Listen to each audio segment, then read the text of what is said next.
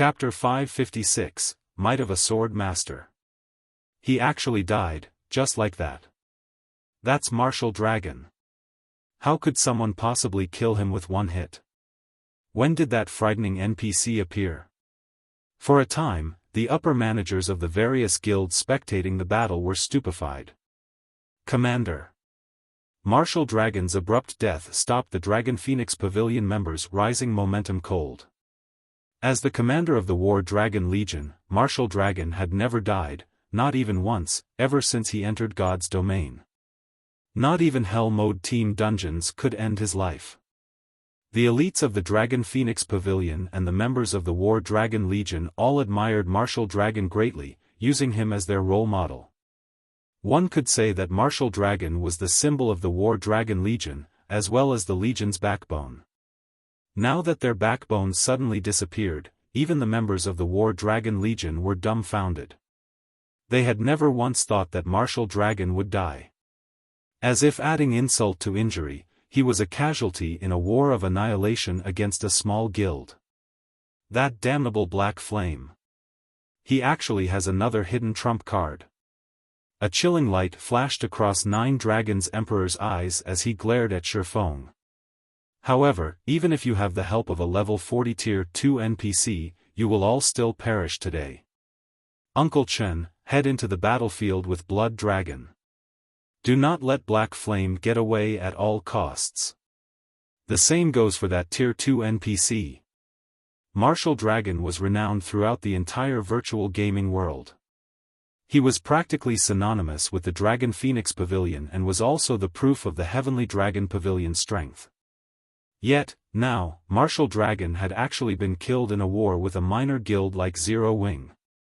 If news of this matter were to spread, the damage to the Dragon Phoenix Pavilion's reputation would be severe.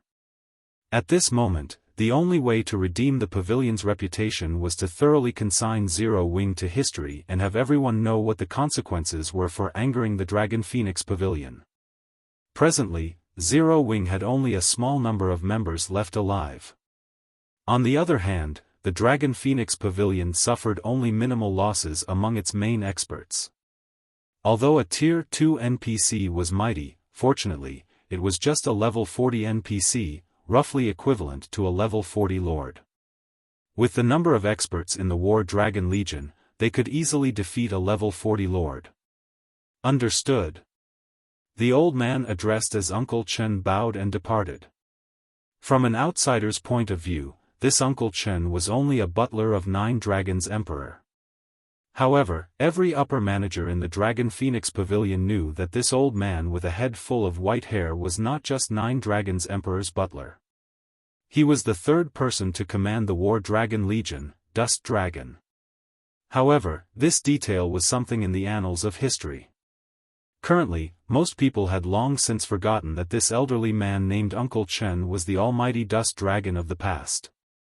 When the War Dragon Legion received the command, they immediately went into a frenzy. They no longer bothered targeting the elites of Zero Wing. Instead, hundreds of them encircled Xiaofan and Kite. Every one of these hundreds of experts was level 27 or above, and they all wore top-tier equipment. Moreover, at this level, most players had at least some equipment with the Ignore Levels attribute. In other words, members of the War Dragon Legion would not have to worry about level suppression when fighting Kite, a level 40 NPC. Normally, the War Dragon Legion members could trounce a level 40 Field Lord with just a single 20-man team. Meanwhile, hundreds of them were present right now. Blood Dragon, a branch leader of the Dragon Phoenix Pavilion, and Dust Dragon, a former commander of the War Dragon Legion, were even leading the Legionnaires personally.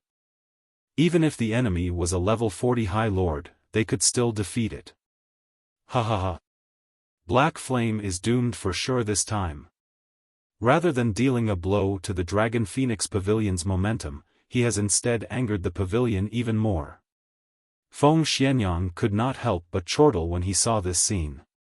Not only is he surrounded by so many top-tier experts, but he also can't use any of his skills.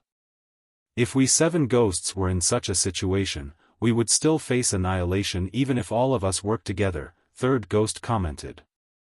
Everyone had originally been fearful of Martial Dragon already. Now that they saw this scene, they finally realized just how powerful the Dragon Phoenix Pavilion was. The Dragon Phoenix Pavilion's true strength is simply too powerful. It really isn't something we first-rate guilds can hope to contend with. It seems that I'll have to make some changes to our future development plans.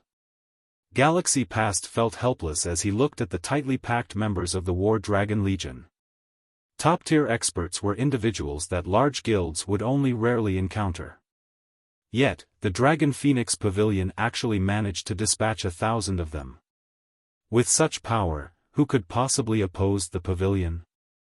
Galaxy Past had even visualized the Star Alliance being in Zero Wing's place right now. In the end, he concluded that the Star Alliance would not fare any better than Zero Wing. In other words, not to mention the Phoenix Pavilion of the Dragon Phoenix Pavilion, just the Heavenly Dragon Pavilion alone was enough to annihilate the Star Alliance. The gap between a first-rate guild and a super first-rate guild was simply hopeless. Guild leader, look! Black Flame has begun taking action. Purple Eye, who was standing beside Galaxy Past, recalled him to the battle at hand. Zero Wing's destruction was inevitable. The only thing worth watching now was seeing how many experts of the War Dragon Legion Black Flame would manage to kill. As for escaping, that was practically impossible. As the guild leader, if Black Flame abandoned his own guild residence to escape, he would only turn himself into a laughingstock. His only option now was to fight till the bitter end. Either he survived by forcing his enemies to retreat, or he perished along with his guild residents. There was no third option. Without hesitation, Xiaofan, along with Kite, dashed directly towards the oncoming army of experts. They did not bother taking a roundabout route to conduct guerrilla warfare. Has this Black Flame lost his mind? Galaxy Past watched Xiaofang's movement patterns with utter bewilderment. When the enemy had the advantage in numbers, one would normally apply hit-and-run tactics to avoid letting their enemies completely surround them. Applying such guerrilla tactics would yield tremendous results, especially when one's combat power was significantly superior to the enemy's. However, Xiaofan had actually taken the initiative to charge into the enemy's encirclement. He was simply trying to get himself killed. Since you wish to die, let me grant you that wish. Blood Dragon revealed a sinister sneer. Back when the curse scrolls were used, he had been outside the effective radius of Dark God's descent. Hence, when Blood Dragon was only 30 yards away from Xiaofan, he immediately activated charge. He then raised his sword, activating Heavy Chop as he swung the weapon at Xiaofan. Meanwhile, Dust Dragon, who was a short distance away, had similarly used charge. He had timed his skill perfectly so that he would arrive just a moment later than Blood Dragon, preventing Xiaofan from blocking both of their attacks. In God's domain, although a person might seem old, their bodies in the game remain strong. Hence, there was not much of a difference between Dust Dragon's current combat power and his combat power back when he was still in his prime. On the contrary, his combat experience far surpassed the ordinary person's. He was like a living fossil of the virtual gaming world. He had long since reached the realm of perfection in the control and usage of techniques. Looking to die? Xiaofan could not help but smile when he looked at the two people swiftly approaching him. Kite was no ordinary NPC. He was a Dark Gold ranked personal guard, and he could easily beat up a player of the same level and tier. When Kite was still a Tier 1 swordsman, he was already capable of contending against a High Lord of the same level. Contending against higher levels might be a different story, but with his strength back to that of a Tier 2 sword master, he could even go toe-to-toe with a level 40 Great Lord now. What did a level 40 Great Lord hint at? The final boss of a level 20, 100-man Hell Mode team dungeon was only a level 20 Great Lord. But there had yet to be a single person daring enough to go challenge such a monster even until now. Out in the fields, a level 40 Great Lord would annihilate a 1,000-man team of level 40 players, not to mention a 100-man team. Meanwhile, the War Dragon Legion consisted of only several hundred players. Moreover, none of them was even close to reaching level 40 yet. They also did not possess any level 40 top-tier equipment. Yet, they still dared to come charging over. Their recklessness left Xiaofan speechless. If he truly had to describe them, he would say that they were remarkably courageous. The moment Blood Dragon and Dust Dragon came rushing over, Kite moved in front of Xiaofan. The Sword Master then swung his sword down at the two aggressors. Instantly, dozens of wind blades struck both Blood Dragon and Dust Dragon from all sides. In the blink of an eye, both berserkers were lying on the ground, already dead. Chapter 557, Qualifications to become an Overlord. What kind of NPC is this? Nine Dragons Emperor shot up from his seat the instant he saw Blood Dragon and Dust Dragon instant killed, an expression of shock plastered over his face. Nobody had a better understanding than he did of Blood Dragon's and Dust Dragon's strengths. Although the two of them were not a match for Martial Dragon, no one was likely to be a match for them when the two of them were working together. Even a level 40 High Lord would not be able to kill both of them in a single strike.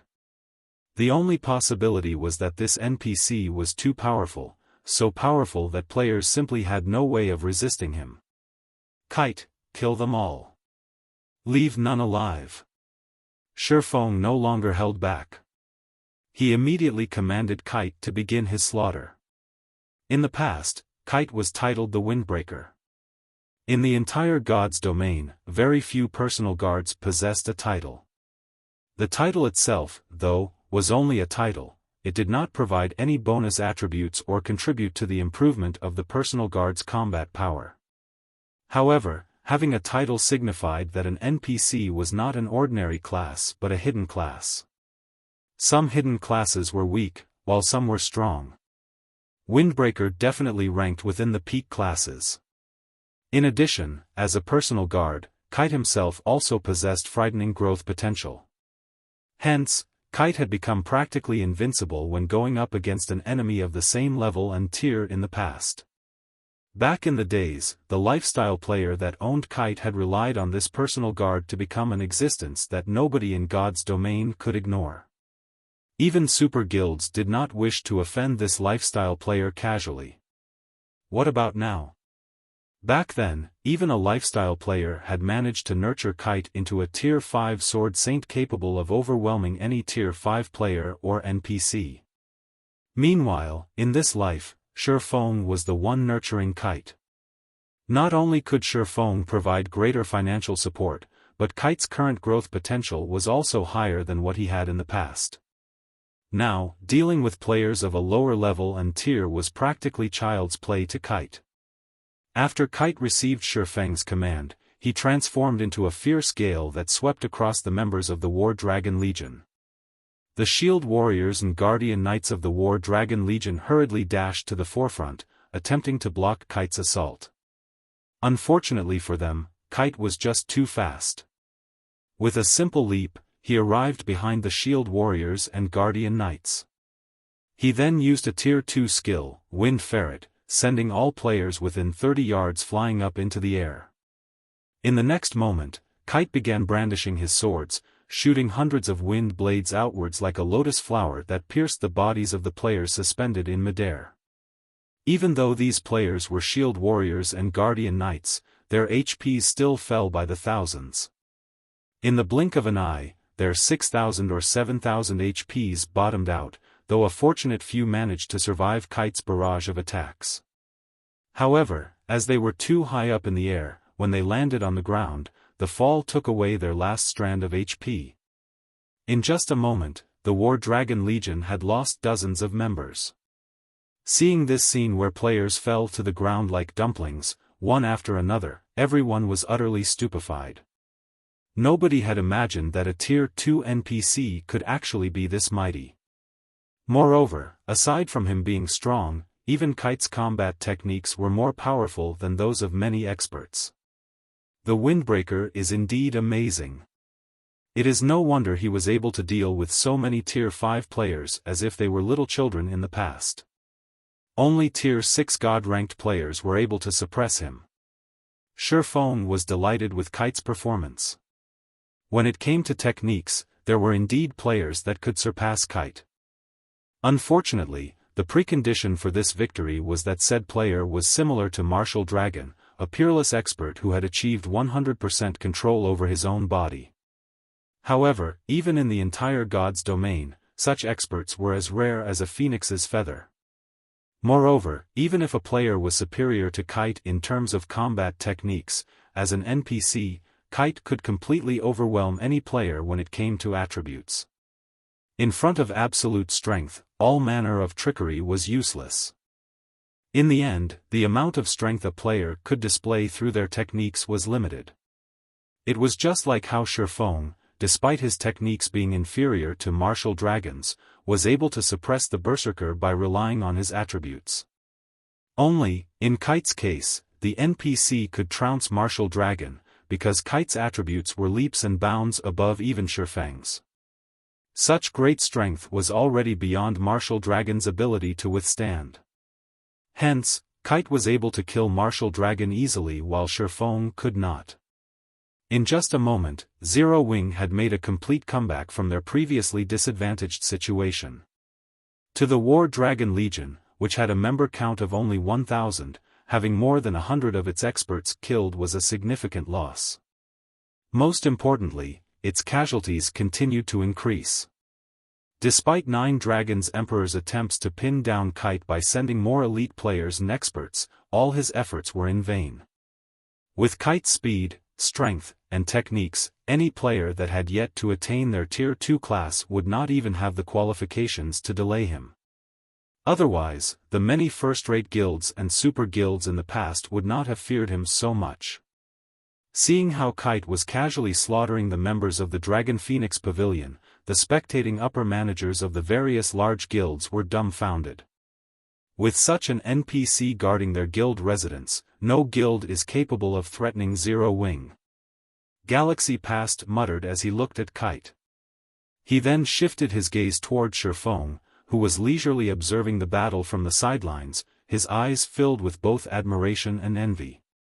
Although the status of a first-rate guild might seem preeminent, in reality, there was a massive gap between a first-rate guild and a super guild. If the Star Alliance managed to anger a super guild in the future, a repeat of today's scene was highly likely.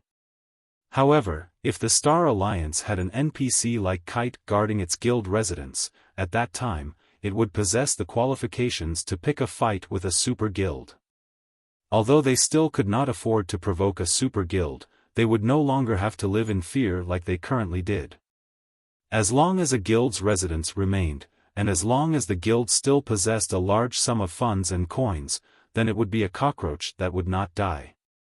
In the virtual gaming world, it was not the powerful who were considered strong. Instead, it was those who managed to survive and was not afraid of any enemy that were deemed to be strong. After all, only by surviving would there be hope. It was just like how those super guilds had managed to survive until now. In the past, there were far more powerful existences than these super guilds. Yet, in the end, didn't they end up failing as well? Meanwhile, although Zero Wing was still weak right now, it already possessed the qualifications to become an overlord in God's domain. Hence, how could Galaxy Past not admire Xiaofan? Purple, once we return, immediately mobilized the entire guild. Our Star Alliance needs an NPC like that as well.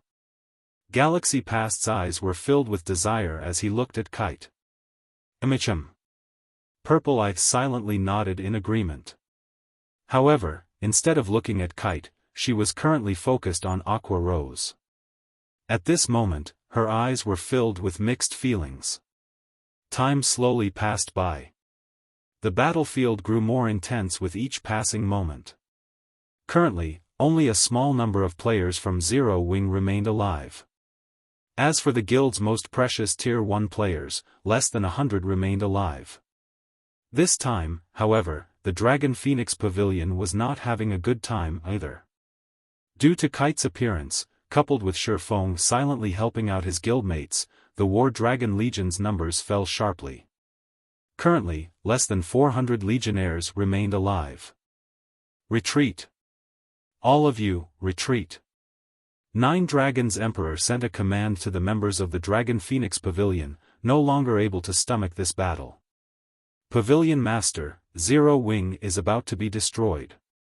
Are we really going to retreat right now? Rage had long since overwhelmed many of the Dragon Phoenix Pavilion's upper managers fighting in the battlefield. The Dragon Phoenix Pavilion's prestige and reputation were also at stake here.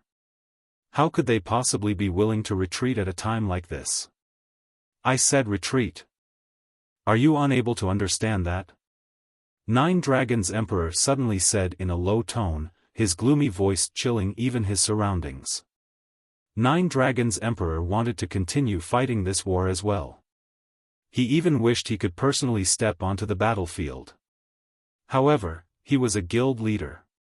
He needed to consider the bigger picture. Although their side still seemed to possess the numerical advantage, in reality, they were already at a disadvantage. If this situation continued, instead of Zero Wing being destroyed, they would be the ones facing complete annihilation.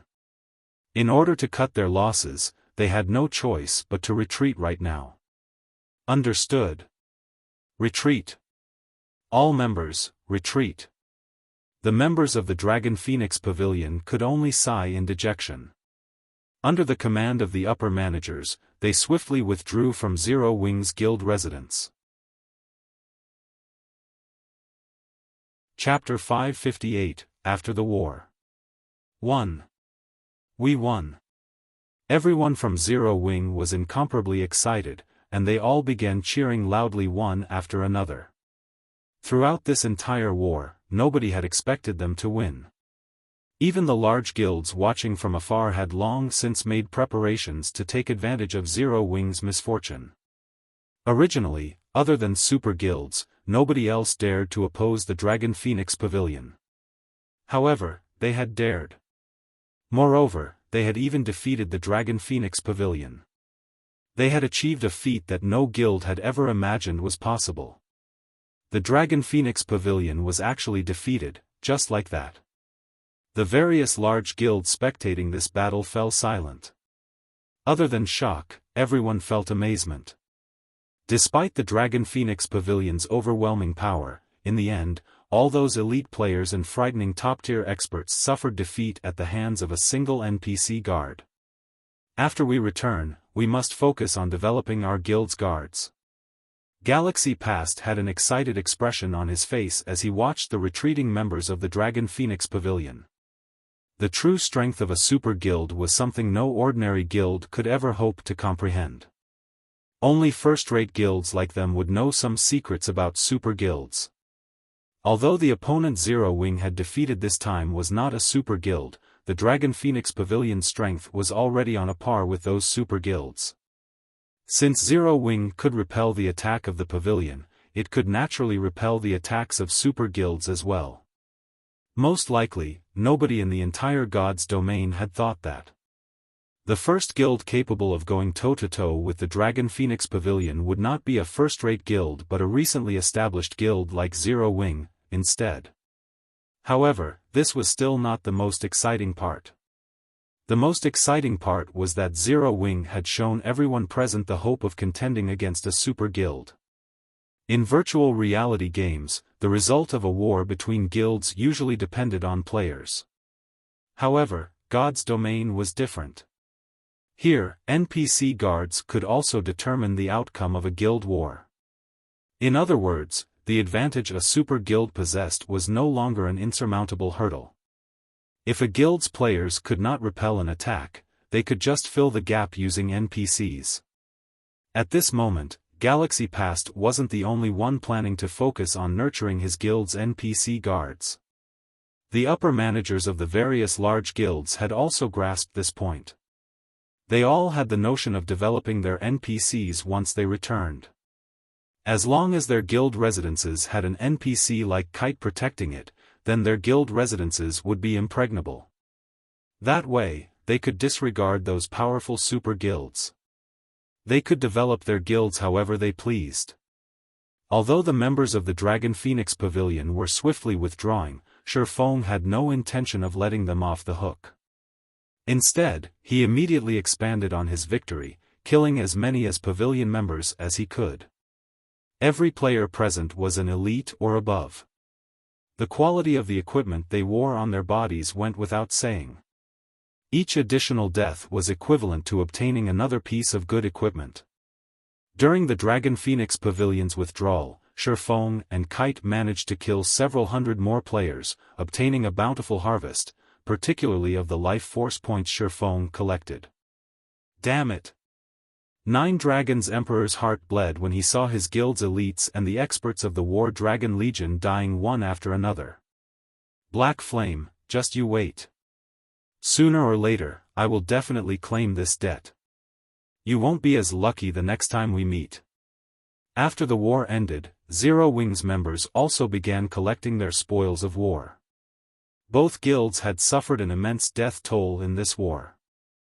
However, during the intense battle, nobody had the time to pick up loot.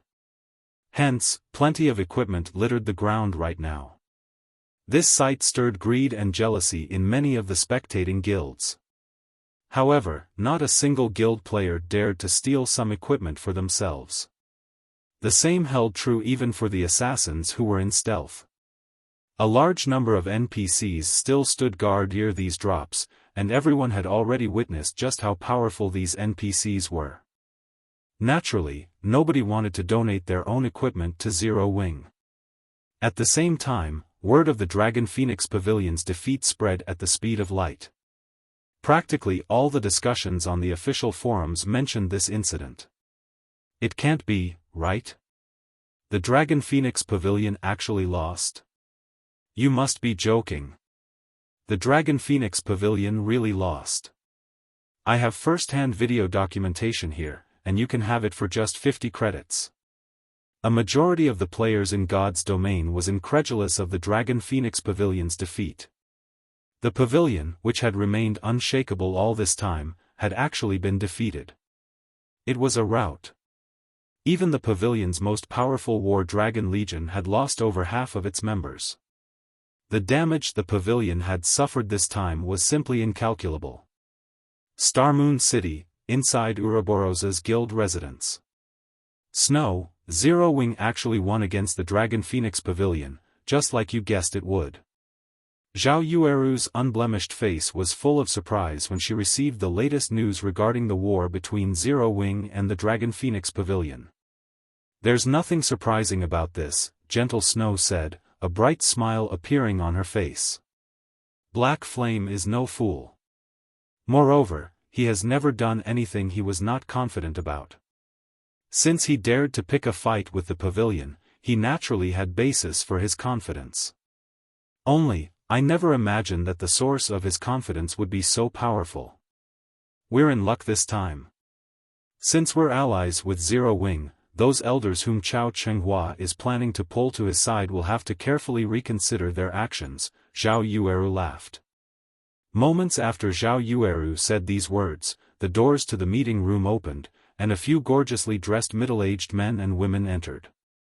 Seeing the arrival of these few people, Gentle Snow could not help but smile bitterly as she shook her head. Fate truly knows how to toy with people. These men and women were none other than Ouroboros's few highly skilled and influential elders. Normally, these elders paid little heed to the matters of the guild, focusing only on grinding, leveling up, and raiding dungeons. Even Chao Chenghua dared not offend these elders casually. Previously, Gentle Snow had tried inviting these elders for a discussion on some matters. However, they had simply ignored her overtures. Now, without even requiring her invitation, these people had taken the initiative to come looking for her. This situation left Gentle Snow speechless. Back then, she had only decided to become Zero Wing's ally to repay her debt to Black Flame.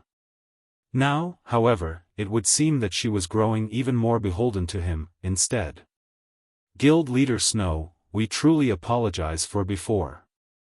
The few of us have been busy raiding dungeons all this time, so we failed to meet up with you. Now, however, we are already clear on the guild situation.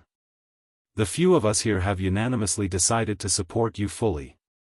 If Chao Qinghua dares to try to split up Ouroboros, he will have to go through us first before he can do so, the leading shield warrior declared, chuckling. Now that Zero Wing had defeated the Dragon Phoenix Pavilion, a super first-rate guild, its fame and status in God's domain were naturally far different from before. Prior to Zero Wing's appearance, the upper managers of various large guilds were secretly doing their best to forge connections with super guilds to increase their authority inside their own guilds. Many large guilds had even taken the initiative to curry favor with super guilds to obtain the protection of these super guilds. That way, if other guilds wanted to make a move on them, these guilds would have to think twice before taking action against them. After all, nobody wished to incur the anger of a super guild. Meanwhile, now that Zero Wing had defeated the Dragon Phoenix Pavilion, the consequences were obvious. In the future, Zero Wing might very well become another super first-rate guild. When a man became powerful, those near him could ride on his coattails to success as well. Since Gentle Snow was an ally of Zero Wing, that meant that Gentle Snow had the support of what amounted to a super first-rate guild. As long as one was not a fool, they would know which side they should choose. White River City, Zero Wing's residence. Guild leader, I've already tallied up the results of the war. Here are the statistics, Aqua Rose said, a smile on her face as she handed over a list of data to Xiaofan. How could there be so many? We've really made a fortune this time. The corners of Xiaofang's lips twitched slightly when he looked at the list. Chapter 559, Growing Stronger. The number of equipment on the statistical list exceeded 20,000. Most of the equipment originally belonged to the Zero Wing members who had participated in the war, so those had to be returned. In addition, they had to take into account the reward for killing enemy players as well as death subsidies. However, even after deducting all the necessary expenses, they still had over 5,000 pieces of equipment remaining. Initially, Xiaofan thought Zero Wing would only gain a slight profit from this war. After all, Zero Wing's army of over 10,000 elites had practically suffered complete annihilation, only a few hundred elites remained alive at the end of the war. As for the Tier 1 core members, only several dozen survived. The compensation for the losses of over 10,000 elite members and hundreds of core members was astronomical. Having a surplus of more than 5,000 pieces of equipment surpassed Xiaofang's expectations entirely. We are fortunate that the pavilion members' equipment is of excellent quality, unlike the previous battles we fought before when there were barely enough spoils of war to go around, even though our losses were not significant back then. At this moment, Aqua Rose was overjoyed. The guilds they had fought in the past were much poorer compared to the Dragon Phoenix Pavilion. The enemy guilds back then consisted mostly of ordinary players, with only a small number of elite players. The equipment they could drop was naturally of low quality. Bronze and mysterious iron equipment was considered top-tier goods for those guilds. Now, however, the enemies they had killed were the elites and experts of the Dragon Phoenix Pavilion. Naturally, the items they dropped were on an entirely different level in terms of quality. The majority of the equipment worn by the pavilion's elite members was level 20 secret silver equipment, with the weakest being level 20 mysterious iron equipment, and the strongest being level 20 fine gold equipment. As for the members of the War Dragon Legion, all the equipment they wore was level 25, with the majority being level 25 fine gold equipment, and the weakest being level 25 secret silver equipment. A few legionnaires even had level 25 dark gold equipment. Naturally, the items they dropped were astounding. Currently, level 20 bronze equipment was being sold for around 20 silver. Even mysterious iron equipment sold for around 40 silver only. However, the prices for secret silver equipment was a different story altogether. With the difference of just one rank, the price increased from around 40 silver straight up to around 90 silver. If it were secret silver equipment meant for MTs, the price would go further, up to 1 gold 20 silver. This disparity was mainly due to the sheer difficulty in obtaining secret silver equipment. In level 20, 6-man party dungeons, even at Hell mode, there was only a fixed chance for secret silver equipment to drop. Only 10-man Hell mode team dungeons would drop secret silver equipment with 100% certainty, with a small chance of dropping fine gold equipment. Most players in God's Domain were just beginning to raid level 20, 10-man team dungeons, and the number of teams that could raid Hell mode was very low. With the tight supply of level 20 secret silver equipment, it was only natural for prices to be a lot higher. As for level 20 fine gold equipment, its prices were even more inflated. Each piece of such equipment sold for at least 4 gold. Normally, only 20-man Hell mode team dungeons would drop fine gold equipment with 100% certainty. Meanwhile, there was only a fixed chance for one to drop in hard mode. Hence, fine gold equipment was much rarer, and its price much higher. If level 20 equipment was already like this, there was no need to mention level 25 equipment. For equipment, although an increase in 1 rank was equivalent to an increase in 5 levels, level 25 secret silver equipment was much more expensive than level 20 fine gold equipment. At present, each piece sold for 5 gold or more. Moreover, the supply of level 25 secret silver equipment on the market was extremely limited. People usually circulated such equipment within their own inner circles, and players would have to rely on their connections to purchase one. As for level 25 fine gold equipment, they were considered the best equipment currently available in God's Domain. Setting aside the fact that nobody would sell such equipment in the first place, if there were some available for sale, the price would be at least 15 gold.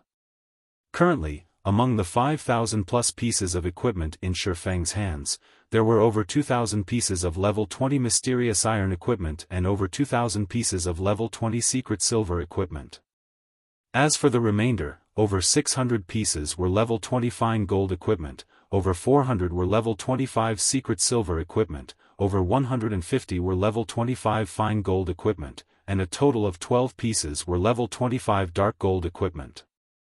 If converted to coins, all this equipment would be worth more than 10,000 gold. After fighting a single war, Zero Wing had made a pure profit of over 10,000 gold. Any guild would be celebrating after such a harvest. Not to mention, even if a guild had 10,000 gold, it would not be able to obtain so many pieces of equipment. If a guild wished to develop quickly, other than having experts leading its members, it was also essential to have equipment in the guild's warehouse. The amount of equipment a guild possessed determined the number of members it could sustain. Now that Xiaofan had received such a huge influx of equipment, he could definitely advance Zero Wing further, absorbing even more members into the guild. Guild leader, should I place the equipment into the guild's warehouse? Aqua Rose asked. Organize them and place the ones with good attributes into the guild's warehouse. Hand over the remainder to Melancholic for sale, Xiaofan instructed after giving her question some thought. A majority of the current players had already reached level 20 or above. Those who hadn't reached level 20 were either new to God's Domain, or just ordinary lifestyle players. Meanwhile, all the elite members in Zero Wing were level 25 or above, whereas ordinary members were either level 23 or level 24. Hence, their demand for level 20 equipment was not particularly high. Level 20 equipment was currently considered mainstream equipment in God's Domain. Its popularity just happened to be at its peak. After more time passed, level 20 equipment would grow obsolete and lose its value. Hence, now was the best time to sell their excess equipment and maximize their profit. Currently, the candlelight trading firm continued to expand every day. However, the variety of goods the firm sold was still insufficient. There was a limit to the number of players the firm could attract just by relying on the intermediate mana armor kits and light stones.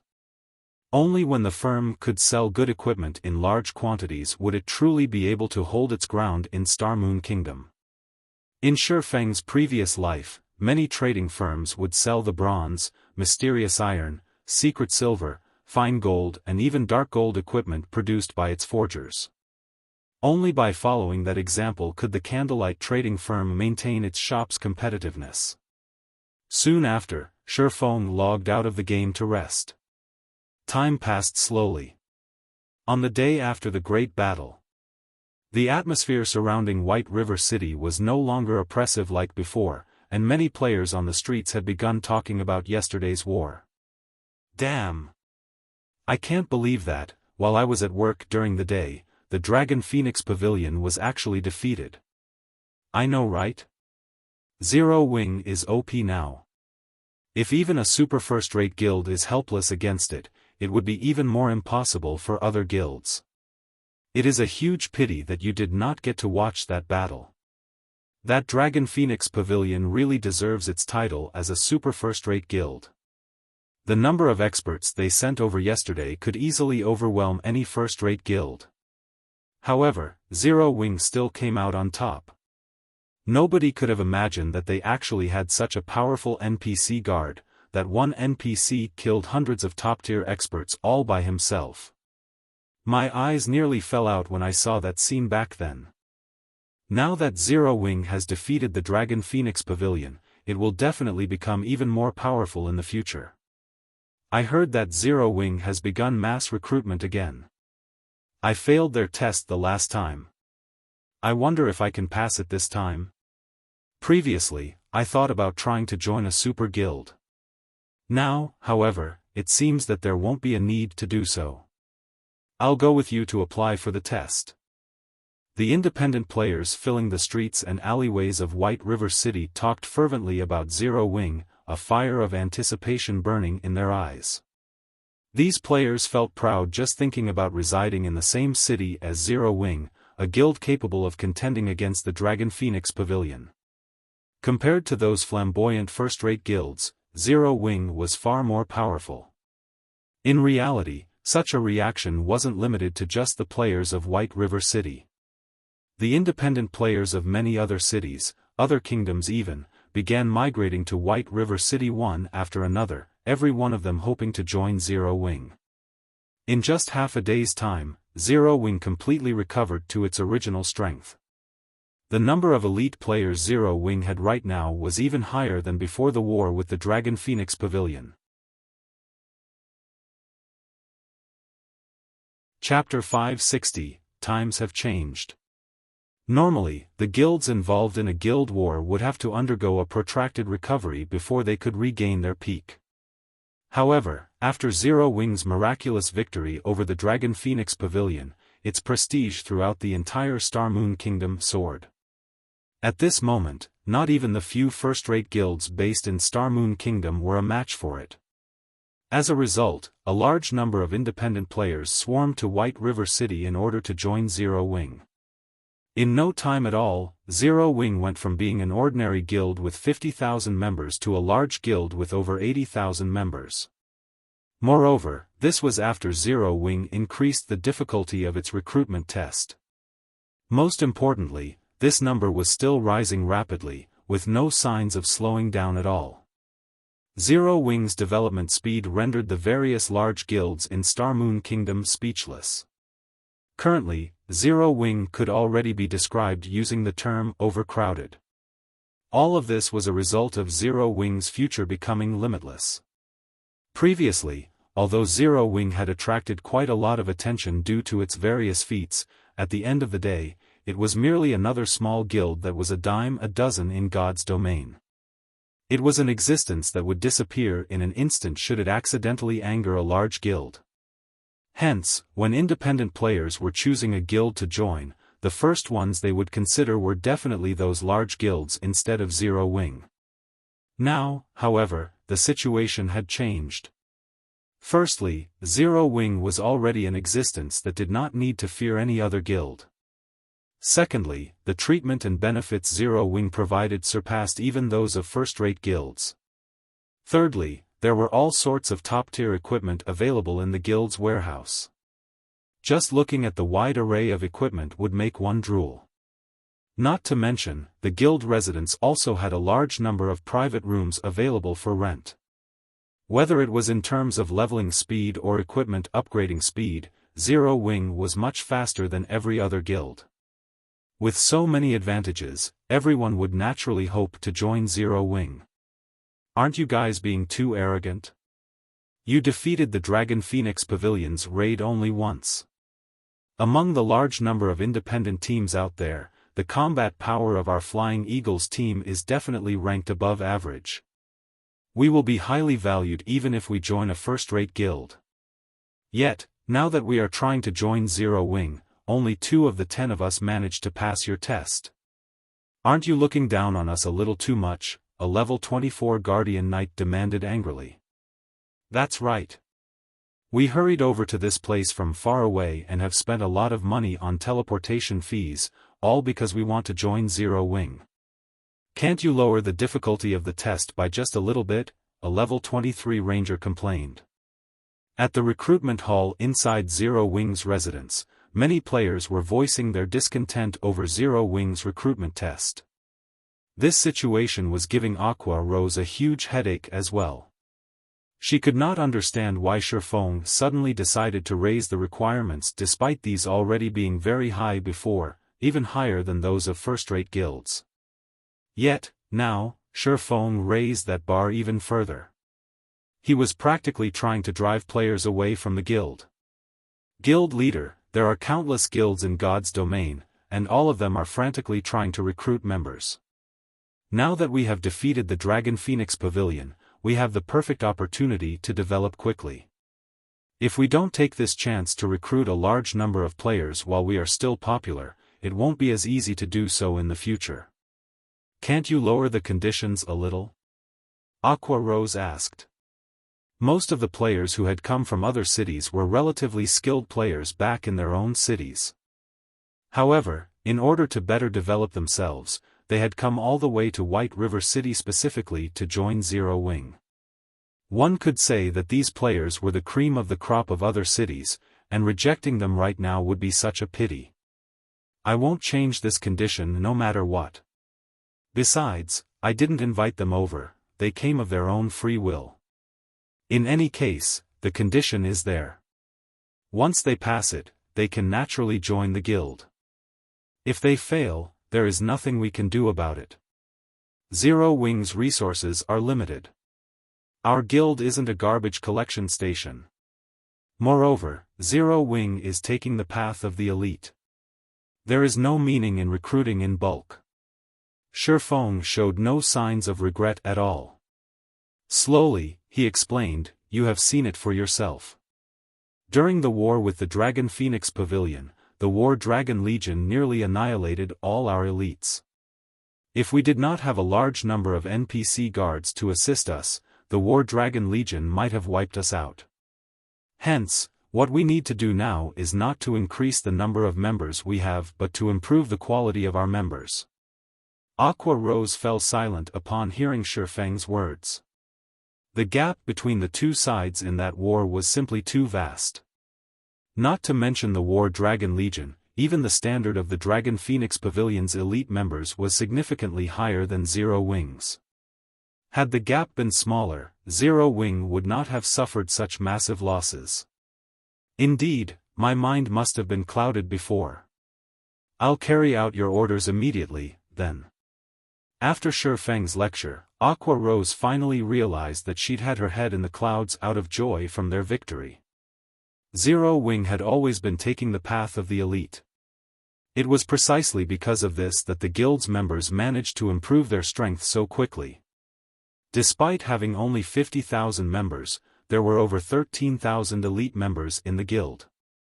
This was a very frightening ratio.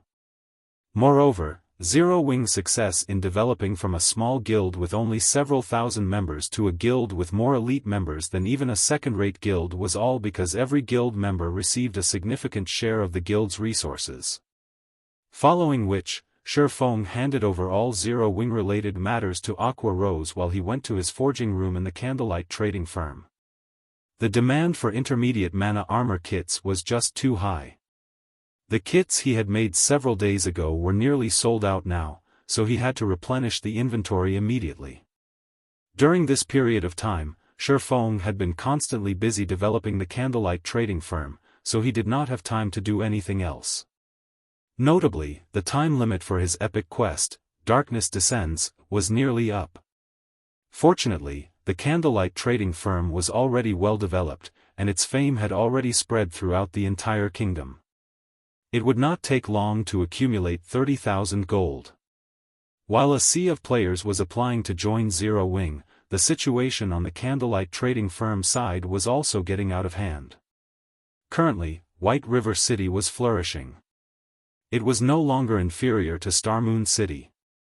Moreover, during this period of time, the candlelight trading firm had begun selling equipment in large quantities, enjoying great popularity from the public. As for the overwhelming trading firm, it had already been left in the dust by now. Inside the lively candlelight trading firm, the various large guilds that had originally been planning to take advantage of Zero Wing's misfortune had all gathered here once again. This time, however, no one displayed the arrogance they had before, and they were all following the rules of the trading firm to the letter. Guild leader, do you really think Black Flame will be willing to meet us this time? Purple Eye asked as she looked at Galaxy Past. Since he has opened a trading firm, he will naturally want to do business. However, I am also not sure of Black Flame's personality. Previously, he challenged the Dragon Phoenix Pavilion without hesitation. This time, he might really ignore us outright. Galaxy Past laughed bitterly. If I had known things would end up like this, would have followed in Gentle Snow's footsteps before. I heard that Gentle Snow managed to purchase quite a number of intermediate mana armor kits, and they have long since made preparations to raid 50-man large-scale team dungeons. Not only had the Dragon Phoenix Pavilion suffered a crushing defeat, but Nine Dragons Emperor was also forced to bring the War Dragon Legion back to the pavilion's main headquarters to recuperate. If even the Dragon Phoenix Pavilion ended up in such a state, ordinary first-rate guilds like them stood no chance against Zero Wing at all. Now, the only thing they could do was wait. Shortly after Xiaofan began forging intermediate mana armor kits, Melancholic Smile entered his forging room.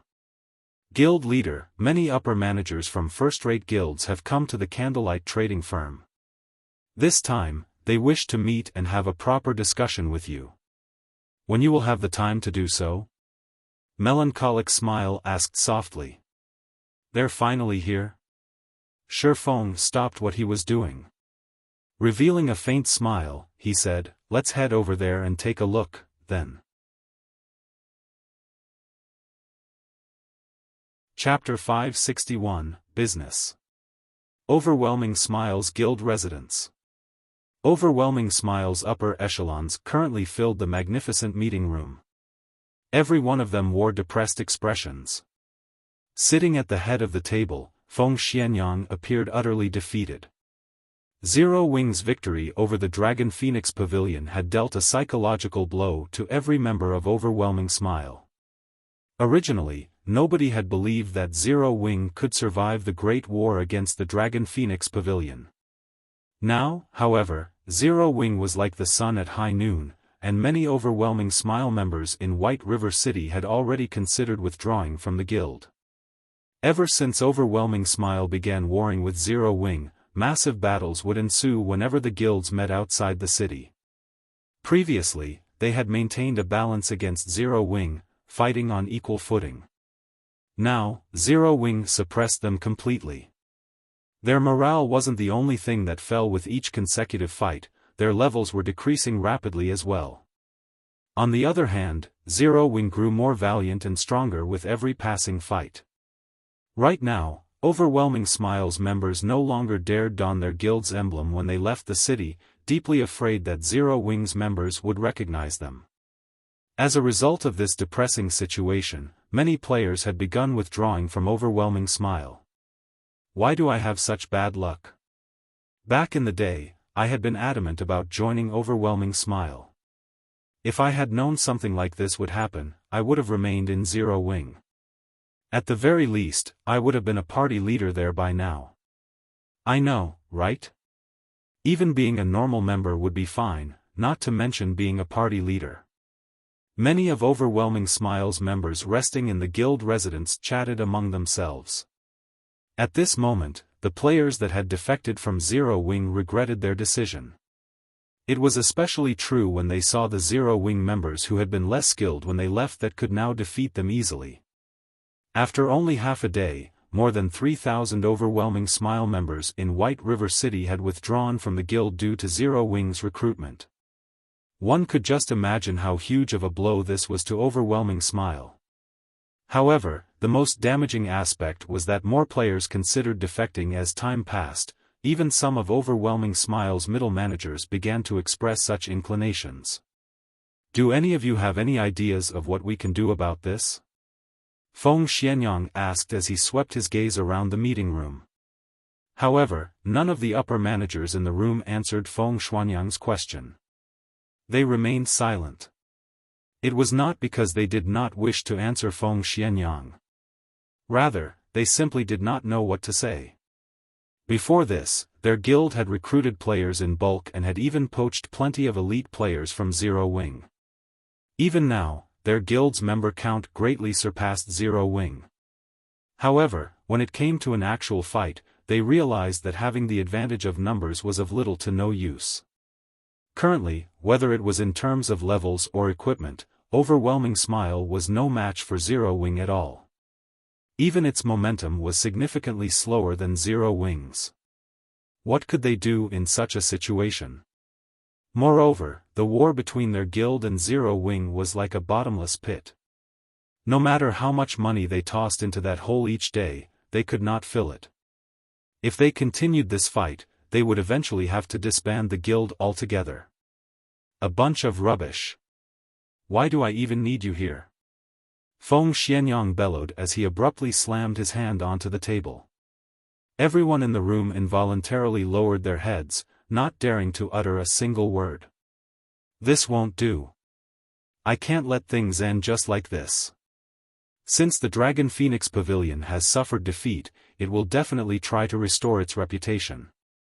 Think of a way to make contact with the pavilion. Feng Xianyang said, a bloody glow flashing in his eyes.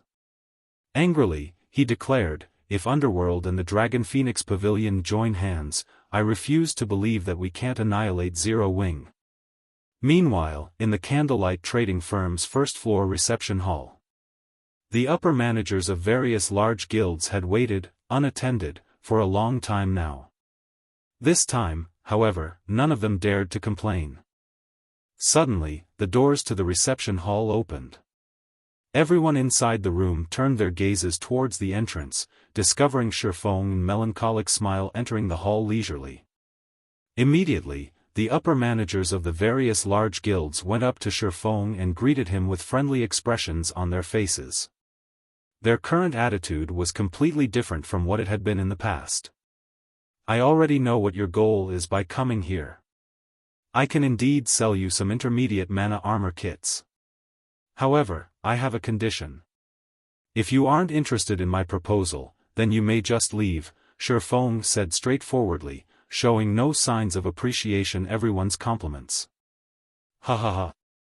Guild leader Black Flame, please, don't hold back. No one will complain even if you have 10 conditions, much less one. Galaxy Past said, laughing. Right, right. Guild leader Black Flame, tell us what your condition is. As long as it is within our capabilities, we will do it, the branch leader of Emperor's Light followed up. The importance of intermediate mana armor kits to dungeon raids was extraordinary. Currently, although the various large guilds present no longer had many problems raiding 20-man team dungeons, 50-man team dungeons were still forbidden lands for them. Meanwhile, it was precisely because Gentle Snow had managed to obtain a large number of intermediate mana armor kits beforehand that she had gained the confidence to begin raiding a 50-man team dungeon.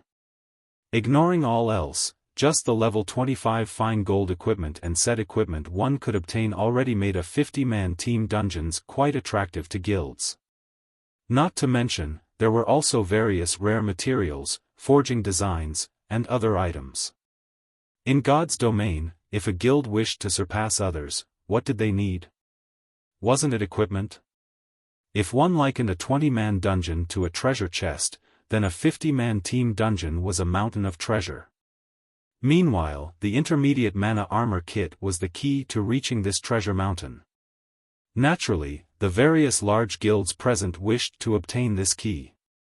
Even if they had to pay a price, they could easily earn it all back from the dungeons. Hence, the various large guilds were very eager to obtain the kits. My condition is very simple. You will purchase each intermediate mana armor kit for 7 gold and 100 magic crystals. This is a reasonable price, right? Xiaofan laughed. Players could easily obtain magic crystals from any dungeon.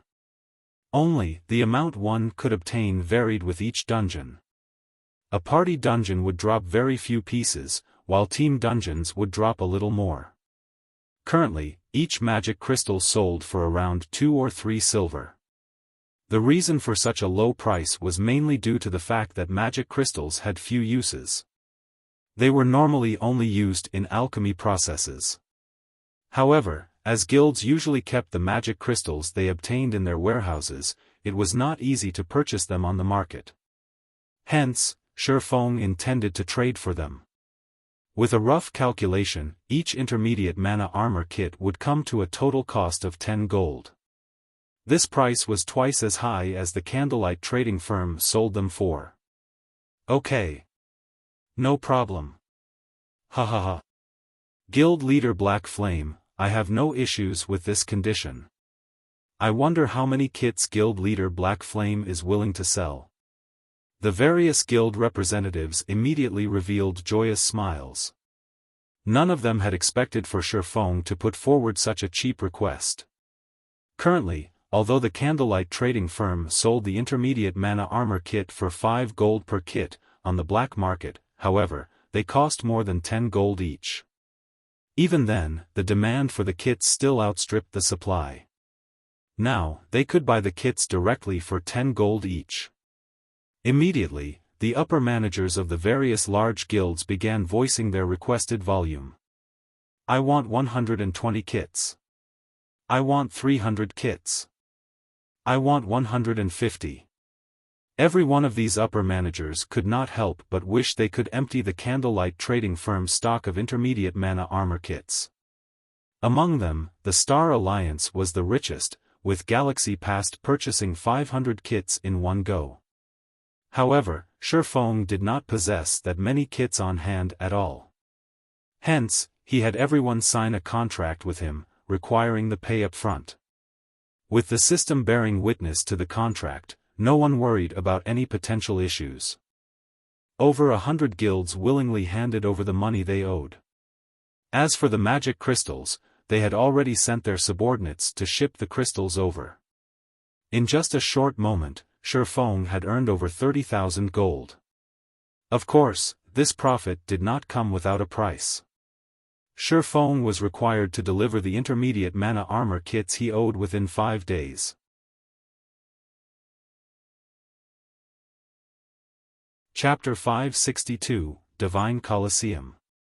After the upper managers of the various large guilds left the reception hall in high spirits, Melancholic Smile could no longer hold back as she asked, Guild leader, will it really be alright to sell so many intermediate mana armor kits to these guilds?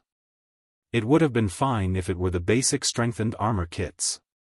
After all, the forging design for this item could be obtained through various means, so other forgers could produce them as well. However, the intermediate mana armor kit was different. Xiaofan was the only person who could forge them, so the item's production was extremely limited. Moreover, they had only initially sold the intermediate mana armor kits with the intention of attracting business to the candlelight trading firm.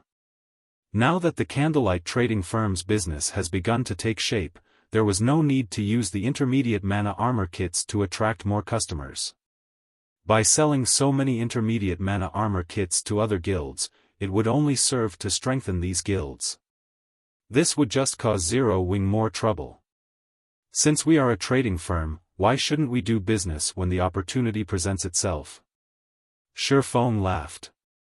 Not to mention, I've already made a huge profit. I should at least allow others to pick up some scraps, right? Huge profit? Melancholic Smile was confused. If we sell the same amount of kits through the black market secretly, we will make more than what we just did. However, my goal isn't just to earn coins, but also magic crystals. Xiaofan explained, currently, there are few uses for magic crystals. Moreover, they can only be obtained from dungeons. However, the various large guilds normally keep the magic crystals they obtained for themselves. So, if we had to point out who possesses the most magic crystals, it would have to be these large guilds. But the candlelight trading firm also has plenty of magic crystals. We even have an entire warehouse full of them right now. We have more than what we can use. Melancholic Smile grew even more confused. Have you forgotten the simulation device in the special forging rooms? Xiaofan laughed. Immediately, Melancholic Smile's eyes glowed as she came to a realization. If one wished to use the simulation device, they needed to expend magic crystals. Meanwhile, the amount of magic crystals required varied depending on the materials simulated. The more precious a material was, the more mana crystals were required. A simulation device could allow a lifestyle player to familiarize themselves with the production flow of an item swiftly, significantly increasing their success rate and production speed when it came to the real deal. Compared to experimenting and wasting actual materials, it was much cheaper to spend magic crystals. Currently, the candlelight trading firm was developing in multiple cities. However, it severely lacked manpower, particularly advanced forging apprentices and basic forgers who were capable of producing advanced products. Despite the firm's efforts in recruiting lifestyle players from cities outside its sphere of influence, the number of players they had recruited was utterly insufficient. Currently, player demand for advanced products was growing exponentially. However, only basic forgers had a slightly higher success rate of producing items such as level 20 bronze and mysterious iron equipment. Advanced forging apprentices could not produce such items at all. As a result, the other trading firms throughout the entire God's domain were also desperately recruiting and poaching basic forgers. Unfortunately, becoming a true forger was easier said than done. If one wanted to nurture a group of basic forgers, the money required to do so could bankrupt an ordinary small guild. If the candlelight trading firm wished to quickly nurture a batch of advanced forging apprentices and basic forgers, utilizing the simulation device in the special forging rooms would be the cheapest way to do so. Only, the amount of magic crystals required to sustain the simulation device for so many people would be astounding. Considering the situation again, Melancholic Smile found that the amount of magic crystals the firm had stored away was indeed insufficient. Alright, in a moment, go and receive the magic crystals that those guilds have sent. I've also removed the restriction on the previously reserved special forging room. You can allow players with strong potential to train there. Saying so, Xiaofan removed the restriction on the special forging room. Right, you should also purchase some magic crystals from time to time. However, make sure not to attract too much attention when doing so lest people start hiking up the prices. Guild leader, rest assured, I will send people to purchase them from other cities discreetly. I won't let others find out about this. Melancholic Smile nodded, smiling brightly. This was not the first time she had to do such a thing. Melancholic Smile then departed from the reception hall. I can only lie to her like this for now. Xiaofan released a sigh of relief as he watched Melancholic Smile's departing figure. In reality, he had an even greater purpose for collecting magic crystals in bulk. The Divine Colosseum. That was where magic crystals were truly valuable. In the past, everyone had treated magic crystals as garbage as, at the time, only certain items required magic crystals to produce. Moreover, these items required very few to produce. Hence, players would normally celebrate if they managed to sell the magic crystals they had obtained. However, nobody could have imagined that, the moment the Divine Colosseum opened, the prices of magic crystals would instantly soar by over 6 times. The Divine Colosseum allowed players to examine their strength, and it allowed players to undergo training provided by the system to improve their weaknesses. Moreover, one could also obtain rewards from battles in the Divine Colosseum. The Divine Colosseum also had many other functions. Due to the emergence of the Divine Colosseum, the players of God's domain had obtained a systematic promotion ladder that allowed them to become experts quickly. Hence, the Divine Colosseum had been very popular among players. Players were required to pay a fee in order to use the Divine Colosseum. However, one could not use coins to make payments at the Colosseum, but magic crystals instead. Hence, prices of magic crystals skyrocketed upon the emergence of the Divine Colosseum. Even after a decade, magic crystals were still a powerful currency. They were worth as much as gold in reality. Otherwise, Xiaofan would not have foolishly used intermediate mana armor kits to trade for magic crystals. If possible, Xiaofan wished to turn all the coins in his possession into magic crystals. By the time the Divine Colosseum activated, the 30,000 gold in his hands would immediately become more than 100,000, or even 200,000, gold. However, in order to avoid attracting suspicion, he could only purchase them slowly and secretly. Over the following 2 days, Xiaofan did not rest or log out of the game at all as he ceaselessly forged the intermediate mana armor kits. By the time he had cleared his debt, he had risen from level 30 to level 32. He had actually managed to level up twice in 2 days. Moreover, this was after he had reached level 30. If it were anyone else, they would not be able to rise by 2 levels even after grinding for a whole week. Meanwhile, Xiaofang's forging proficiency had also risen to intermediate forger. During this period, both Zero Wing and the Candlelight trading firm developed rapidly. It was especially true for Zero Wing. The guild's member count had finally broken past the 100,000 threshold, and it could finally be considered a large guild in the truest sense. On the Candlelight trading firm side, thanks to the simulation device, the firm had successfully nurtured several additional basic forgers during these past 2 days. As for the other guilds, they had also begun their competition over 50-man team dungeons. However, the thing that surprised everyone was that Overwhelming Smile had taken the lead, becoming the first guild to defeat the first boss in a 50-man hard mode team dungeon. As for Zero Wing, Aqua Rose's team had only been the second to defeat the first boss after relying on their superior equipment. The perceived failure had disheartened Aqua Rose. Xiaofan was not surprised at all. Overwhelming Smile had the aid of War Wolf, as well as several other true experts. In terms of the number of top-tier experts, Overwhelming Smile was far above Zero Wing. Moreover, 50-man team dungeons relied more on a player's combat techniques than equipment. It was only natural for Aqua Rose's team to lose. It should be about time to turn in the quest. Xiaofan looked at the coins that filled his pockets. He could not help but look forward to the quest reward given by the Starstreak trading firm. As one part of an epic quest, it had been extremely difficult.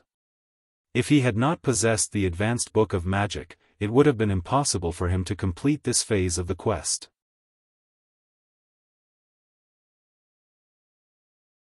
Chapter 563, Epic Treasure Chest. Just as Xiaofan finished tidying up the intermediate mana armor kits he had forged and was about to head towards the Starstreak trading firm to complete his quest, Melancholic Smile suddenly rushed into the room, obviously agitated. Why the hurry? Did something big happen? Xiaofan could not help but ask. People from the Dragon Phoenix Pavilion are here. Melancholic Smile hurriedly said, they say they must meet with you. Moreover, they wish to hand you an item personally. They say that this item will be a huge help to you, and if you do not take a look at it, you will regret it in the future. Regret it, huh? Xiaofan laughed. This Dragon Phoenix Pavilion truly is interesting. I've just defeated them, and already, they're sending gifts? Let's go see what they're up to, then. The Dragon Phoenix Pavilion was a super first-rate guild. Although it had suffered massive losses in its war against Zero Wing, with the pavilion's background, it should have already recovered most of its losses. As for the possibility of the pavilion starting another war with Zero Wing, that was highly unlikely. Hence, the fact that someone from the pavilion had come looking for him confused Xiaofan. He had no idea of what the pavilion was up to. After entering the reception room, Xiaofan noticed that the pavilion had only sent one person to meet with him this time. However, the moment Xiaofan saw this person, he was immediately shocked. Why is she here? Xiaofan looked at the girl, who approached him slowly, the scene of many legendary wars that occurred in his previous life surfacing in his mind. This woman was none other than the protagonist of those legendary wars, Phoenix Rain. The Dragon Phoenix Pavilion was split into two pavilions. One was the Heavenly Dragon Pavilion, while the other was the Phoenix Pavilion. Of the two, Nine Dragons Emperor controlled the Heavenly Dragon Pavilion, while Phoenix Rain managed the Phoenix Pavilion. Although Nine Dragons Emperor looked quite young, he had merely managed to retain his youth due to the technology of this era and exercise. In reality, Nine Dragons Emperor's real age had long since passed 35. Even so, the fact that Nine Dragons Emperor had been able to become the pavilion master of a super first-rate guild at the age of 35 showed that he was a promising talent. However, Phoenix Rain was even more amazing. Despite still being in her early 20s, she had already become the pavilion master of the Phoenix Pavilion. In the past, her deeds in the virtual gaming world had been legendary. As a result, the time when Phoenix Rain had reigned over the Phoenix Pavilion had been hailed as the pavilion's golden age. During that time, the Dragon Phoenix Pavilion had rapidly grown stronger. At present, Phoenix Rain was the reason that everyone considered the Dragon Phoenix Pavilion as a guild that was closest to becoming a super guild. Even the extraordinarily mysterious Great Pavilion Master of the Dragon Phoenix Pavilion was willing to allow Phoenix Rain to succeed him, becoming the Great Pavilion Master. Currently, Phoenix Rain wore a bright red mage's robe, the robe showcasing her exquisite figure. Every one of her actions carried an air of bewitchment, causing others to submit voluntarily. Hello, Guild Leader Black Flame. This young woman is known as Phoenix Rain, the Phoenix Pavilion Master of the Dragon Phoenix Pavilion. Phoenix Rain beamed a flourishing smile at Xiaofan. This smile alone had captivated Melancholic Smile, who stood beside Xiaofan. As for Xiaofan himself, however, other than his initial surprise at seeing Phoenix Rain, he did not react even in the slightest to the woman's mesmerizing smile. Seeing Xiaofang's reaction, Phoenix Rain's smile became more pleasant as she said, "Guild Leader Black Flame, let's have a seat and chat properly, shall we?" Xiaofan nodded, his mind very calm. He did not treat Phoenix Rain as if she were some unreachable existence. Xiaofang's dull reaction was not because he had mental issues. Instead, his mind was far from ordinary. It was merely a smile. It was still not enough to make him blush or cause his heartbeat to quicken. "Phoenix Pavilion Master, you previously mentioned a gift for me and that I will regret it if I don't take a look. May I know just what kind of item Phoenix Pavilion Master offers me?" Xiaofan smiled calmly. Guild Leader Black Flame really is impatient. "We've only just met, yet, you're already so straightforward. I don't even know from where I should begin," Phoenix Rain complained as she sent Xiaofan a resentful gaze. Sighing, she said, "However, since you've already asked, it would not be right to refuse." Phoenix Rain then took out a treasure chest that flashed with a purple glow, carefully placing it on the table. "Behold!" The moment Phoenix Rain said so, Melancholic Smile, who sat beside Xiaofan, was stupefied. "This is an epic treasure chest." Melancholic Smile dared not believe her own eyes. There were plenty of treasure chests in God's domain. However, the majority of them were common treasure chests. One would be lucky if they encountered a bronze treasure chest, whereas obtaining a mysterious iron treasure chest would make them rich. If one encountered a secret silver chest, they would become the envy of many. As for fine gold and dark gold treasure chests, Melancholic Smile had yet to see what they even looked like. Meanwhile, an epic treasure chest was a legend. The purple glow surrounding the treasure chest before her was indeed the glow effect unique to an epic ranked item. Hence, Melancholic Smile recognized it immediately. "Correct, this is indeed an epic treasure chest," Phoenix Rain said, her lips curled up into an enchanting smile. Unhurriedly, she said, "Our Dragon Phoenix Pavilion encountered this item accidentally. In order to obtain this chest, we sacrificed tens of thousands of lives. I wonder if Guild Leader Black Flame is satisfied with this gift?" Phoenix Pavilion Master sure loves to joke. "I'm certain there is nobody in the entire God's domain who would not be tempted by an epic treasure chest. Naturally, I am no exception." Xiaofan had also used omniscient eyes to appraise the treasure chest. There were no signs of forgery. This treasure chest before him was a bona fide epic treasure chest. Xiaofan had only encountered dark gold treasure chests several times by chance. As for an epic treasure chest, this was also Xiaofan's first time encountering one in this life and his past. In the past, Xiaofan had never even heard of any news of epic treasure chests. That's right. He had not received even the slightest bit of information regarding epic treasure chests. Xiaofan had even doubted that epic treasure chests existed in God's domain. Now that Phoenix Rain had brought an epic treasure chest as a gift for him, he wondered if he were dreaming. Dark gold treasure chests had a fixed chance of containing an epic item. What about an epic treasure chest, then? Xiaofan did not even dare to think about it. At the very least, an epic item would drop. There might even be an extremely tiny chance that it might contain a complete legendary item. Legendary item. They were very limited in God's domain. In the past, every player who owned a legendary item was in existence ranked at the game's apex. Just owning the fragmented legendary ranked Heavenly Dragon's Breath had allowed Xiaofan to have an unmatched advantage in terms of attributes. Even a monstrous existence like Martial Dragon was forced into a stalemate against him. Moreover, he had been unable to use any of his skills during that fight. If his skills weren't sealed, he could definitely beat the living daylights out of Martial Dragon if he activated Dragon's power. On the other hand, had Martial Dragon possessed a legendary item, Zero Wing would have definitely perished in the war before. I'm glad that it has attracted your attention.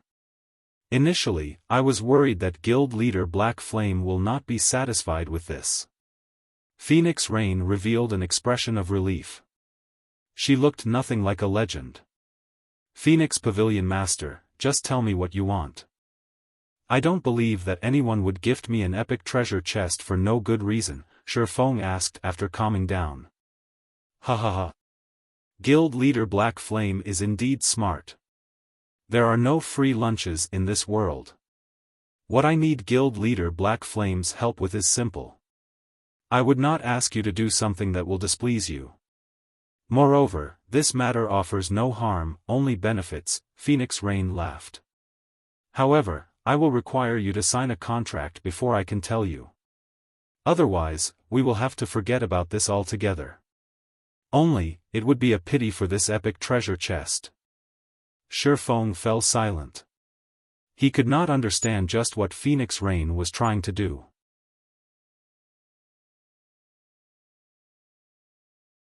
Chapter 564, Demon Queen. Phoenix Rain did not grow anxious at the lack of response from Xiaofan.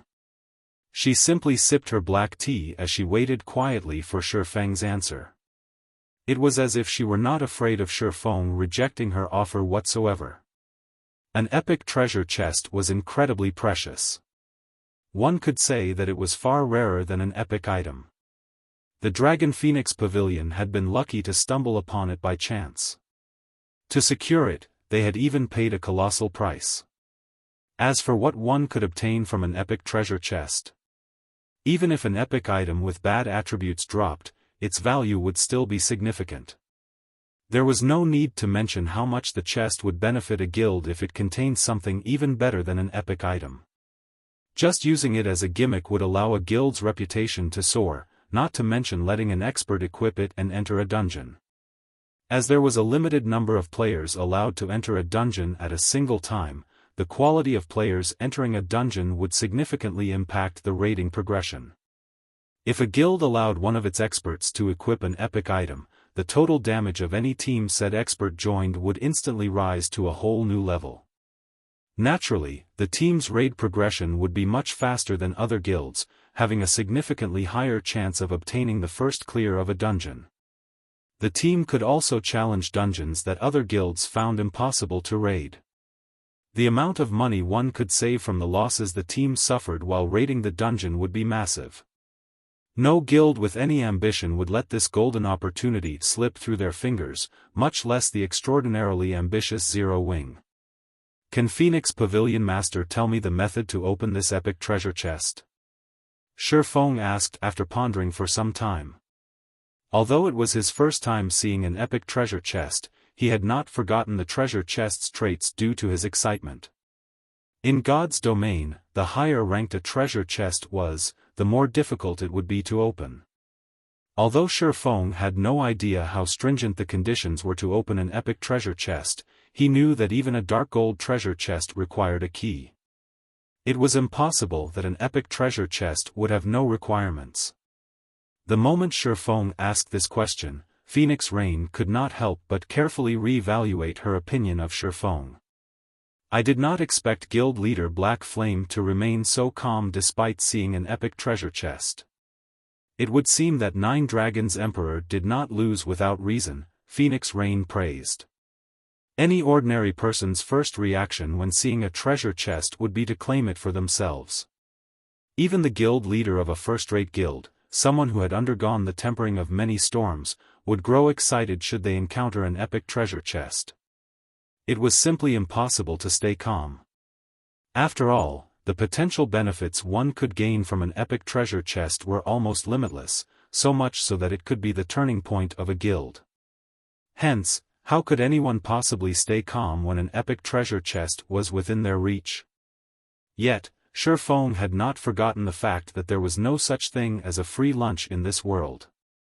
Indeed, just as guild leader Black Flame has surmised, there is a condition to open this epic treasure chest. However, this condition should not be difficult for a guild like Zero Wing to meet. Even if it isn't possible now, it will be in the future. It is only a matter of time. Phoenix Rain came clean without trying to hide anything. May I know what the condition is for opening this treasure chest? Xiaofan smiled bitterly. How could he not tell that Phoenix Rain was trying to hide something? This was an epic treasure chest. Just a dark gold treasure chest already required a dark gold ranked key to open it. However, a dark gold key was even rarer than the dark gold treasure chest itself. If an epic treasure chest required an epic key to open, Xiaofan could do without it. Phoenix Rain frowned slightly. She did not think Xiaofan would be so adamant for an answer. Although an epic treasure chest was indeed tempting, she had held the chest for a long time now. Unfortunately, she had no way to open it and could only stare blankly at the glowing chest. Otherwise, who would possibly use such a priceless item as a bargaining chip? However, she never expected that Xiaofan would not take her bait. Ha! Forget it. I believe that, if I don't tell you, you will most likely refuse to negotiate, Phoenix Rain sighed.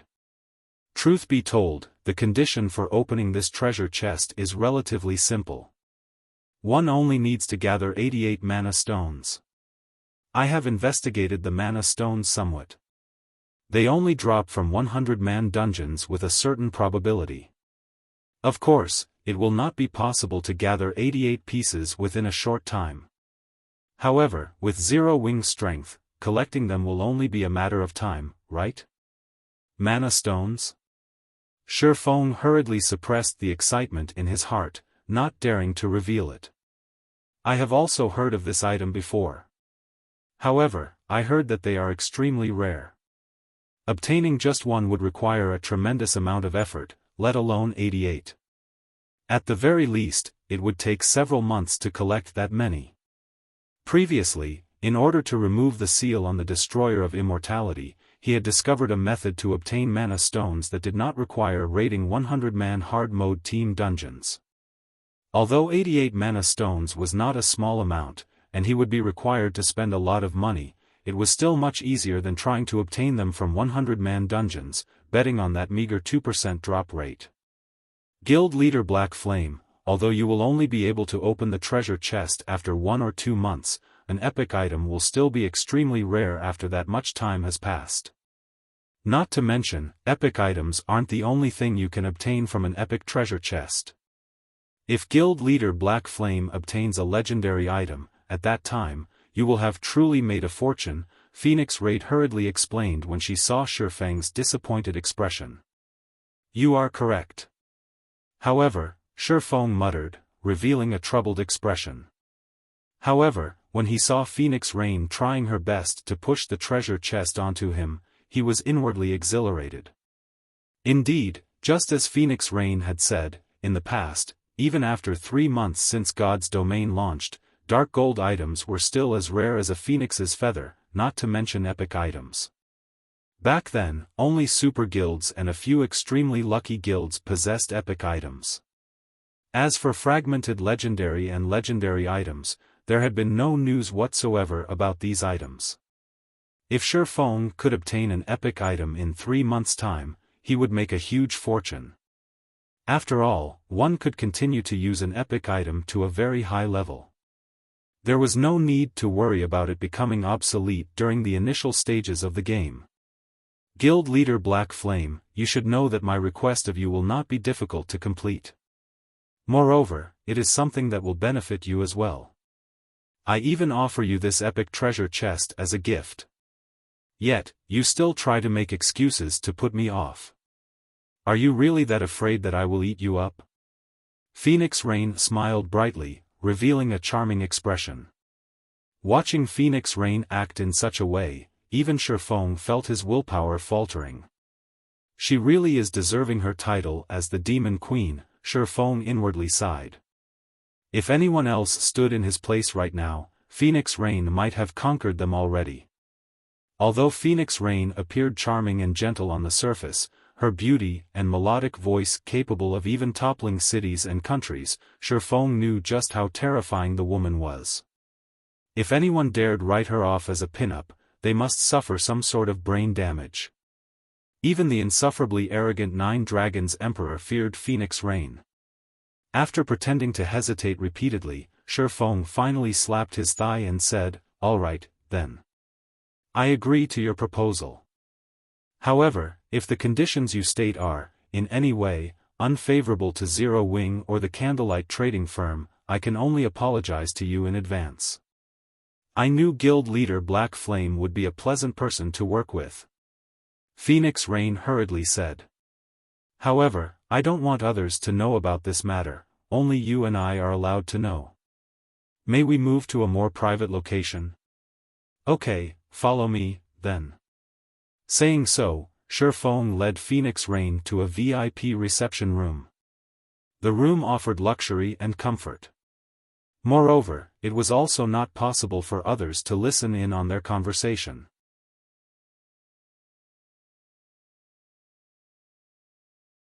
Chapter 565, The Offer. The VIP reception room on the 2nd floor was like an entirely different world. The rich fragrance of flowers and the chirping of birds filled the room. One could also see green mountains and blue creeks in the distance. The space inside this room looked just like the garden in paradise. As expected of a 2-star shop. It actually offers such an impressive location, Phoenix Rain expressed her admiration as she surveyed her surroundings. If Phoenix Pavilion Master likes it, you can easily obtain one for yourself. Although a 1-star shop has less space and available environments to choose from, this garden environment is also available in a 1-star shop, Xiaofan laughed. God's Domain was not considered a different world without reason. While nearly everything that could be found in the real world existed in God's domain, things that did not exist in the real world could also be found here. In God's domain, the available activities were not limited to just killing monsters and leveling up. They could also enjoy a leisurely life here. However, the extremely realistic sensations that God's domain offered was not its most attractive aspect. Instead, it was the time dilation. This was the greatest scientific creation of mankind in this century, and only God's domain had managed to implement this function. No other virtual reality game had achieved this feat. This was also the main reason for God's domain's popularity. The flow of time in God's domain was twice as slow as that in the real world. In other words, God's domain's players could theoretically live twice as long as ordinary people in the real world. Moreover, activities such as learning, relaxation, and resting could all be done in God's domain. People could have more time to do what they wished inside the game world. In the real world, there were only 24 hours in a single day. An ordinary student like Xiaofan would normally commit 5 or 6 hours of their day to study. Sleep also occupied roughly 9 hours. After deducting the time spent eating and other necessary activities to sustain one's life, a student like Xiaofan would only have around 5 or 6 hours of free time. Meanwhile, each day in God's domain had 48 hours. In other words, a student in God's domain could possibly have up to 30 hours of free time, 5 times that of ordinary people. Who wouldn't want to live such a life? Not to mention, the main God system was constantly expanding the world of God's domain, allowing this virtual world to become more realistic, interesting, and mysterious.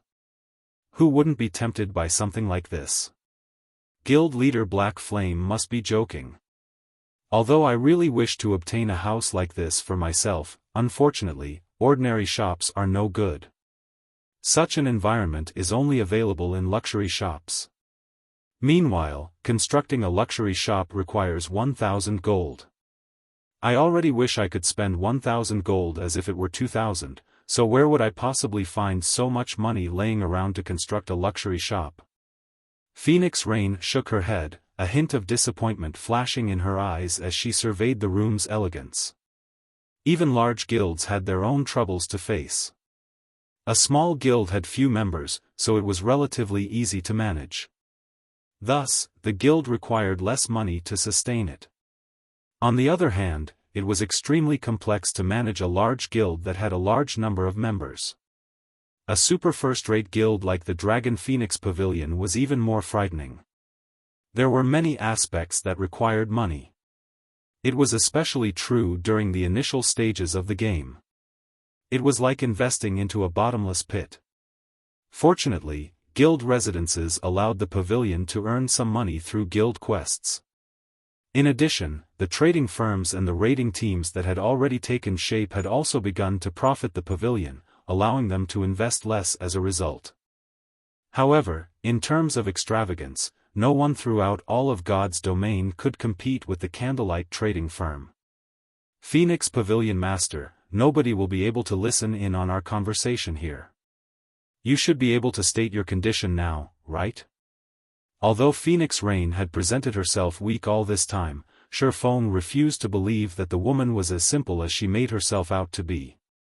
For just one simple condition, she had personally run all the way from the Black Dragon Empire to White River City and had even gifted him an epic treasure chest. Before I reveal it, I hope that you will first sign this confidentiality contract, Phoenix Rain said. She then revealed a contract that she had prepared, placing it on the table. Quite seriously, she said, it is not that I do not believe guild leader Black Flame, but this matter is simply too important to take risks. If a third party discovered this situation, it would not benefit either of us. Xiaofan picked up the contract and gave it a careful read. Indeed, it was a very common confidentiality contract. Under the surveillance of the main God system, it was impossible to reveal any secrets covered by a confidentiality contract in the game. Of course, the main God system could not control any leaks in the real world. Aren't you afraid that I will reveal it outside of God's domain? Xiaofan asked. I believe that guild leader Black Flame is an intelligent person, so please don't ask such a foolish question, Phoenix Rain said, her hand covering her mouth as she chuckled softly. It was just a joke. Xiaofan then signed the contract. The moment Xiaofan finished his signature, the notification sound of the system immediately rang by his ears. System, contract established. If either party violates the contract, the violator will be banished from God's domain. Although the system's female voice sounded crisp and pleasing, its words would give anyone goosebumps. Banished from God's domain. Moreover, there was only one condition. Any player who wished to live in God's domain would not dare violate this condition. After hearing the system notification, Phoenix Rain smiled at Xiaofan as she said, in reality, my condition is very simple. I just wish to obtain a portion of the Candlelight Trading Firm's shares, but in my own name, not the Phoenix Pavilions and, even more so, not the Dragon Phoenix Pavilions.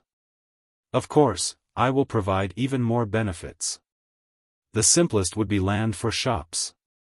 You should know that reputation is required to purchase a good plot of land in every city. Although one can obtain it through sub-sales, the strategic plots of land in every city are not something an ordinary guild can obtain easily. Currently, Zero Wing might have secured the best plots of land available in Star Moon Kingdom's two largest cities. What about the important cities in other countries? If the Candlelight Trading Firm is to grow, it will require a larger market. I am sure that you will not be satisfied with just ruling over these two cities, right? I can provide this convenience. I can allow the Candlelight Trading Firm to obtain the valuable plots of land available in the main cities of many kingdoms and empires. In addition, I also have plenty of connections that can enable you to obtain raw materials cheaply, as well as provide you with the forging designs and recipes obtainable from dungeons. You won't have to worry about collecting and purchasing these things yourself. Of course, this matter will be carried out discreetly. I will not reveal my involvement. More importantly, I am not your enemy. Nine Dragons Emperor might have a grudge against you, but I do not stand with him. To be more precise, I stand with you. May I know what guild leader Black Flame thinks of my proposal? At this moment, Xiaofan was silent. Phoenix Rain's proposal was indeed generous. A super first-rate guild's background was extraordinary. Compared to him, Phoenix Rain would have a much easier time obtaining the golden lands of the major cities in the various kingdoms and empires. Moreover, it was also impossible for him to get players of other kingdoms to resell their lands. Nobody would be so foolish as to give away their benefits to someone else, particularly to the Candlelight Trading Firm, a trading firm with massive advantages. Moreover, just as Phoenix Rain had said, she was not his enemy. On the surface, the Dragon Phoenix Pavilion might seem like a single guild, but in reality, the pavilion was two guilds joined as one. If not for that mysterious Great Pavilion Master maintaining the balance, the Dragon Phoenix Pavilion might immediately break into two separate guilds. How many shares do you want? Xiaofan asked. Since it is I who have come in search of guild leader Black Flame for cooperation, I will leave that decision up to you. Phoenix Rain giggled. I believe that, after seeing my sincerity, based on guild leader Black Flame's personality and reputation, you will not take advantage of this young lady, right?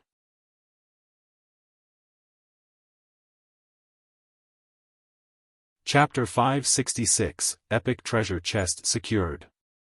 Xiaofan fell silent upon hearing Phoenix Rain's words.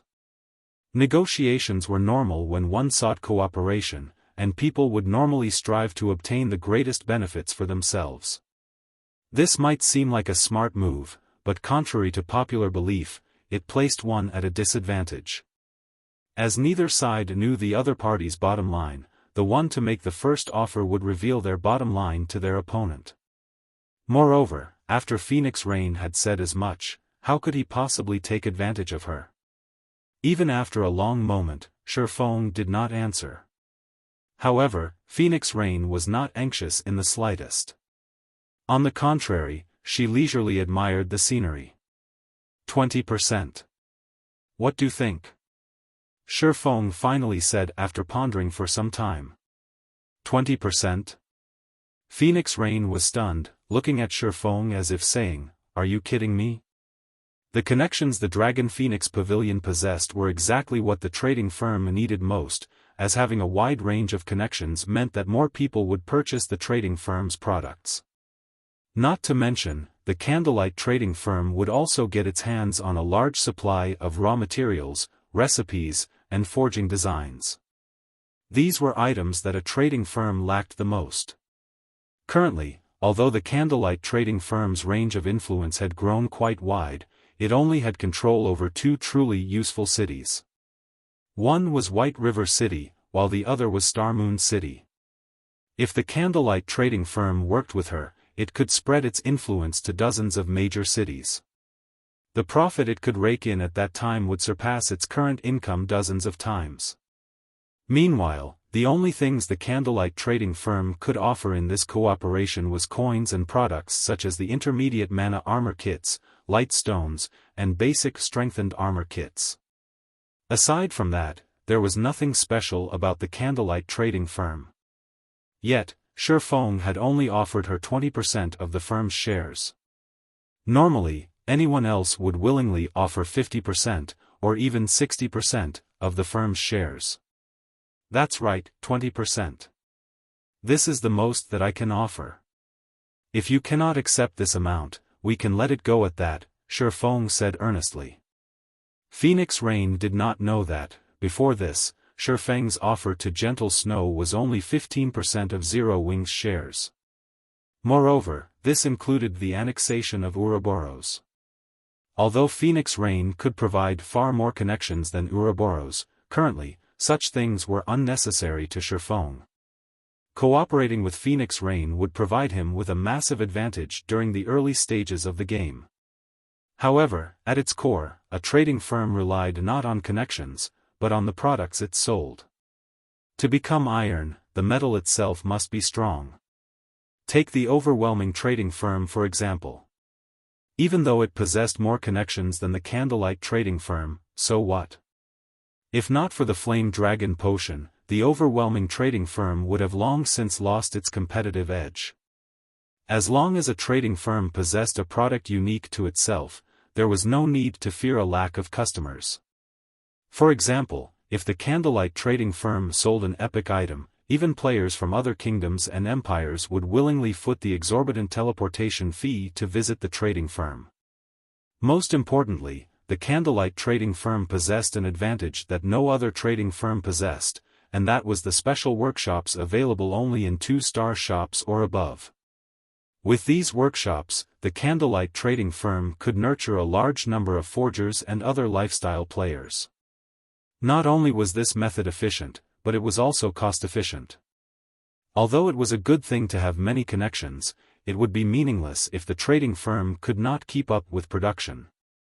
It was like looking at a treasure chest that one could not obtain. Both the intermediate mana armor kits and the fire dragon potions had very low production volumes. The number of people that could actually purchase them was very low.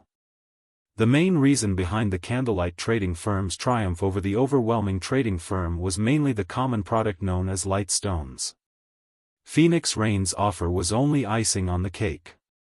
The fact that Xiaofan was willing to offer her 20% of the Candlelight trading firm's shares was entirely because of the future development potential between them, not because of the immediate profits. Guild leader Black Flame really is confident in the Candlelight trading firm. If so, I am relieved. Phoenix Rain smiled as she said, "All right, then. Since I was the one who told Guild leader Black Flame to make the offer, I won't go back on my word. If it's only 20%, so be it. When the time comes, I will send someone discreet to contact you. In addition, I will also send you reports on the cities of other kingdoms and empires. If Guild leader Black Flame wishes to develop further in whichever city or require certain items, you can notify that person. That person will handle everything for you." Following which, the two signed a contract to seal the deal. Phoenix Rain's decisiveness had surprised Xiaofan slightly. Phoenix Pavilion Master, don't you feel that you are suffering a loss here? Xiaofan asked, laughing. Any normal person would undoubtedly refuse such a seemingly harsh offer. They would choose to develop their own trading firm instead. At the very least, they would be in control of said trading firm. However, even after his firm statement, Phoenix Rain had accepted the offer without hesitation. A loss? Phoenix Rain shook her head. With an innocent gaze, she said, I don't feel that way at all because I can tell that you, Guild Leader Black Flame, feel yourself suffering an even greater loss. To put it bluntly, even though I have clearly offered you such benefits, you still don't seem to care all that much and have offered me such a low price. The only reason I can think of for such a reaction is that the Candlelight trading firm is still hiding some secret that I do not know of, and that its true value is much higher than what I have offered you today. In that case, shouldn't I be even more accepting of your offer? Phoenix Rain's words left Xiaofan completely speechless.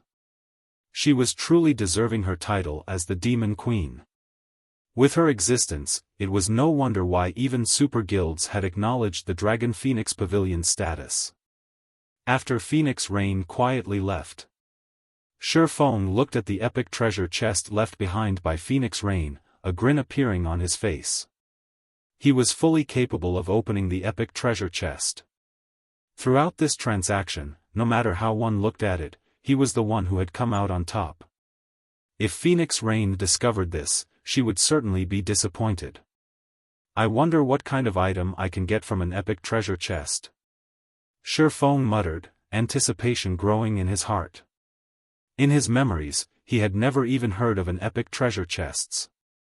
As for what he could obtain from one, he could only guess. Regardless of what item it was, it would be epic ranked at the very least.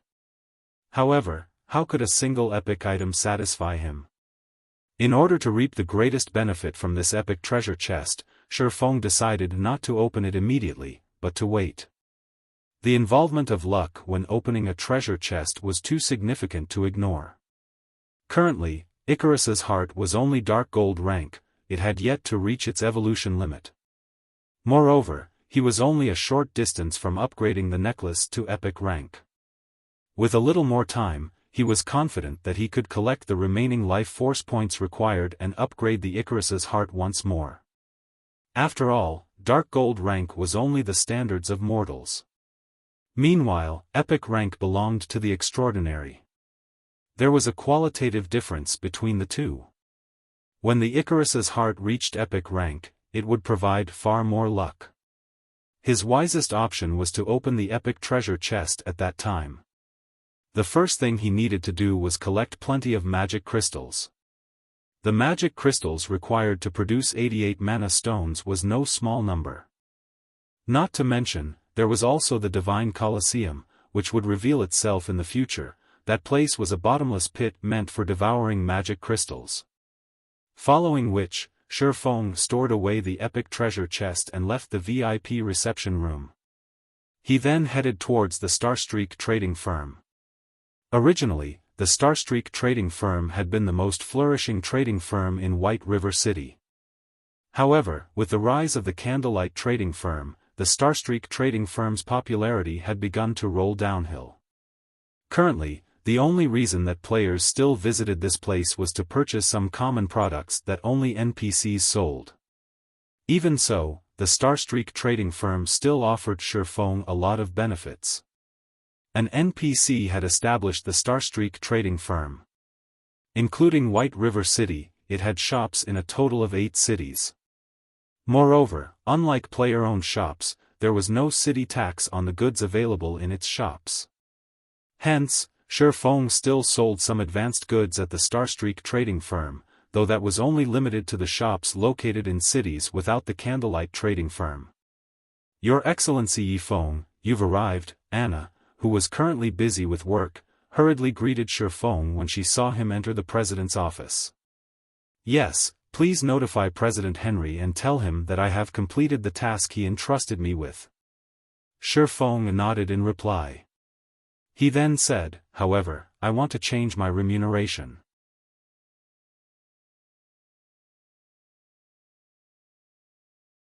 Chapter 567, Give or Take. As soon as Anna heard these words, she left the president's office to invite President Henry over. After watching Anna leave, Xiaofan examined the documents on the table. These documents were the business listings of the Starstreak trading firm's purchases, shipments, and other such dealings. However, all of these dealings had been organized by Anna herself.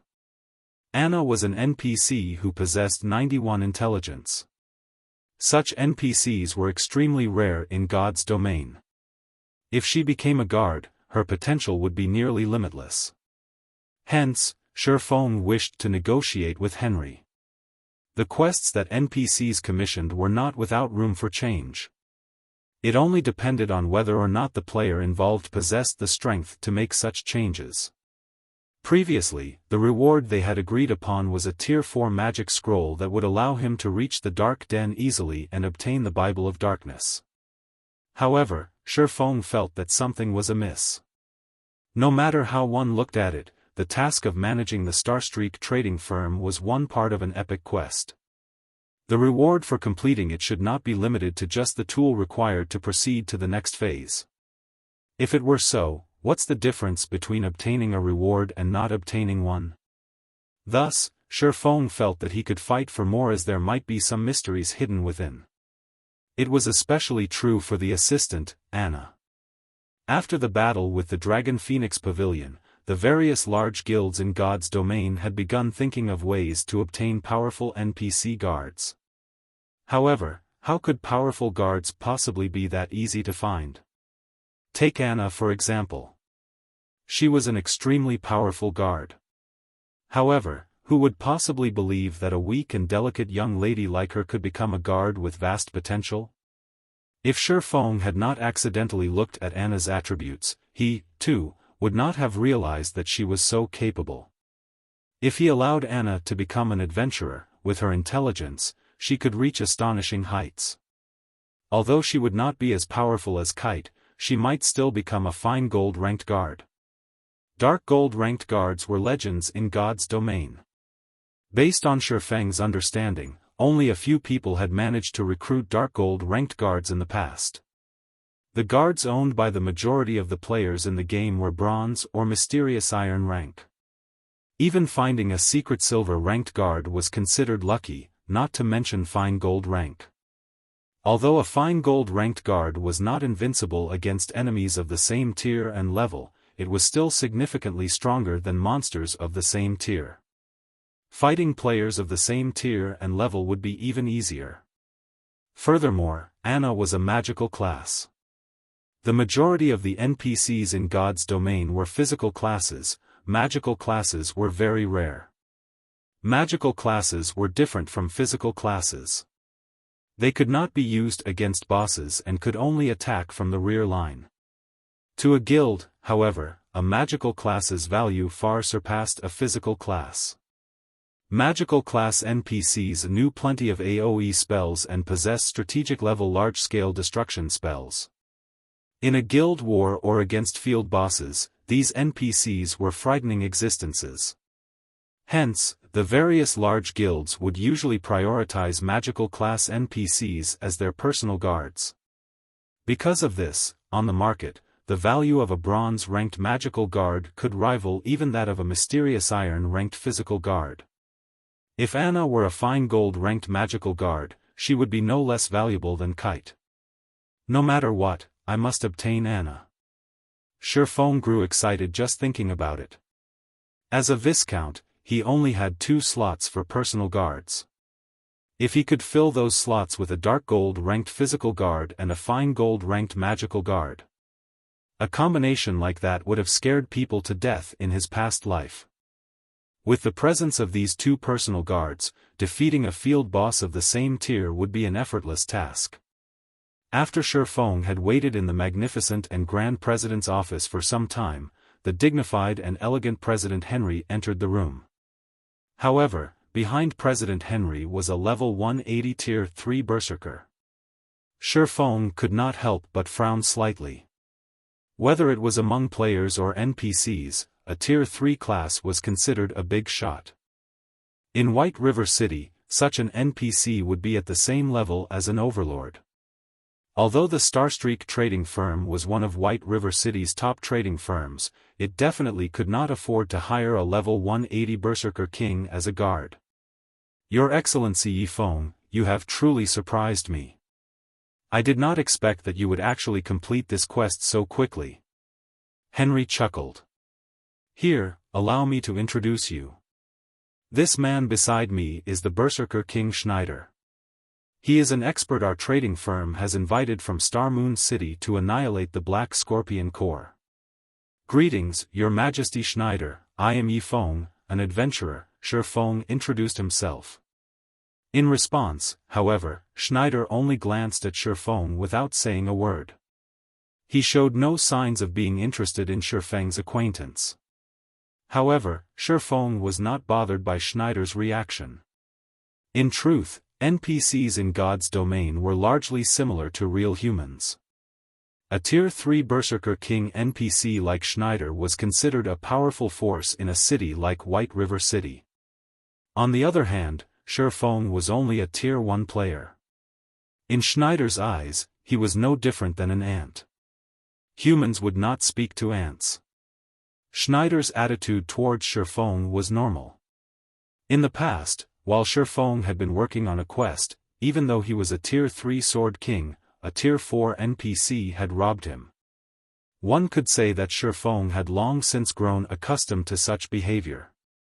Of course, if Xiaofan were currently a Tier 3 player, Schneider would not be treating him so coldly. In the past virtual reality games, NPCs had always felt distant, detached. It felt as if NPCs and players lived in two different worlds. However, the NPCs of God's domain were different, they were extremely lifelike. If a player treated these NPCs as stupid and useless objects, then these NPCs would grant said player the full experience of passing through hell. May I know what Your Excellency wishes to discuss with me?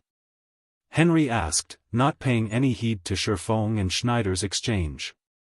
I want to make a deal with you, Xiaofan stated. Laughing, he continued, while I have been responsible for managing the Starstreak trading firm, Anna has helped me significantly. It was only because of her that I have lived up to your expectations and reached the goal of earning 30,000 gold. Hence, I now wish to recruit Miss Anna as my personal assistant. Naturally, I am willing to pay the appropriate price. Aside from the 30,000 gold you have requested, I am willing to offer an additional 3,000 gold. May I know what you think of this offer? Anna, who stood beside Xiaofan, was stunned, her delicate mouth parting as she stared at Xiaofan in disbelief. The advanced NPCs working at the trading firm only made a monthly salary of several gold. Yet, Xiaofan had offered 3,000 gold to poach her. Anna wasn't the only person who was shocked. Even Schneider, who had paid Xiaofan no mind, was awestruck. As a Tier 3 Berserker King, he had only been offered 1,000 gold to deal with the Black Scorpion Corps. That was enough to allow him to purchase an epic item to increase his strength. Naturally, if he could recover the Starstreak trading firm's stolen merchandise, he could earn a bonus. Even then, however, he would not earn as much as 3,000 gold. At this moment, Schneider no longer looked at Xiaofan as if he were an ant, his gaze towards the layer had softened. Henry squinted his eyes as he evaluated Xiaofan carefully. After a short moment, he sighed, smiling as he said, Your Excellency Yifeng, it is not that I do not wish to let Anna go, but our Starstreak trading firm simply cannot do without Anna. Just like how Your Excellency has taken a liking to Anna's talent, it is only because of her that the Starstreak trading firm has its position today. Please forgive me for refusing your offer. 5,000 gold. Xiaofan made a new offer without hesitation. To NPCs, this was an astronomical price. Such an amount of money was sufficient for the Starstreak trading firm to hire several hundred advanced NPCs. This won't do. As you can see, Anna is responsible for so much daily profit. For the sake of the trading firm, I am afraid I cannot accept your offer, Henry said, his expression revealing his struggle. Merchants were all about profits. This held true in both the real world and the virtual world. 6,000 gold. I won't go any higher. If you still refuse my offer, I can only choose to hire Mr. Schneider beside you and have him take Anna's contract for me by force, Xiaofan said as he looked at Schneider, grinning.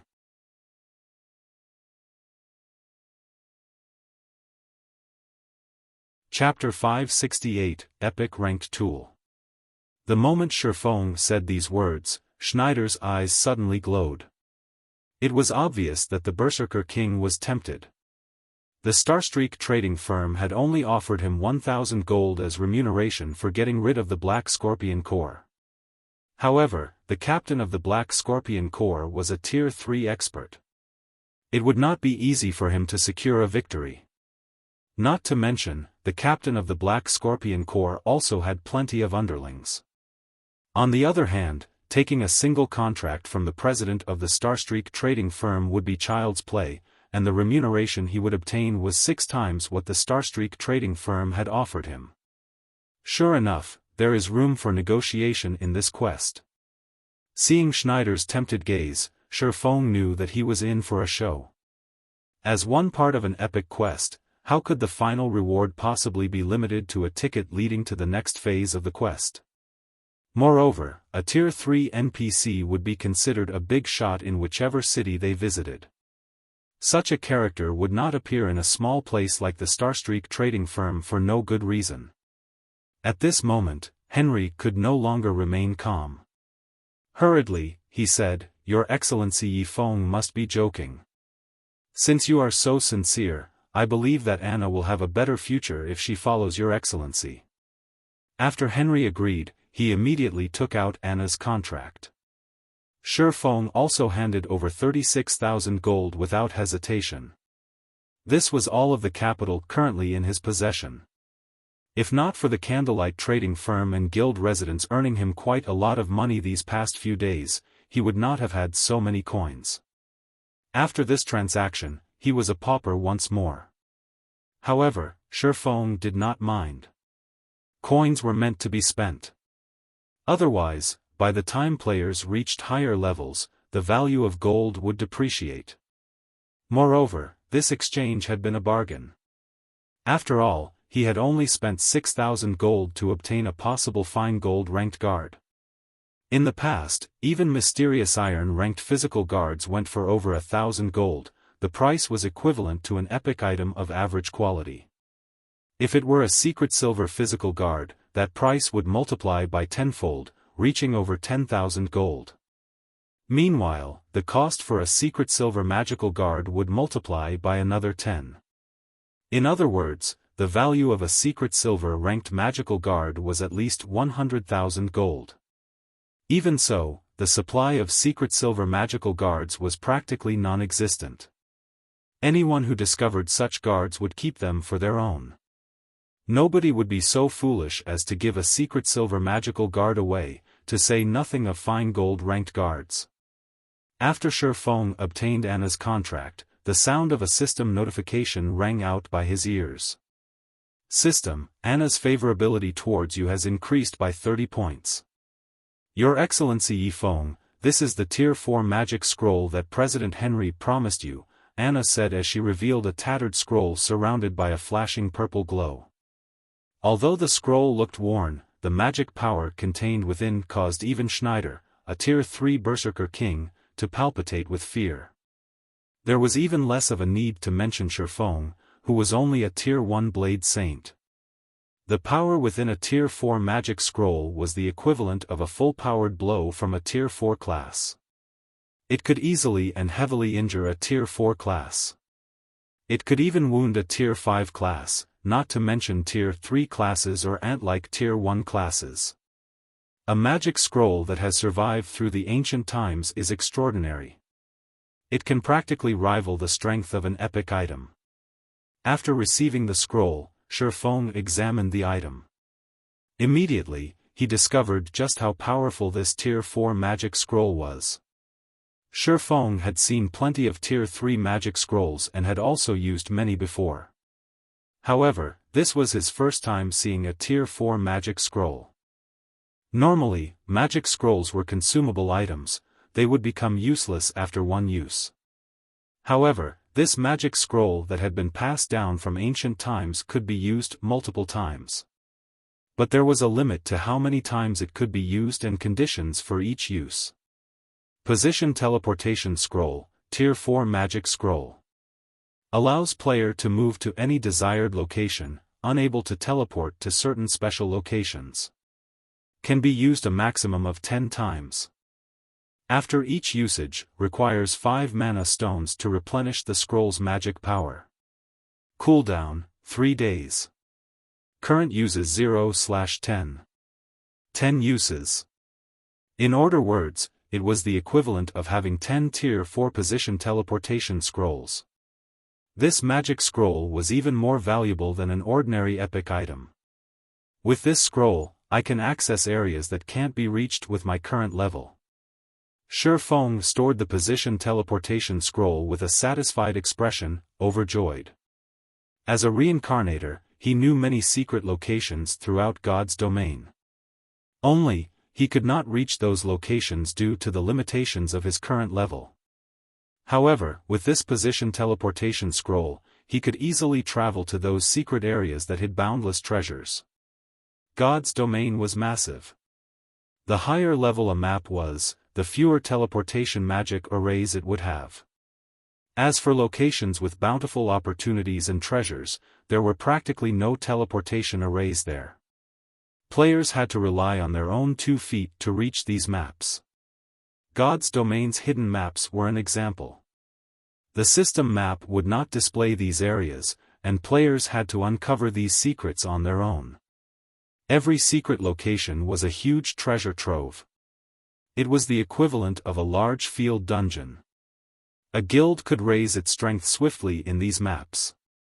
Hence, scrambles over such secret locations had frequently happened in Xiaofan's previous life. There were also many guilds that had risen to prominence due to these secret locations. However, it was not easy to travel to a secret location as one would encounter many dangers on their journey. Even an elite team had a high chance of facing complete annihilation, not to mention ordinary players. Only when players exceeded the level of these maps could they adventure to some low-level treasured lands. Meanwhile, with the position teleportation scroll, Xiaofan could teleport directly to his target. Although he would still face plenty of danger after arriving, he would face significantly less than he would by traveling there on foot. After completing the quest, Xiaofan did not hurry to complete the final phase of the epic quest Darkness Descends. Instead, he led Anna to the Adventurers Association. If players wished to recruit an NPC to serve as their guard, the NPC first needed an adventurer class. However, most of the NPCs in God's domain were ordinary people. They did not possess an adventurer class at all. Hence, if players wished to recruit such NPCs as their guards, they needed these NPCs to register at the Adventurers Association. At the same time, they were also required to select a specific class for these NPCs, allowing them to learn and train to become an adventurer. Only then could these NPCs become a player's guards. At this time, Xiaofan entered the Adventurers Association's main hall. Despite it being daytime right now, there was still a large number of players present. A simple glance told Xiaofan that there were several hundred players here. Of course, these players had not come to the Adventurers Association because they had too much time on their hands. They had all come here specifically for their NPC guards. Due to Zero Wing's famous battle, many players had discovered a never-before-seen road to success. Even if their personal strength was lacking, they could nurture a guard to improve their own strength. If a player wanted to recruit a personal guard, they had to become a baron in their city first. They would then obtain one slot to recruit a personal guard. However, a lot of time was required to become a baron, and many players could not wait that long. Hence, they would first look for some NPCs they thought highly of and try to deepen their relationship with these NPCs. That way, by the time their reputation reached a sufficient amount, they could immediately reach out to these NPCs and recruit them as their guards. In God's domain, the higher tiered an NPC was, the more difficult it would be for a player to deepen their relationship with said NPC. Of all the NPCs in God's domain, ordinary civilians were the easiest to form a relationship with. However, it was not easy for the inhabitants of God's domain to become adventurers. If a player could help an ordinary civilian become an adventurer, their relationship with said NPC would deepen significantly. Fortunately, players had that ability. Only, whether an NPC was actually capable of becoming an adventurer depended on their own potential and attributes, and this was information that players had no access to. In addition, players had a limited number of recommendations per week. After using up their recommendations, they had to wait another week before their chances refreshed. Therefore, when choosing ordinary NPCs, a player's foresight was extremely important. If a player was unlucky, they could only search for other NPCs. If they were lucky, then they could begin deepening their relationship with said NPC earlier. There sure are a lot of people here. Xiaofan could not help but laugh bitterly when he saw the long line of over 100 players. This could be considered a form of digging his own grave, right?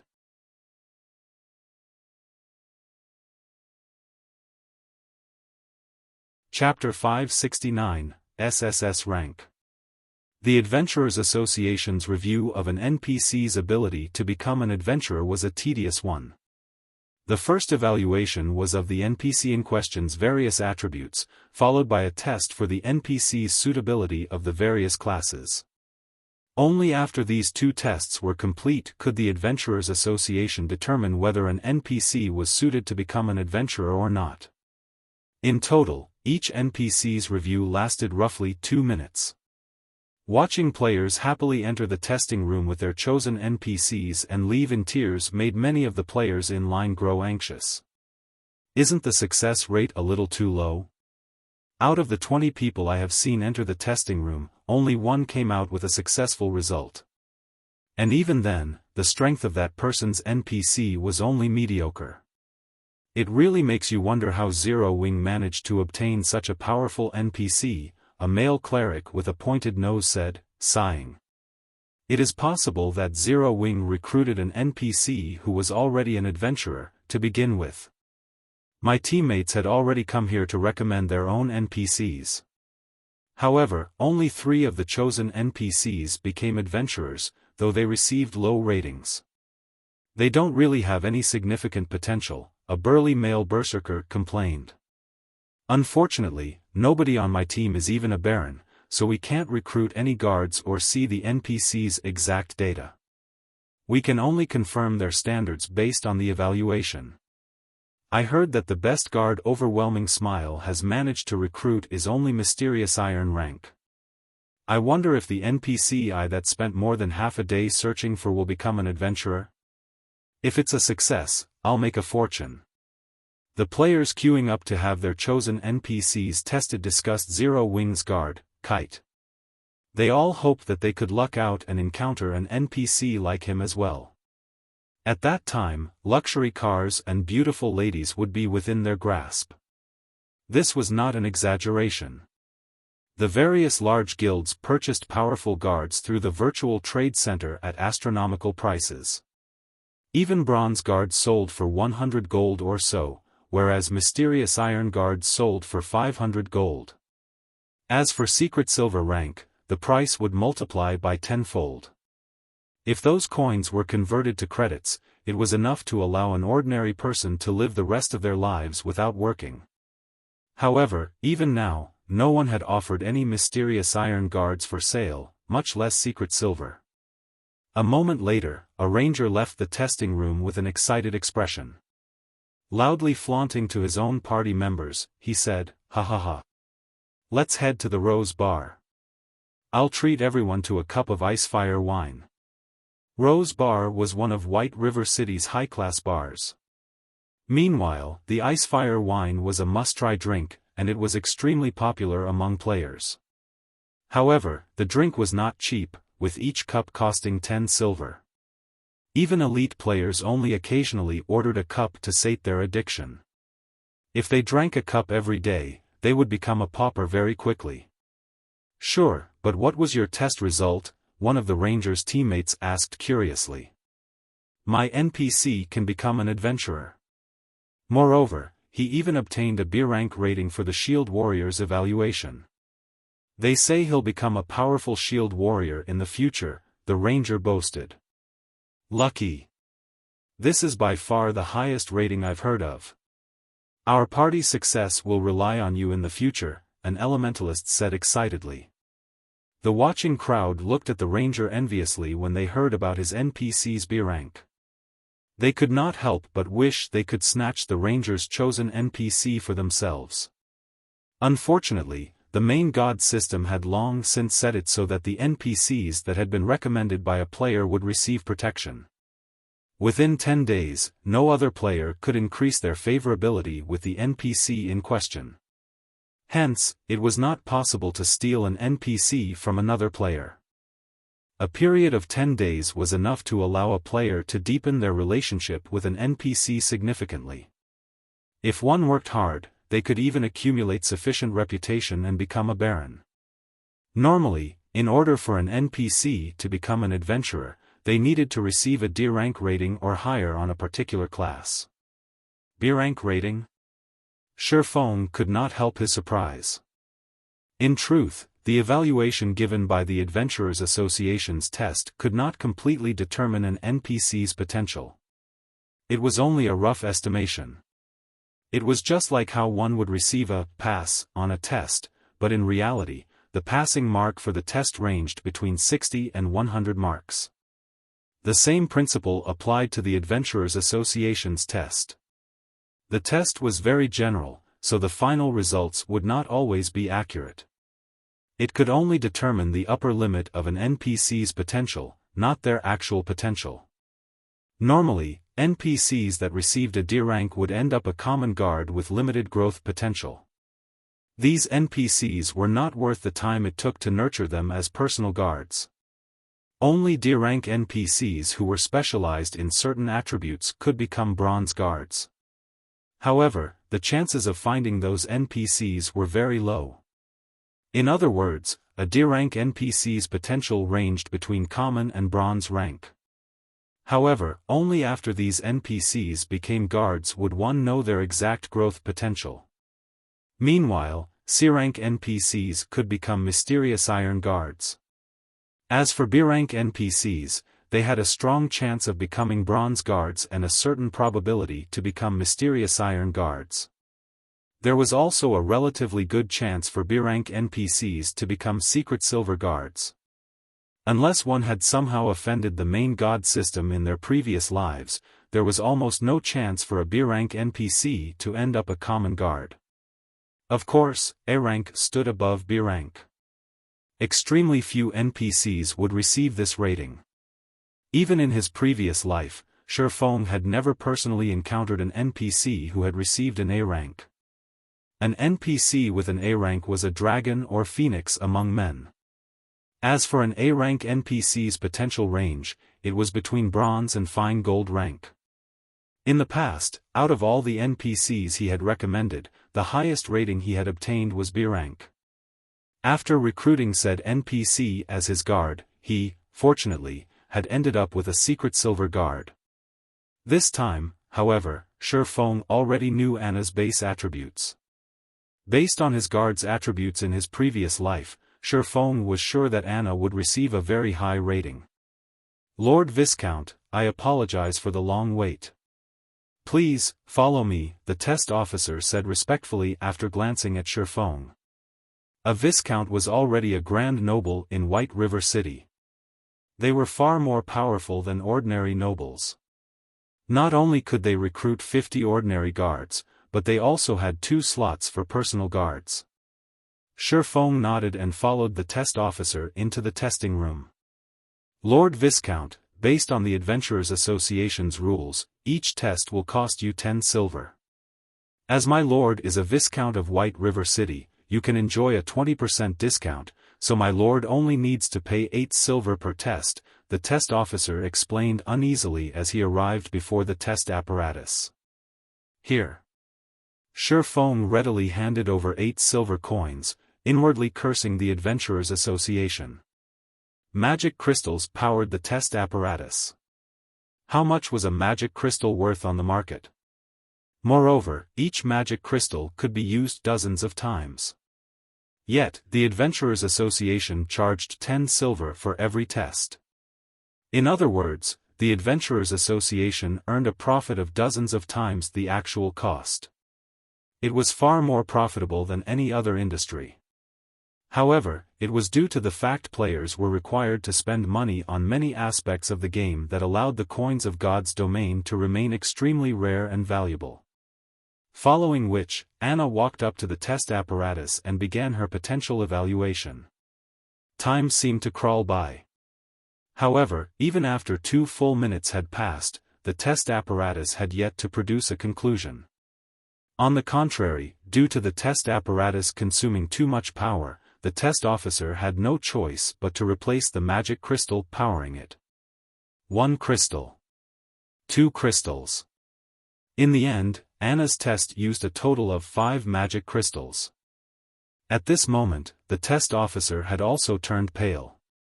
Meanwhile, the result displayed showed that Anna was suited to become a summoner, and her rating for the class was SSS Rank.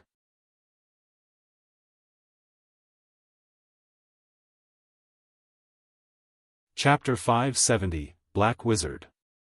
Although the cost of 5 magic crystals had turned the test officer's complexion a sickly shade of green, the lost magic crystals were of little importance compared to the final results of the evaluation. Is the test apparatus broken? The test officer hurriedly began checking the test apparatus. SSS Rank rating. This was a rating never before seen in the history of White River City.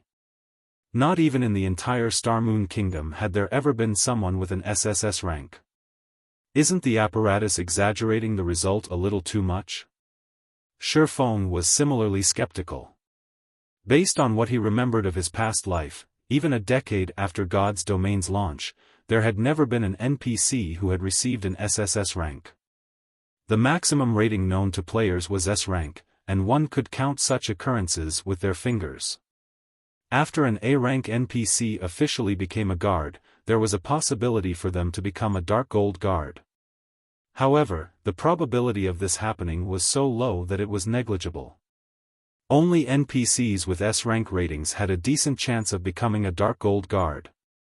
Back when the first S-rank rating NPC appeared, the news had shaken God's Domain, and many Apex characters had fought fiercely to obtain said NPC. There was a 100% probability to nurture a Dark Gold guard into a Tier 5 class. If one were willing to pay the price, there was even a possibility to nurture said NPC into a Tier 6 God-ranked guard. Back then, Tier 5 players were as rare as a phoenix's feather, not to mention Tier 6 God-ranked players. If a Tier 5 player emerged in a guild, it would not be strange to see the guild to celebrate for 3 days and 3 nights, not to mention obtaining a Tier 5 personal guard. A Tier 5 NPC was much stronger than a normal Tier 5 player. First of all, there was the difference in attributes. In the absence of any equipment, the base attributes of an NPC were significantly higher than a player's. The second reason was equipment.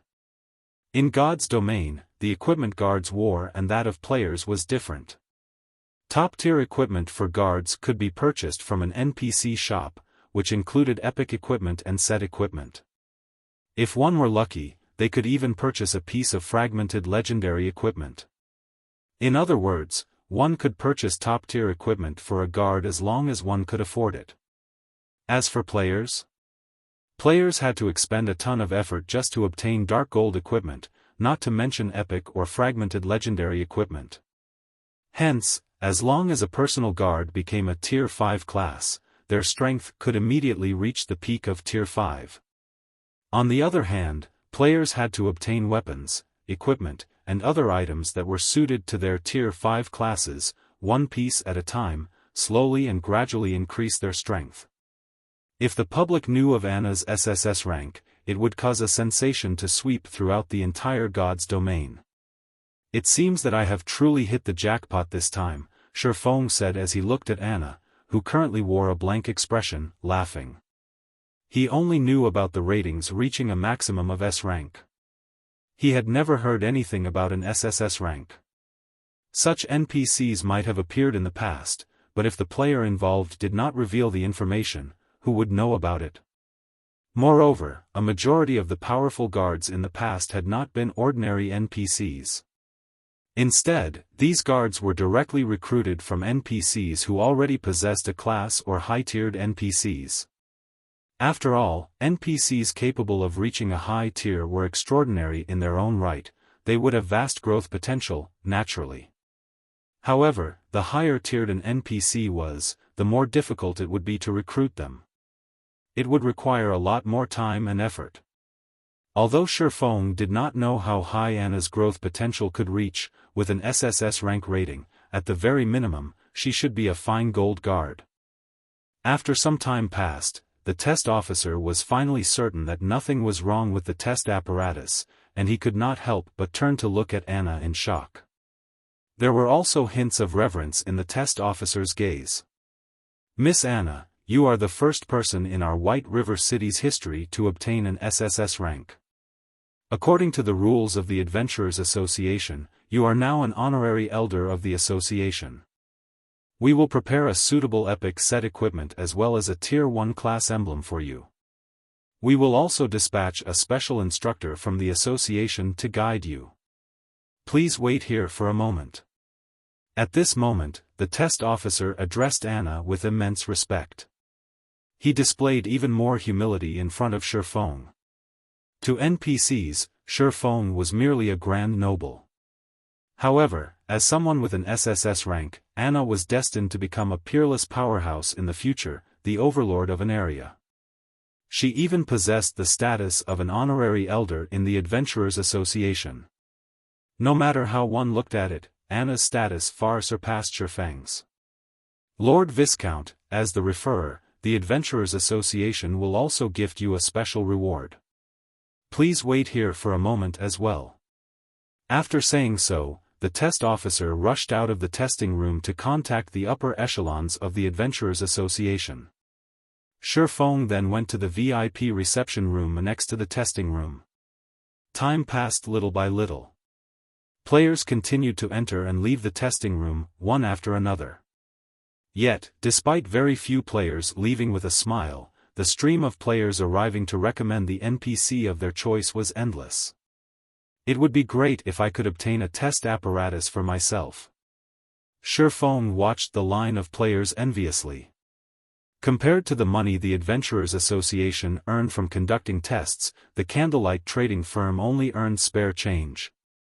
However, the precondition to earn money via tests was to set up an Adventurers Association of his own. Meanwhile, each city could only have one Adventurers Association. If players wished to construct an Adventurers Association of their own, they first needed to establish a town or city. After completing this quest, it should be about time to prepare. Xiaofan began to consider establishing his own city. If a large guild wished to earn enough money to become self-sustaining, it needed its own territory. A guild residence was not enough, the guild would need a town. This was also why, in the past, so many guilds had fought each other to the bitter end. The profits a player-established city offered far exceeded anyone's imagination. Compared to the money one could earn from constructing their own city, the money one could earn from setting up a trading firm was nothing. Only, it was extremely difficult for players to construct their own cities. Even if players succeeded, its defense was another big problem. Although Xiaofan could not yet construct his own city, he could prepare to do so. That way, by the time his guild possessed sufficient strength, he could establish a small city of his own swiftly. Meanwhile, the biggest problem one would face when constructing a city was the various resources required. The manpower and material resources required could instantly bankrupt a first-rate guild. This would be the case even for the current Zero Wing. Among the most important resources required were the forging designs for various buildings, magic array matrices, and so on. Without these key items, even if Xiaofan managed to gather the required wood, stones, and other raw materials, he could only stare at them. If he wanted to obtain these forging designs and magic array matrices, he would have to raid the dark forces and large-scale team dungeons throughout the continent of God's domain. Just as Xiaofan pondered about how he should go about procuring those forging designs, the heavy wooden doors of the reception room parted, and 3 NPCs walked in. Of the 3 NPCs, one was the test officer, one was a black-clothed old man wearing a black felt hat, and the other was a proud and pretty lady dressed in luxurious robes. The old man in black was a level 200 tier 4 black wizard with practically the same strength as White River City's magistrate, Weissman. He was also one of the NPCs protecting White River City. Meanwhile, the lady was a level 180 illusionist, a tier 3 class of a summoner.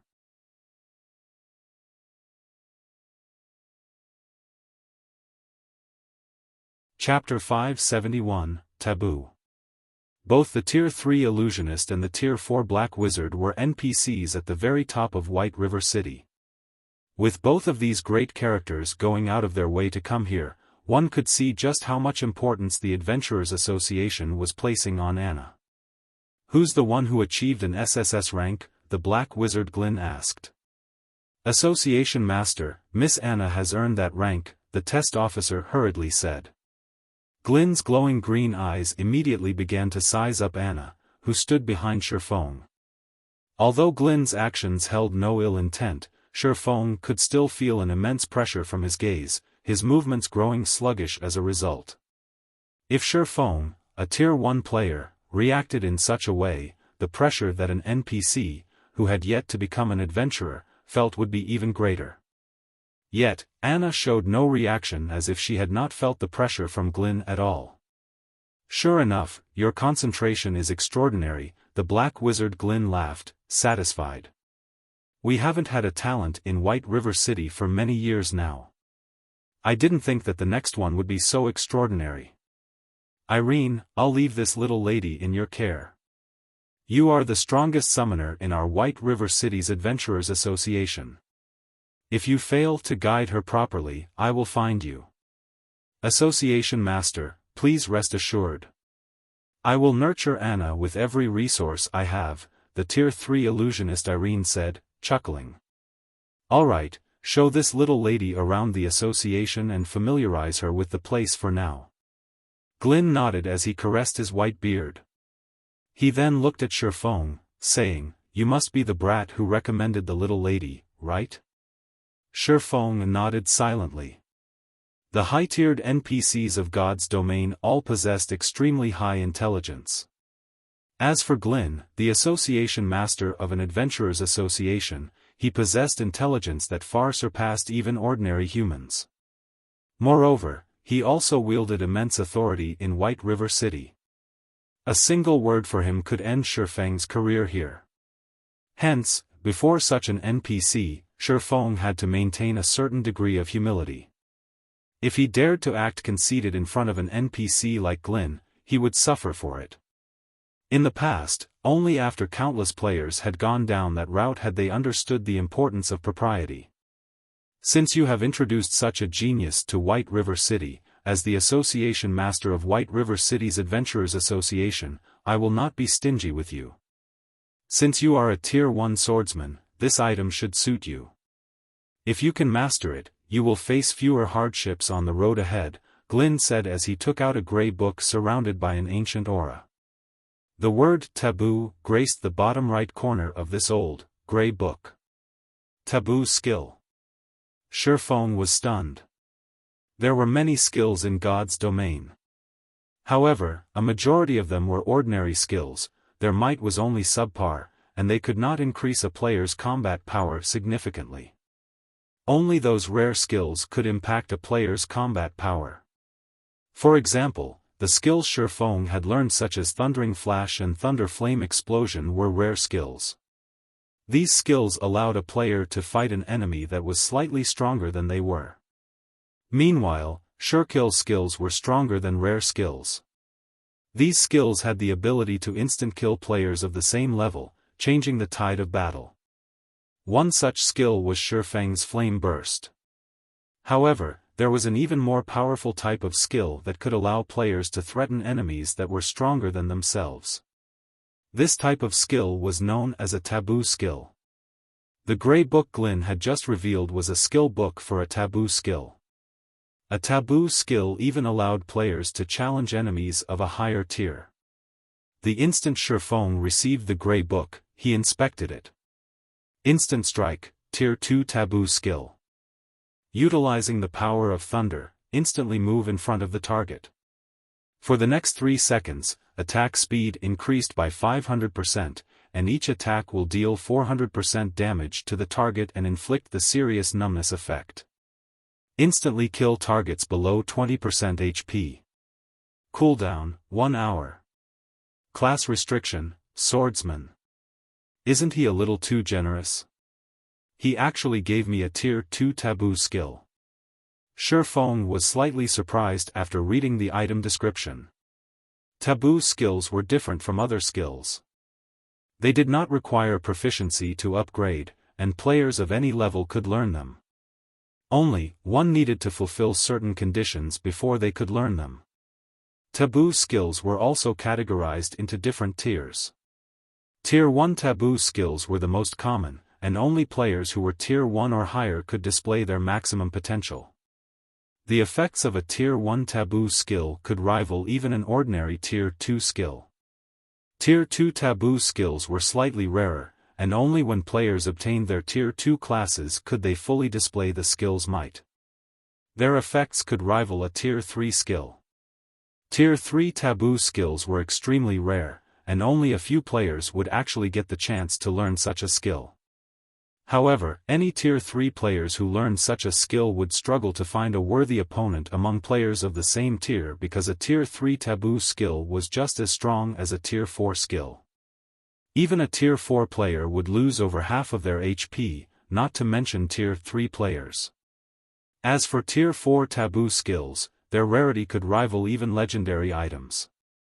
Tier 5 Taboo skills were little more than legend. If a Tier 5 player grasped such a skill, they could even pose some threat to a Tier 6 God-ranked player.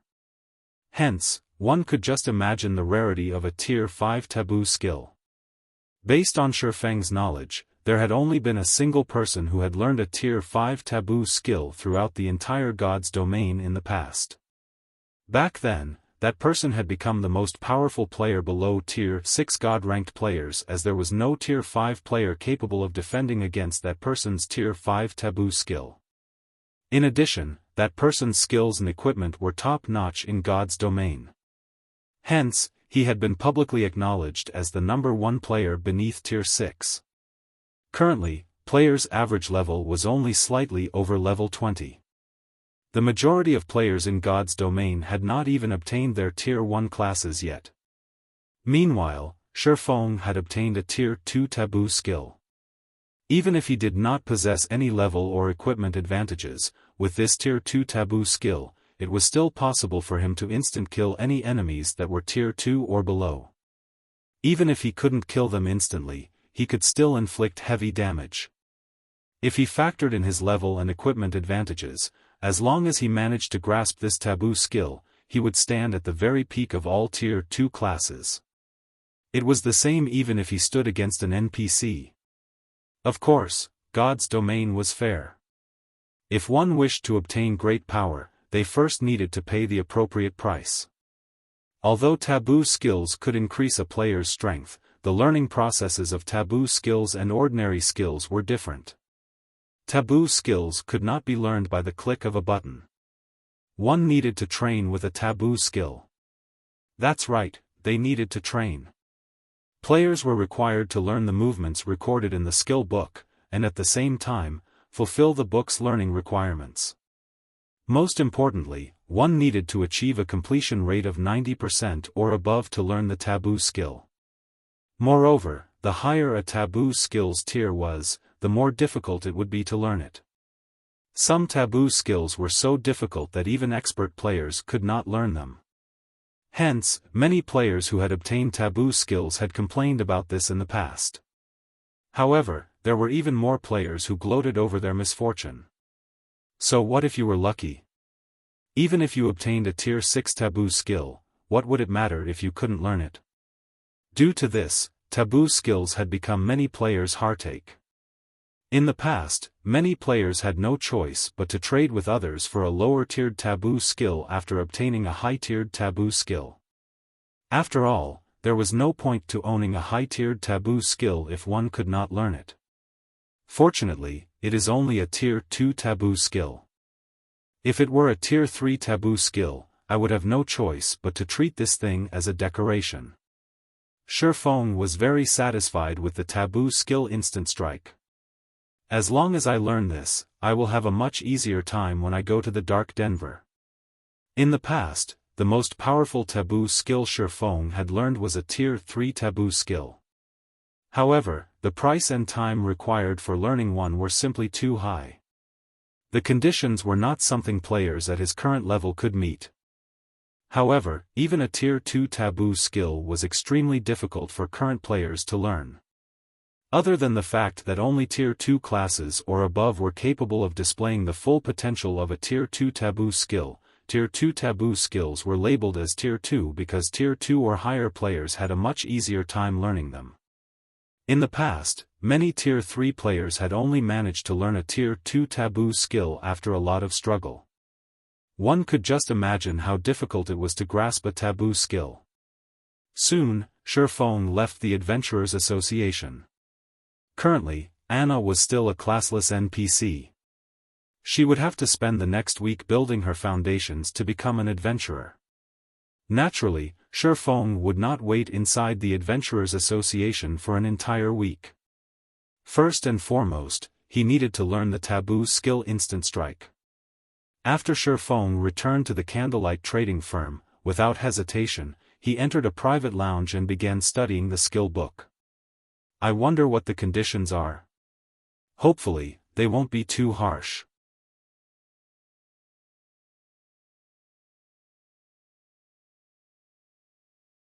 Chapter 572, 100% completion rate.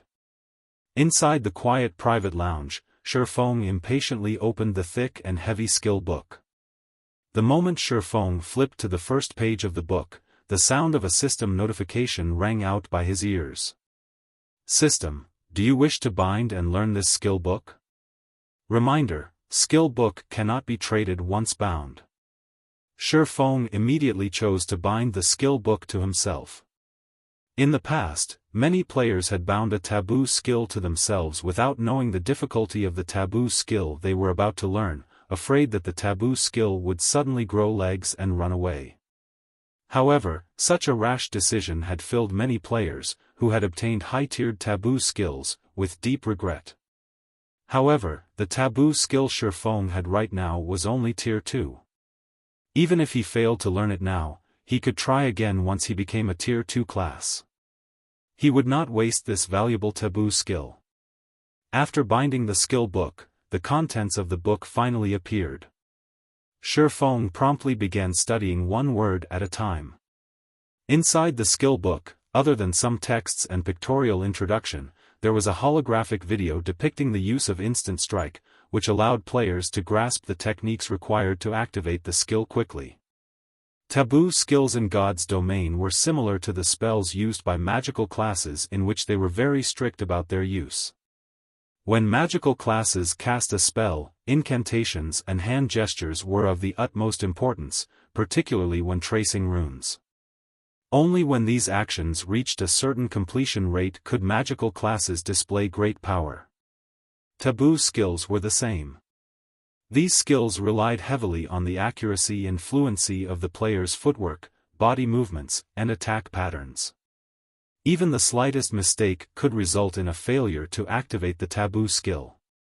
Compared to casting spells, players were required to have far more delicate control over their own bodies. They needed a clear understanding of each and every motion that was involved. Without realizing it, more than an hour had passed. Currently, Xiaofan was only halfway through the skill book. Any ordinary person would have long since begun to practice the Taboo skill. However, Xiaofan was not in a hurry as he examined each page carefully. After more than 3 hours, Xiaofan's heart suddenly sunk, and he frowned at the gray book. Skill completion rate must reach 95%. Moreover, I'll also need to absorb 100 thunder crystals from Thunder Beast Kings. Isn't this joke going a little too far? A bitter laugh escaped Xiaofang's lips as he gazed at the instant strike skill book on the table. Although he had known that a Tier 1 class could not easily learn a Tier 2 Taboo skill, he had not expected the difficulty to be so high. Xiaofan had learned a few Taboo skills in the past, so he was quite knowledgeable on the topic. Tier 1 Taboo skills normally required players to achieve a 90% completion rate. To ordinary players, this alone would prevent them from ever learning a Tier 1 Taboo skill. Even experts would require long periods of bitter training to achieve such a high completion rate. Not to mention, there were usually other conditions that needed to be fulfilled as well. Tier 2 Taboo skills normally required a completion rate of 93%. Only at Tier 3 would a Taboo skill require a 95% completion rate.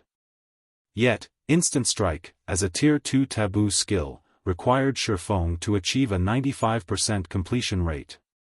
However, this was still not the largest challenge. The point that had left Xiaofan truly speechless was the 100 thunder crystals that he needed to obtain through killing Thunder Beast Kings. Xiaofan was very familiar with Thunder Beast Kings. These monsters inhabited a location not far from a level 50, 100-man large-scale team dungeon. Thunder Beast King's fur was extremely valuable. It was a rare material that was required to produce equipment with the lightning resistance attribute. The monster's meat was also a must-try delicacy. If cooked properly, it could become a gourmet meal that nobody could resist after a single taste.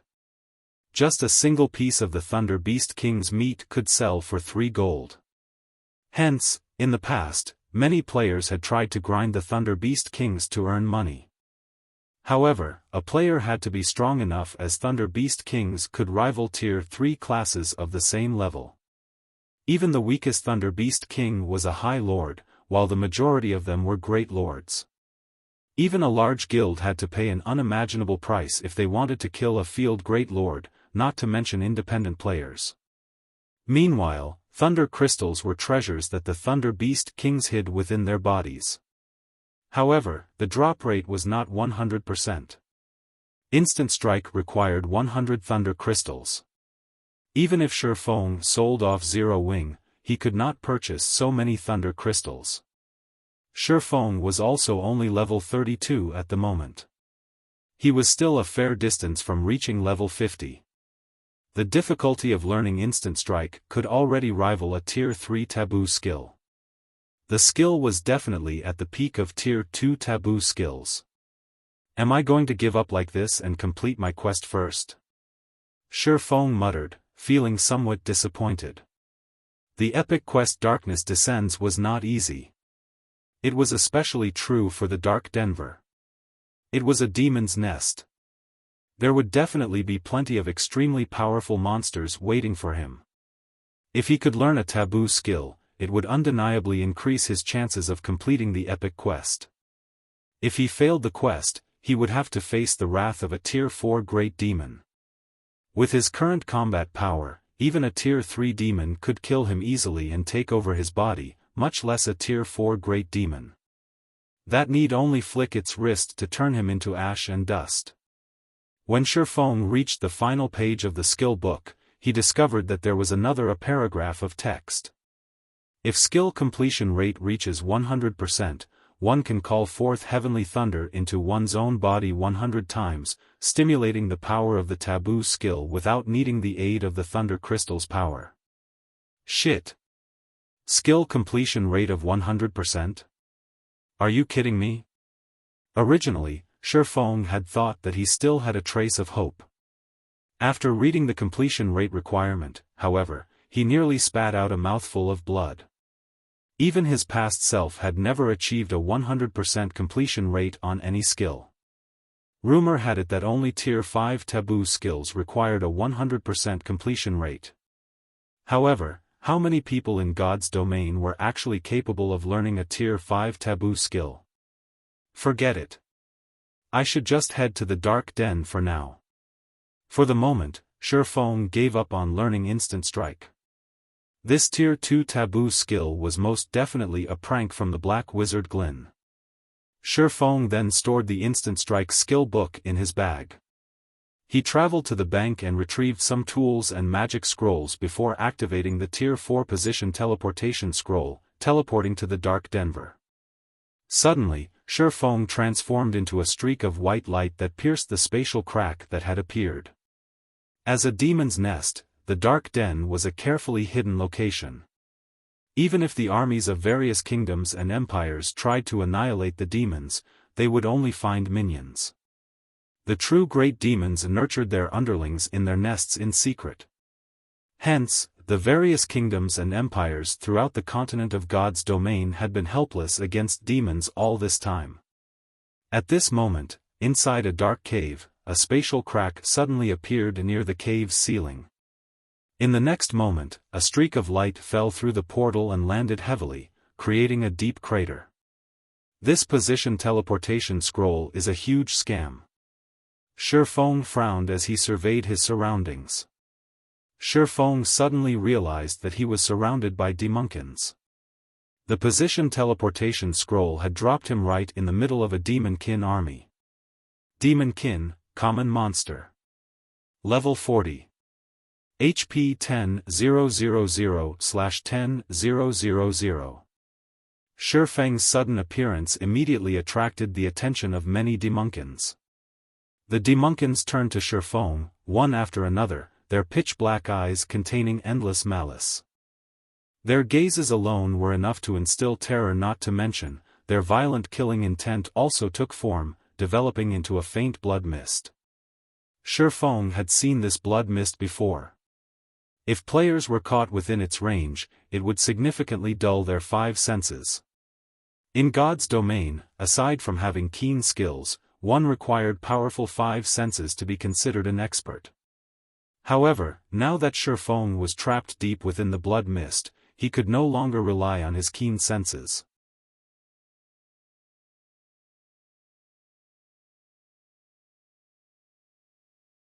Chapter 573, Another World. Such a powerful killing intent.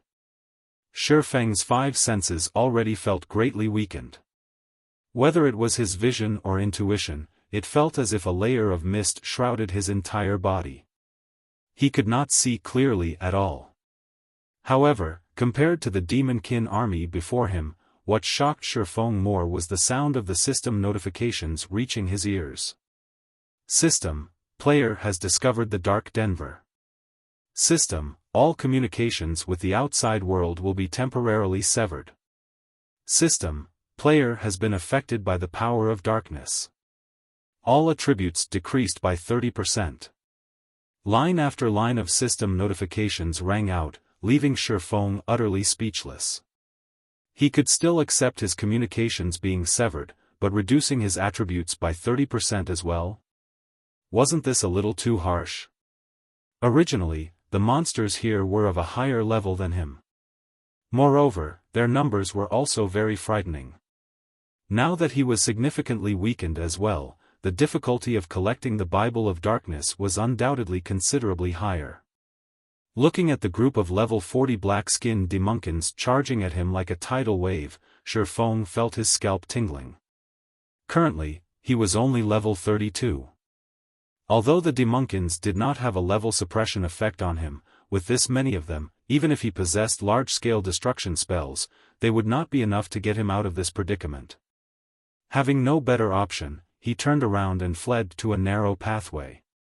Although Xiaofang's attributes had been reduced by 30%, his HP falling from over 10,000 to just over 8,000, and his strength and agility likewise seriously compromised. Xiaofan's equipment was simply too good. Despite his 30% attribute reduction, his speed still greatly surpassed that of the demonkins chasing after him. Very quickly, the demonkins on his tail were eating his dust.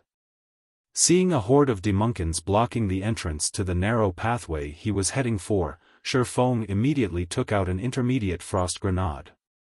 Intermediate frost grenade. Effective against monsters and players below level 70. Deals 800 frost damage to a radius of 12 yards, freezing targets for 5 seconds, then reducing movement speed by 60% for a duration of 12 seconds. Each grenade cost 10 silver, enough money to sustain an ordinary player in God's domain for quite some time. To ensure he could complete this epic quest of his and obtain the Bible of Darkness, Xiaofan had been provisioning all this time. Meanwhile, the frost grenades were one of these provisions of his. He had even amassed plenty of advanced frost grenades, which cost 70 silver each. The number of demonkins before him was simply too frightening. This was no longer a problem he could solve by relying on technique. He could only use absolute power to break through. Hence, this was the best time to employ the frost grenades. Tossing out one intermediate frost grenade. A large patch of demonkins was instantly frozen solid, damage of -800 emerging above their heads. A large ice flower suddenly bloomed within the originally pitch-black area. Inside this dark cave, this ice flower looked extraordinarily beautiful and holy.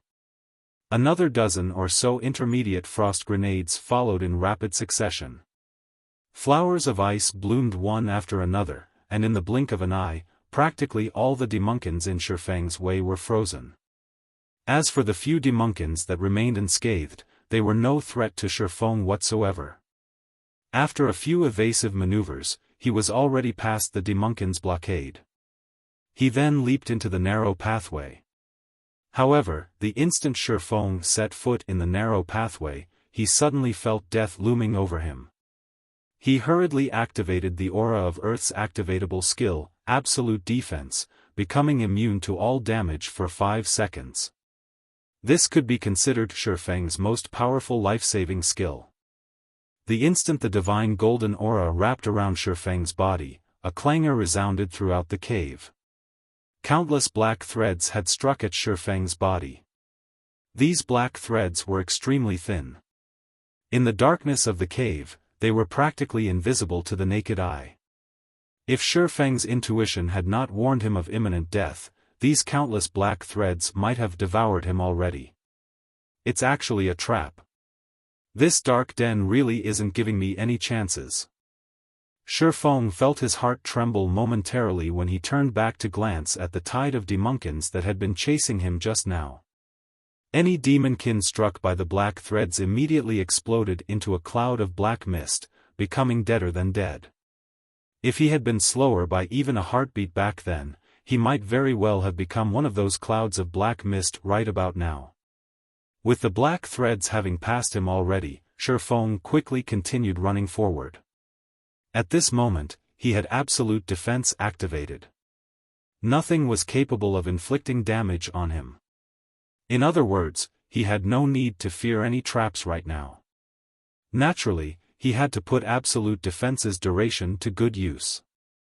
Moreover, in God's domain, the more dangerous a location was, the more profitable it was. Any place filled with plenty of traps definitely hid treasures. The presence of traps in this pathway meant that this path was not a dead end, which gave Xiaofan even more reason to advance through it. During absolute defense's duration of 5 seconds, with even Windwalker activated, Xiaofan triggered a total of 4 traps. However, absolute defense blocked them all. That was close. Fortunately, I have the 7 luminaries ring. Otherwise, I wouldn't even make it past the front door. Xiaofan halted his steps, breathing out a sigh of relief as he looked at the demonkins chasing after him. After receiving the attacks of multiple traps, the number of demonkins still alive numbered less than 100. Moreover, now that absolute defense's duration had run out, only death awaited him if he advanced rashly. Hence, he might as well deal with these demunkins in the meantime. Swinging the abyssal blade, Xiaofan activated Skywheel Sword. Countless divine swords descended from above, immediately trapping these demunkins within the cramped space. Meanwhile, damages of over -3,000 and -6,000 points appeared over every demunkin's head. Right after that, Xiaofan switched out the aura of earth for the aura of fire, then promptly cast Firestorm on these demunkins. A moment later, silence filled the poorly illuminated cave. Simultaneously, Xiaofan's EXP soared. There was a difference of 8 levels between Xiaofan and the demunkins. Even if the demunkins were just common monsters, the total EXP they gave was still plenty. However, at the end of the day, common monsters were still common monsters. They had dropped practically nothing at all. Following which, Xiaofan patiently waited for Absolute Defense's cooldown to end before advancing down the pathway once more. By repeatedly running and stopping, Xiaofan triggered an unknown number of traps before finally arriving at the exit of the narrow pathway. The instant he stepped out of the pathway, his eyes suddenly flinched. Why is there sunlight here? Xiaofan wondered, unable to contain his surprise. His eyes had already adapted to the darkness of the cave. Now that he suddenly emerged into bright light, his eyes failed to adjust to the abrupt change, causing his vision to go bleary.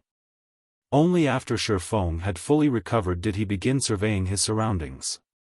Tall mountains and flowing water. White clouds dotting the sky. Lush green forests that covered everything. How was this place a demon's abode? Even paradise paled in comparison to this place. What sort of situation is this? Xiaofan turned around to look at the cave behind him. A layer of black film covered the cave entrance, and he could not see anything inside the cave at all, similar to how he had been unable to see anything outside the cave before. Did I exit from the dark den? No, that's not right. The system has not notified me that I have left the dark denver. Moreover, my communication system hasn't recovered yet, proving that I have not left the dark den, and am in fact still inside the dark denver. Xiaofan shook his head. He had little to no understanding of the dark denver. All he knew was that Fantasy Extinguisher had completed this quest in the past and had brought immeasurable improvements to his guild.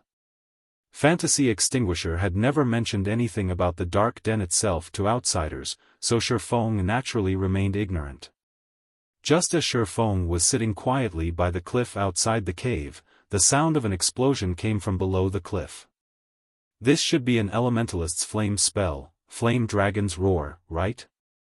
Xiaofan looked at the massive flame dragon soaring up from below the cliff. Unable to help his surprise, he muttered, "Is there an elementalist battling down below?"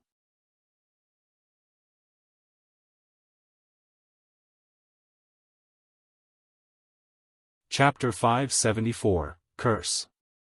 The battle below the cliff grew in intensity as more time passed. Aside from the booming of violent elemental mana, there were also thundering roars and the constant clash of metal reverberating in the canyon. That's one intense battle. Seeing the trees being shattered and felled one after another, Xiaofan could not help but take a closer look at the ongoing battle. In the forested canyon, Xiaofan could see a massive shadow moving through the trees. This shadow left a trail of destruction everywhere it passed. Such a powerful monster. Judging from its strength, which allows it to sweep away all obstacles in its path, it should not be any weaker than a chieftain. Xiaofan then jumped off the cliff to take a closer look at the situation below. He had come to the dark den to complete his epic quest. This sudden battle before him might very well have some relation to the quest. Naturally, he had to go check it out. If an ordinary player were to jump down from a cliff that was over 100 meters tall, they would die the instant they landed. However, Xiaofan did not mind.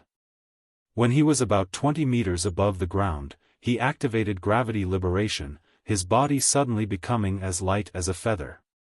Due to the immense air resistance, Xiaofan's descent decelerated sharply, so he landed safely. The instant Xiaofan's feet touched the green grass, he activated omniscient eyes, allowing him to perceive every movement within a radius of 100 yards. With this, he would be able to react immediately at the first sign of danger.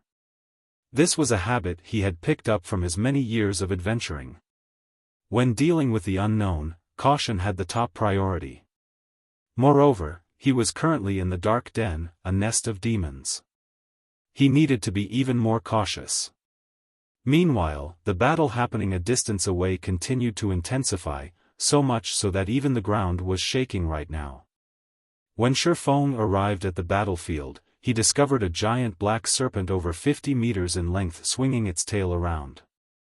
With a single sweep, the serpent easily sliced apart a tree over 1 meter in diameter, leaving the surface of the cut as smooth as a mirror. With another casual swipe of its tail, the serpent split the ground, opening a deep gorge. Every one of the serpent's actions was capable of causing massive changes to its surroundings. Dark Magic Serpent, Dark Creature, Chieftain Rank. Level 42. HP 800,000/800,000. Meanwhile, fighting against the Dark Magic Serpent was a party of 6 players. Moreover, the players in this party were extremely powerful, with the average level of the party being level 29. Even in Zero Wing, only Blackie had reached this level. A level 29 shield warrior currently stood at the forefront, fending off the serpent's attacks, while 2 mages and a ranger bombarded the chieftain with a relentless stream of attacks. A druid and a cleric standing at the rear line were also continuously healing the shield warrior. For a time, the battle remained at a stalemate. Iron Wrist, be careful. It's using vicious venom, hurriedly reminded the ranger standing at the rear line when he saw the serpent's belly expanding. Relax. The shield warrior named Iron Wrist laughed, and instead of preparing to dodge, he took the initiative to charge at the Dark Magic Serpent. The Dark Magic Serpent opened its mouth and began spewing black mist into its surroundings. All vegetation that came into contact with this black mist immediately withered and turned into ash. In the next moment, the shield warrior rushing forward used shield bash on the serpent's abdomen, interrupting its skill and putting an end to the stream of black mist coming out of the monster's mouth. The black mist surrounding the chieftain began thinning out right away. However, the shield warrior was also poisoned as a result of his frontal assault, the skin all over his body turning pitch black. His HP started decreasing rapidly, losing 3,000 HP with each passing second. In the blink of an eye, the shield warrior's HP hit a critical level. Fortunately, the cleric of the party had long since been prepared for this situation. He quickly cast Detoxify on his companion, cleansing the serpent's venom just as it was about to deal damage for the 3rd time. Meanwhile, the druid beside the cleric had also promptly cast Life Restoration, healing the shield warrior for over 2,000 HP, followed by a hot effect that recovered more than 300 HP every second, pulling the shield warrior out of death's grip. Meanwhile, angered at the interruption of its skill, the Dark Magic Serpent swept its tail at the shield warrior. At this time, a golden arrow shot towards the serpent's tail. The instant the golden arrow collided with the serpent's tail, it transformed into numerous chains that tied the serpent to the ground. However, the Dark Magic Serpent's strength was too powerful. In the blink of an eye, it shattered the chains binding it and resumed its attack on the shield warrior. At this moment, the elementalist of the party used Ice Wall, creating a wall of ice between the serpent's tail and the shield warrior. When the serpent's tail collided with the ice wall, its speed fell drastically. As a result, the shield warrior managed to dodge the chieftain's attack effortlessly. The entire process was like flowing water. The members of the party were perfectly attuned to one another. Despite the Dark Magic Serpent having the advantage in levels, this party of 6 was toying with it. Such amazing coordination, Xiaofan could not help but praise. Just who are these people? The Dark Magic Serpent was a level 42 chieftain. Even a guild's elite team would do their best to avoid such a monster. Yet, right now, a party of independent players was fighting it handily. However, the thing that shocked Xiaofan the most right now was the fact that there were actually other players in the Dark Den as well. The Dark Den was very mysterious and well hidden. He had arrived in this place only after using a Tier 4 magic scroll. Meanwhile, these players before him had actually managed to find their way here. It was simply inconceivable. At this moment, Xiaofan could not help but wish he could rush forward and question these people right away. If they truly had some other method to get to this place, he could then bring some helpers to help him complete his epic quest. That way, his chances of success would be even higher. However, he suppressed this urge of his. Instead, he remained hidden in the forest as he quietly observed this party of players. There were many incidents of players plundering other players in God's domain. Currently, this party was still in the thick of battle against the dark magic serpent. His making an appearance right now without any warning was highly likely to lead to misunderstandings. At that time, how was he supposed to get the secret of coming to this place out of them? Time passed little by little. The dark magic serpent's HP continuously decreased, and soon enough, its HP fell to 30%. SSS. The dark magic serpent suddenly hissed loudly, its entire body exuding black mist. Very quickly, this mist then wrapped around the chieftain's body and transformed into pitch-black scales. Under the bright sunshine, the scales released a blinding black light. Chieftain-ranked monsters normally entered a berserk state when their HP fell below a certain level. Currently, the dark magic serpent's HP had dropped to 30%, which just so happened to trigger the condition for going berserk. After the pitch-black scales were fully formed, the dark magic serpent was like an iron serpent. Not only had its defense and magic resistance improved significantly, but even its strength had also increased by at least 30%. Right now, its every attack shook the earth. However, the party of 6 had long since been prepared for this situation. The cursemancer of the party immediately began tracing a large number of runes in the air, while chanting verse after verse of incantations. The density of the surrounding elemental mana had also started rising sharply. Amazing! That cursemancer has actually learned the Tier 1 curse skill, Dark Storm. Xiaofan could not help his surprise when he saw the runes drawn out by that cursemancer.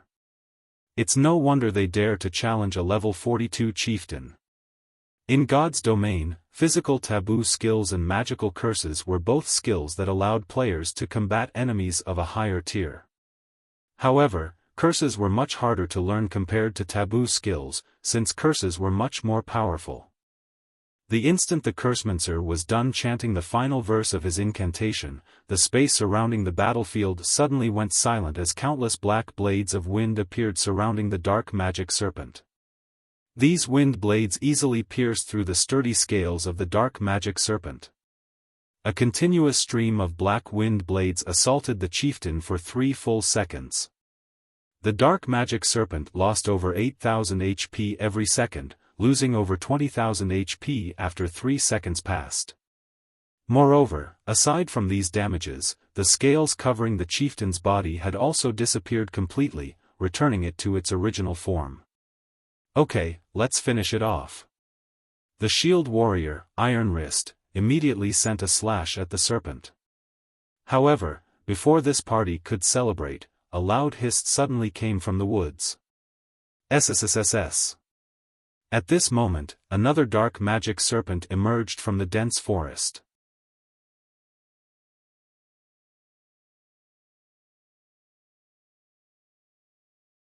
Chapter 575, 24 Consecutive Strikes. Damn, it actually called a companion. Iron Wrist frowned. The other party members also grew anxious at the arrival of another dark magic serpent. Facing one was already their limit. Moreover, their only curse was on cooldown, and it would be quite some time before they could use it again. Iron Wrist, what are we going to do now?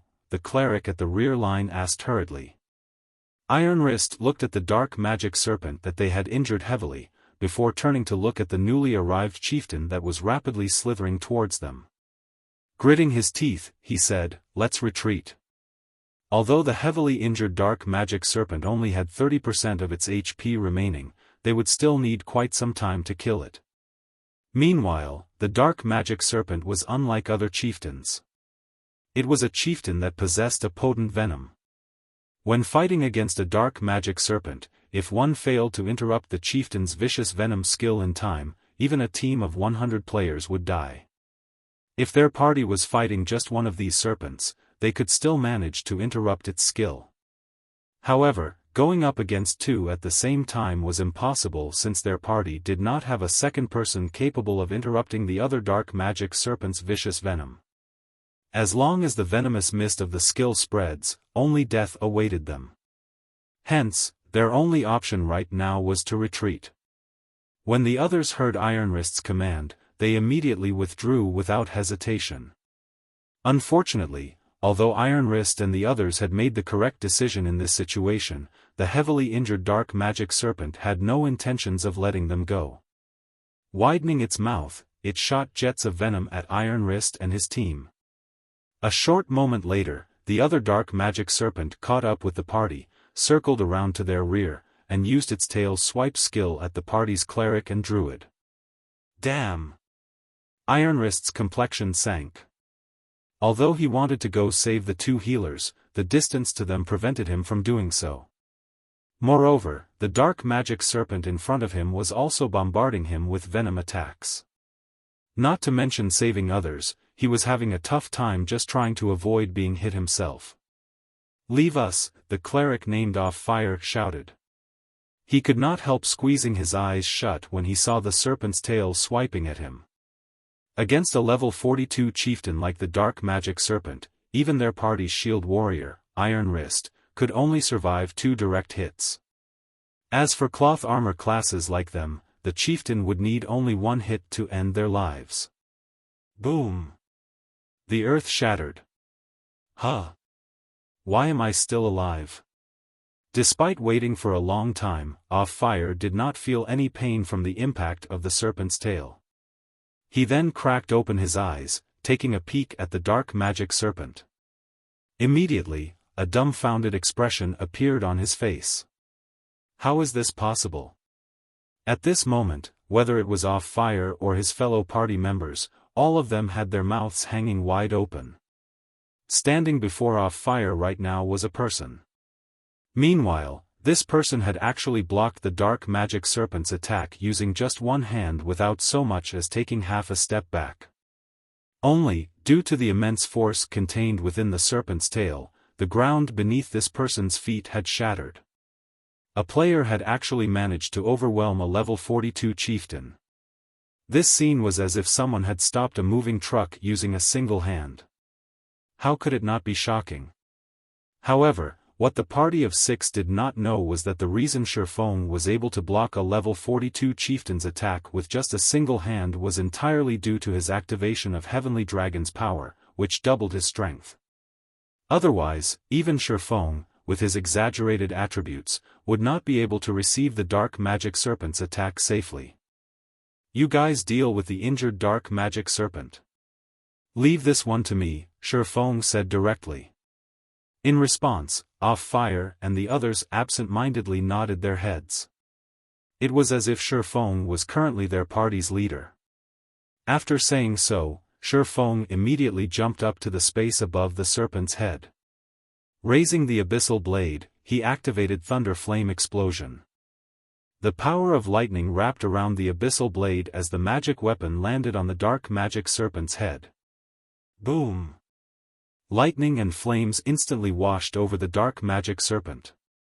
Even though the chieftain possessed very high defense and magic resistance, it still suffered over -6,000 damage from the attack. Who is this person? Is it really possible for a player to be that strong?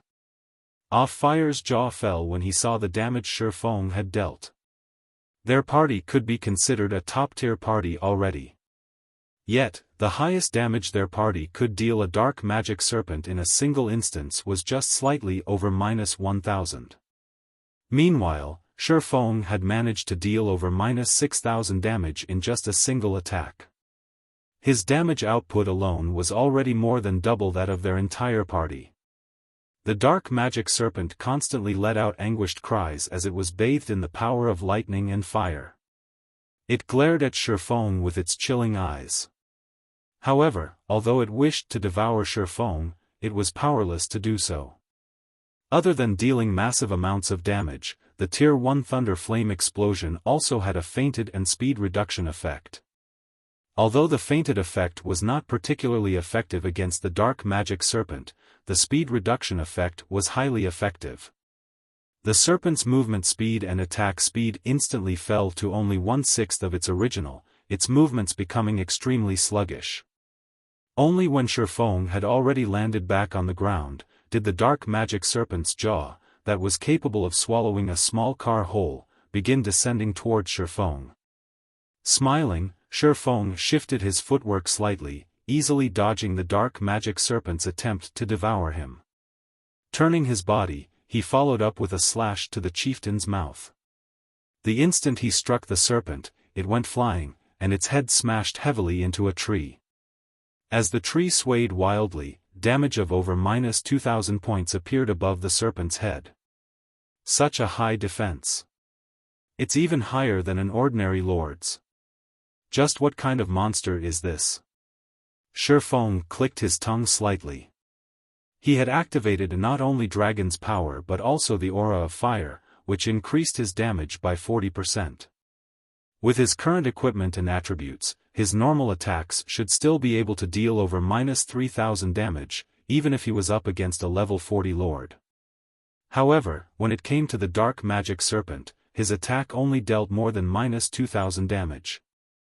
To the level 42 chieftain, which possessed 800,000 HP, that amount of damage was practically negligible. Just its battle recovery alone could regenerate 1% of its HP every 5 seconds. That was 8000 HP every 5 seconds.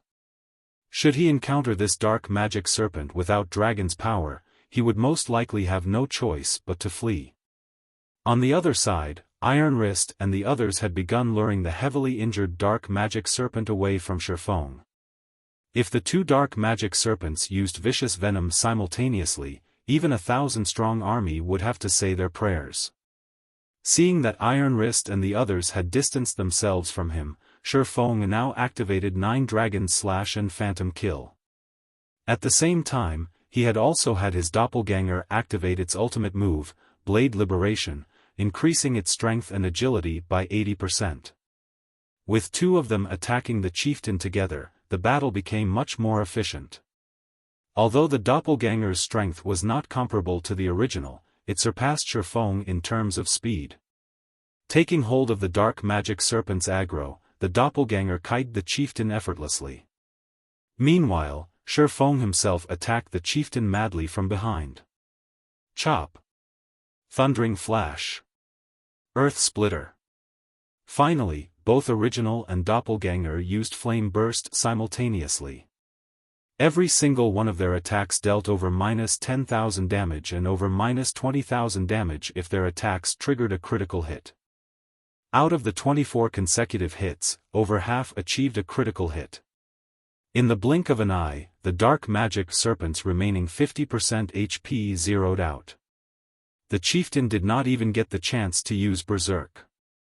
The dark magic serpent's death also allowed Xiaofang's EXP to soar. In addition to the difference of 10 levels, the EXP a field chieftain provided was also very generous. Aside from contributing a huge sum of EXP, the dark magic serpent dropped 7 items. Only 7 items dropped even after I activated Divine Providence? Isn't this dark magic serpent a little too miserly? Xiaofan was stunned when he saw only 7 items scattered on the ground.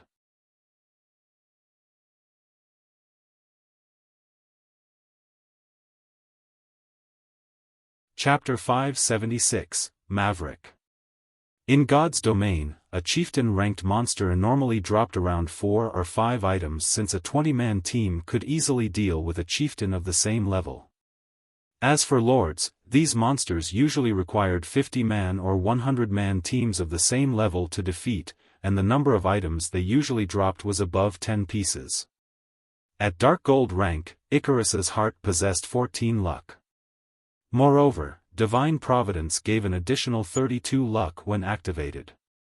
In total, Xiaofan could raise his luck up to 46 points. With so much luck, Xiaofan had a high chance of triggering a jackpot even if he were to kill a lord, not to mention a chieftain. Yet, the Dark Magic Serpent had only dropped 7 items. Moreover, all 7 of these items were very ordinary. Usually, players would have a tiny chance of obtaining fine gold equipment from field chieftains. However, among the 7 items Xiaofan obtained, there was no fine gold equipment at all. There were only 2 pieces of mysterious iron equipment and 2 pieces of secret silver equipment. All 4 were level 40 equipment. As for the remaining drops, they were 3 gray crystals. Taking a look at the crystals, information showed that all 3 were common items. What is going on here? Xiaofan was astonished when he saw the items the Dark Magic Serpent dropped. Despite his having such high luck, the chieftain dropped only such low-quality items. It was practically the lowest possible drop one could get from a chieftain. Xiaofan then shook his head, dispelling his thoughts as he quickly stored the drops. Whatever. Best to take a look at the situation on other side for now. Although the drops he obtained were unsightly, Xiaofan felt that it was somewhat reasonable after giving the matter some thought. The higher the level one reached in God's domain, the more difficult it was to obtain good equipment. When players reached level 40, the difficulty of obtaining level 40 secret silver equipment was no less than the difficulty of obtaining level 30 fine gold equipment at level 30. While Xiaofan was hurrying over to Iron Wrist's side of the battlefield, the fight there had yet to end. Currently, the Dark Magic Serpent still had 10% of its HP remaining. However, Iron Wrist and the others were not doing too well right now. Due to the unexpected ambush earlier, the party's mages and healers had depleted themselves considerably. Now that they resumed their conquest of the heavily injured Dark Magic Serpent, they found the battle extremely taxing. Hence, even after fighting for so long, they had managed to take away only 20% of the Dark Magic Serpent's HP. Everyone, keep it up. It has only 10% of its HP left. We should hurry up and finish off this Dark Magic Serpent, so that we can go help on the other side. Iron Wrist said as he blocked the chieftain's tail swipe using his shield. Everyone nodded in agreement, and they began using everything they had. The 2 mages each took out a Tier 1 magic scroll and started chanting. Tier 1 magic scrolls were life-saving items. Although the scrolls only contained Tier 1 skills, the might of the skills was much more than that of any ordinary Tier 1 skill. Most importantly, these Tier 1 magic scrolls did not require any mana to use. The ranger had also taken out 20 special arrows. These special arrows were consumable items. Although they were not as expensive as a Tier 1 magic scroll, the combined value of 20 special arrows was no less than that of 3 Tier 1 magic scrolls. The spells contained in the Tier 1 magic scrolls bombarded the Dark Magic Serpent one after another, each dealing over -3,000 or -4,000 damage, 3 or 4 times more damage than what the mage's own Tier 1 spells were capable of. The 2 mages' bombardment instantly reaped over 20,000 HP from the chieftain. Meanwhile, every one of the special arrows the ranger shot dealt around -1,500 damage to the serpent. After firing all 20 arrows, the ranger inflicted a total of -30,000 plus damage to the chieftain.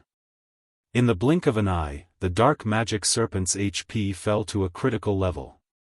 The chieftain constantly let out anguished shrieks as the spells and arrows visited numerous terrible wounds on its body. Die! Iron Wrist shouted as he used Beheaded. The Tier 1 Beheaded could instantly kill a monster with less than 5% HP remaining at a certain probability. Iron Wrist immediately slashed his saber down on the serpent's head, dealing nearly minus 30,000 damage to the chieftain and instantly killing it. SSS. The dark magic serpent hissed one last time before its body fell to the ground. Phew, our win this time sure didn't come easy. I wonder if it dropped, the cleric, off fire, said as he breathed out a sigh of relief, his hand wiping away the sweat that had gathered on his forehead. We don't have time to care about these things. Dustwind, you stay behind and pick up the loot, Iron Wrist instructed the elementalist beside him. Everyone else, follow me. Don't forget, we still have another full HP dark magic serpent we need to take care of. Without anybody to detoxify him, that person won't be able to last too long. Although they had seen how powerful Xiaofan was, the dark magic serpent was no ordinary monster. Particularly, without a cleric to deal with the chieftain's vicious venom, it was simply impossible for someone to defeat a dark magic chieftain all alone. When everyone heard Iron Wrist's words, they immediately readjusted their moods and promptly broke out into a run towards Xiaofang's side of the battlefield. However, before they managed to take 2 steps, they stopped cold. Everyone was stupefied. A person had suddenly walked out of the forest in front of them, and this person was none other than Xiaofan, the person they were just about to go save. Moreover, Xiaofan appeared completely unscathed. He had not lost even a single HP. There was also no sign of a dark magic serpent behind him, proving that he had not escaped his battle but had instead finished it already. The dark magic serpent had an extensive hunting range. As long as one remained within this region, the dark magic serpent would not give up on its pursuit. In other words, Xiaofan had single-handedly defeated a full HP dark magic serpent. Moreover, he had killed it much, much faster than they had. The difference in strength between them was simply unimaginable. Is he a monster? Off-Fire's eyes widened in disbelief as he looked at Xiaofan walking over slowly. Even our District 5's number 1 expert, Punishment Day, isn't capable of such a feat, right? That person is definitely a Maverick, a solo expert standing at the peak of all great experts. Once we return, we can go boast to those in the 6th party. Dustwind, the level 28 elementalist, exclaimed, his gaze filled with reverence as he looked at Xiaofan. Alright, enough fooling around. Stay serious. That person is our 7th party's savior, Iron Wrist said. In fact, just like his companions, Iron Wrist, too, was inwardly shocked by Xiaofan. It was definitely an honor to be able to become acquainted with such a solo expert out in the fields. While Iron Wrist and the others were happily chatting together, Xiaofan, who had overheard their conversation, grew confused. District 5? This was the first time Xiaofan had heard this term. In addition, Maverick? Did these people not see the guild emblem on his chest?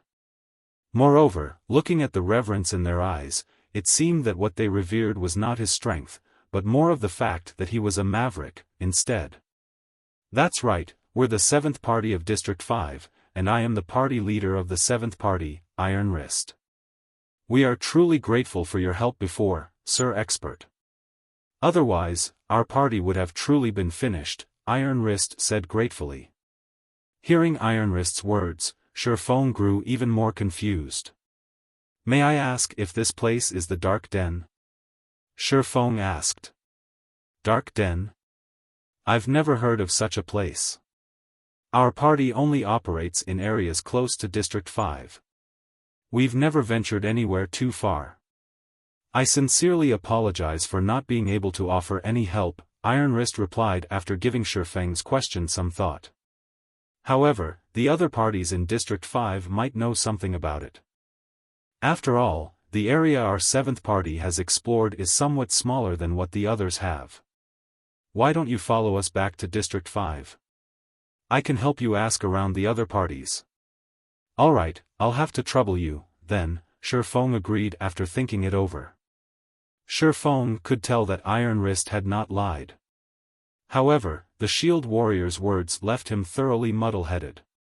He might as well go to this District 5 and take a look around. Meanwhile, when Iron Wrist's party heard Xiaofan agree to accompany them back to District 5, they all showed excited expressions.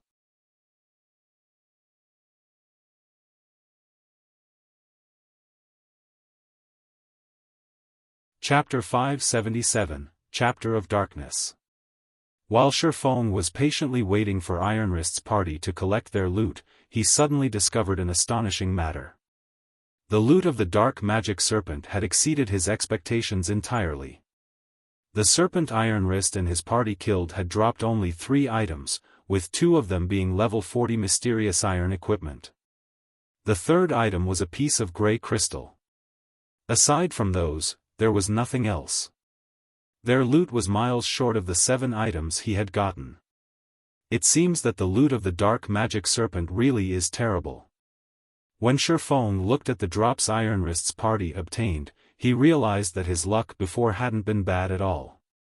Just as Xiaofan was about to lament the paucity of the dark magic serpent's loot, Dustwind, the elementalist of the party, suddenly jumped up in joy. "We've lucked out. It actually dropped." Dustwind laughed. "Really? Let me see." Off-Fire rushed to the elementalist, the expression on his face right now as if he had just won the lottery. "We've only been hunting dark magic serpents for 4 days, yet we've already managed to obtain it? That can't be, right?" Likewise, everyone else in the party ran over to the elementalist, one after another, excited expressions on their faces. Xiaofan could not help but be stunned at this sight. He had long since peeked at the party's loot using omniscient eyes. Although level 40 mysterious iron equipment was indeed a rare item right now, it was still useless to current players. Moreover, its basic attributes were only slightly better than level 30 fine gold equipment. With the strength of Iron Wrist's party, would level 40 mysterious iron equipment be able to even enter their eyes by the time they reached level 40? Was there a need to get this excited? Wah! Leader, it really dropped. We've hit the jackpot this time. Off-Fire said as he showed off the grey crystal in his hand to Iron Wrist. After Iron Wrist accepted the grey crystal, he took a look at it before gritting his teeth and passing it to Xiaofan, saying, "Brother expert, you saved our 7th party. We don't really have anything we can offer to you in gratitude, so please accept this soul crystal on our behalf." This, Xiaofan was stunned momentarily.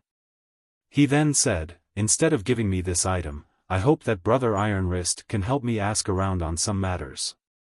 You can take this item as remuneration for your efforts." "This won't do. The value of a single soul crystal far surpasses the price required for us to ask around for information," Iron Wrist refused. He then pondered slightly before continuing, "Why don't I use gemstones of equal value to trade for it?"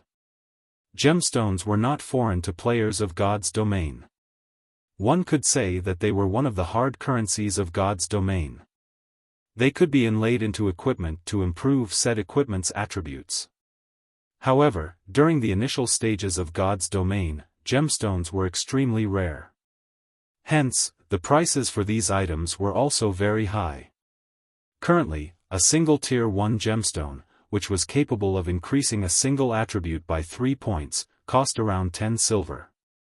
As for Tier 2 gemstones, capable of increasing a single attribute by 6 points, they cost around 90 silver. Among the variety of Tier 2 gemstones, the ones that increased strength, agility, or intelligence could sell for up to 1 gold. To current players, the best gemstones obtainable right now were Tier 2 gemstones. "Sure," Xiaofan agreed. "Great. Our party has a total of 23 Tier 2 gemstones and 89 Tier 1 gemstones. However, we don't have too many on hand right now, most of them are in our warehouses. Can I pass you the remaining ones after we return to the district?" Iron Wrist asked, somewhat embarrassed. Xiaofan was greatly shocked by the shield warrior's offer. If he sold all these gemstones, he could get roughly 30 gold in total. Moreover, that 30 gold was only part of the soul crystal's actual value. Since Xiaofan had already promised to exchange it, he naturally would not regret his decision. Hence, he promptly accepted all the gemstones Iron Wrist currently had on him. Xiaofan could tell how desperate Iron Wrist and his party members were for the grey crystal. Moreover, it seemed that they had come here solely to farm for this soul crystal. In any case, Xiaofan had no use for this item right now. He also had another 3 crystals sitting inside his bag. If he really needed more in the future, he could simply come and kill more dark magic serpents. With divine providence, he could easily obtain plenty of soul crystals. Following which, Xiaofan accompanied Iron Wrist and the others back to District 5. To put it simply, District 5 was an area enclosed within a gigantic magic array. There was a small town inside this area, and the number of players residing within this town was relatively low. Although there were not many players here, the players had very high levels. Every one of them was level 26 or above. They were higher leveled than even the elite players of guilds. Moreover, the equipment these players wore were of very high quality, with the weakest being mysterious iron equipment, and the majority being secret silver equipment. Only the elite members of Zero Wing could possibly compare to these ordinary players. Why aren't there any NPCs guards here? Xiaofan could not help but ask. After surveying the streets for a while, he had not seen any NPC guards whatsoever. NPC guards were normally used to maintain town security and to prevent fights between players. Not having any NPC guards was not good news to ordinary players. NPC guards? What's that? Iron Wrist asked curiously. They're NPCs meant to maintain the security of the town and prevent players from trying to kill each other, Xiaofan replied, surprised. District 5 doesn't have such NPCs, as we're inside a safe zone. Within the safe zone, no player can attack anyone. Hence, town security is very high. Moreover, our District 5 is very powerful. We've accumulated enough soul crystals to even establish a new training facility already. On the other hand, Districts 6 and 7 are only able to defend themselves against monster assaults, Iron Wrist proudly explained. I see. Xiaofan nodded. He more or less understood what was going on now. God's Domain was an extremely mysterious game. The main God system was also constantly expanding God's Domain itself. Depending on the region a player resided in, the gameplay they experienced would indeed be somewhat different. Xiaofan had encountered such situations a few times in the past. Only, he had not expected the gameplay here to be this different from where he came from. It felt as if the players here were playing a city-building game, protecting and developing the cities they belonged to. This was just like how a guild would establish their own town or city. However, there was yet to be a single guild capable of constructing their own city. Soon, Iron Wrist and his party set out to help Xiaofan gather information related to the Dark Denver. Meanwhile, Xiaofan himself went to a bar to collect information about this place. Did you hear? Our few districts have recently joined forces and are preparing to go on a crusade against Gloomy Valley. The Crusading army is currently recruiting members as well. As long as we can get rid of the Great Lord Noya inside Gloomy Valley, we will be able to open up new maps, a guardian knight inside the bar said to his companions after taking a sip of red wine. I heard that the top 10 parties of our District 5 can join the Crusading army directly. Unfortunately, my party is ranked more than 50, and will have to pass a test if we want to join the coalition, an assassin said with disappointment. That's right. As long as we can defeat the Great Lord, we will be able to obtain the Chapter of Darkness. At which point, the monster assaults will become much easier to handle.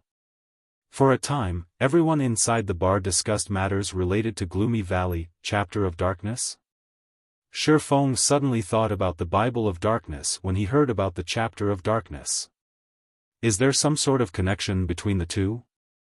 His quest required him to obtain the Bible of Darkness. However, he had no clue as to how he should go about doing so. Meanwhile, the chapter of darkness could possibly be an important clue. It seems that I'll have to make a trip to Gloomy Valley myself, Xiaofan quietly muttered.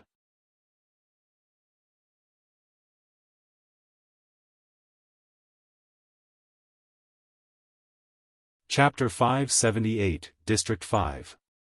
Time passed little by little.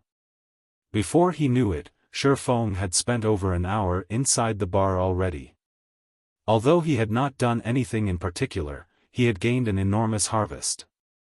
The bar was somewhere players often conversed and exchanged information with each other, so collecting information was effortless, particularly information regarding District 5. After going through the information he had, Xiaofan finally understood what kind of place District 5 was. He could not help but admit that it was similar to the real world. To put it simply, District 5 was a simple shelter that allowed players to stay at a close distance to high-leveled monsters, removing the need to waste large amounts of time on travel. As there were no teleportation arrays here, players had to rely on their own 2 feet to get anywhere. Due to the large number of ferocious monsters in the area, players would generally form parties when venturing into the fields, not daring to go solo. Any player capable of moving solo in the fields was an expert among experts. These solo players were known as Mavericks, and they were the definition of strength. Hence, they were admired by many players. Besides that, shelters also served as a defensive measure against monster assaults because the nights in this place was extremely terrifying. How terrifying were they? At nighttime, monsters would group up and actively assault players. Even a 100-man team would not survive without the protection of the shelter. Moreover, even if players were inside the shelter, they still needed to face the tsunami of monsters. Hence, the players here had no choice but to work together to fend off these monsters. If the shelter were compromised, then the activity range of players would be similarly affected. They would have no choice but to move their base of operations to a lower-level region. In the future, if they wished to grind high-level monsters, they would have to waste a lot of time traveling from a low-level region to a high-level region. Meanwhile, the nights here were longer than days. Out of the 48 hours in each day, 30 hours consisted of nighttime with only 18 hours of daytime. The time available for players to level up and improve themselves was much more limited. This situation further emphasized the importance of shelters. After all, if players were to waste 8 to 9 hours on travel every day, how were they supposed to level up? Nevertheless, it was this dire situation that allowed the players here to have very high levels. District 5 was one of the shelters located in a high-level region. The players here did not have to waste a large amount of time on travel to encounter high-level monsters, go to high-level dungeons, or take on high-level quests. As the players here had to face the assault of a monster army every night, not only could they gain a considerable amount of EXP from killing these monsters, but they could also take the opportunity to complete high-level quests, obtaining significant sums of money and equipment. Meanwhile, the most precious resource for a shelter was the Soul Crystal. This item could be used to strengthen the magic array enveloping the shelter, significantly weakening the monsters within the magic array's range and giving players an easier time pushing back the monster armies. If players donated soul crystals to the shelter, they could receive large amounts of contribution shares in return. Contribution shares were equivalent to money in shelters, and players could use these points to purchase some specific items to strengthen themselves. For example, the Tier 1 curse that Iron Wrist's party wielded was one of the good items acquired using contribution shares. Hence, the players here had a great desire for soul crystals. Only, this item was truly useless to Xiaofan. He would not be living in this place. He was only going to stay here as a guest until he completed his quest. Although the soul crystals are useless to me, it won't be a bad idea to exchange them for some gemstones. Xiaofan suddenly thought of a good idea to make money as he looked at the 3 soul crystals inside his bag. Compared to the outside world, gemstones were much more easily obtained in this place. During the monster attacks at night, there was no lack of chieftain and lord ranked monsters. Chieftains had a high chance of dropping tier 1 gemstones, while lords might even drop tier 2 gemstones. Hence, the supply of gemstones here was much higher. In the outside world, players very rarely had the chance to inlay gemstones into their equipment. In here, however, it was very normal for players to have all the equipment on their bodies inlaid with gemstones. As a result, the basic attributes of the players here were much higher than those of players in the outside world. Meanwhile, the prices of gemstones here were also much cheaper. Outside, each tier 1 gemstone sold for 10 silver, whereas tier 2 gemstones sold for 90 silver to 1 gold per piece. In here, however, 5 silver could buy a tier 1 gemstone, whereas tier 2 gemstones only cost around 40 silver. As for soul crystals, each piece could sell for up to 40 gold. Even then, players would still fight to buy it. The drop rate of soul crystals was abysmally low, and only chieftains that were level 40 or above had a slightly higher drop rate. This was also the reason why Ironwrist's party had gone hunting for chieftains over level 40. By the time Xiaofan was done compiling the information he had gathered, Ironwrist had also entered the bar together with a silver-armored guardian knight. The instant this bearded man with thick eyelashes entered, the bar fell silent. Every player inside the bar immediately turned to look at this guardian knight one after another. What's the party leader of the third party, Discipline Paradise, doing here? Is Discipline Paradise here to recruit members? How could it be? That's the third party of our District 5. Even if he were recruiting more members, he would choose from their list of available candidates first. Why would he come to a bar looking for members? I heard that the 6 official members of the third party have all learned tier 1 curses and taboo skills. They can go out to grind without fear even during the night. That's right. The third party's strength is currently the closest to the first party. It is highly possible that, after the next ranking battle, Discipline Paradise will become the leader of the second party. Everyone inside the bar looked at the silver-armored knight with gazes of admiration and reverence. In a shelter, the higher ranked a party was, the more resources they could obtain. In addition, they would also gain greater access in the shelter, allowing them to purchase items that were not available to regular parties. That way, their party's strength would improve even faster. Soon, Discipline Paradise and Iron Wrist arrived before Xiaofan, who was currently seated at a corner of the bar. Brother Expert, let me introduce you. This here is the leader of our District 5's third party, Discipline Paradise. He's quite knowledgeable about the dark den you spoke of, Iron Wrist said, smiling. Hello, you can just call me Discipline. Discipline Paradise smiled.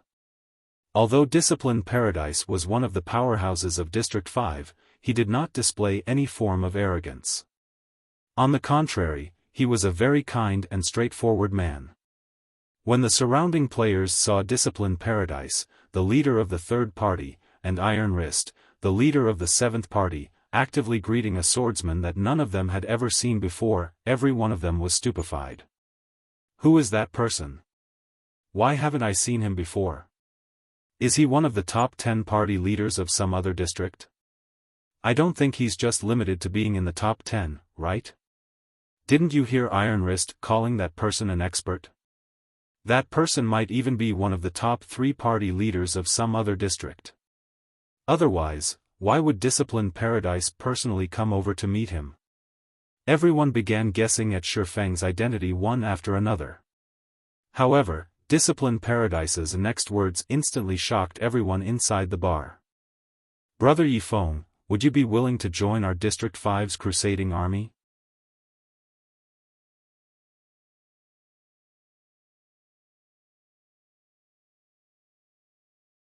Chapter 579, Crusading Army. Join the Crusading Army? Xiaofan began pondering silently. He did indeed want to go and take a look at Gloomy Valley, with his goal for going there being the chapter of darkness. After all, there might be some sort of connection between the chapter and the Bible of Darkness. However, he had intended to go there by himself. There was only a single chapter of darkness. With so many people wanting to obtain it, how was he supposed to get it if he went with a group? It was also unlikely that everyone would give him the chapter of darkness. Hence, the only way for him to obtain it was to move alone. That way, he would not have to share the chapter with others. Based on the information he had gathered earlier, there was no need to defeat the Great Lord Noya to get the chapter of darkness.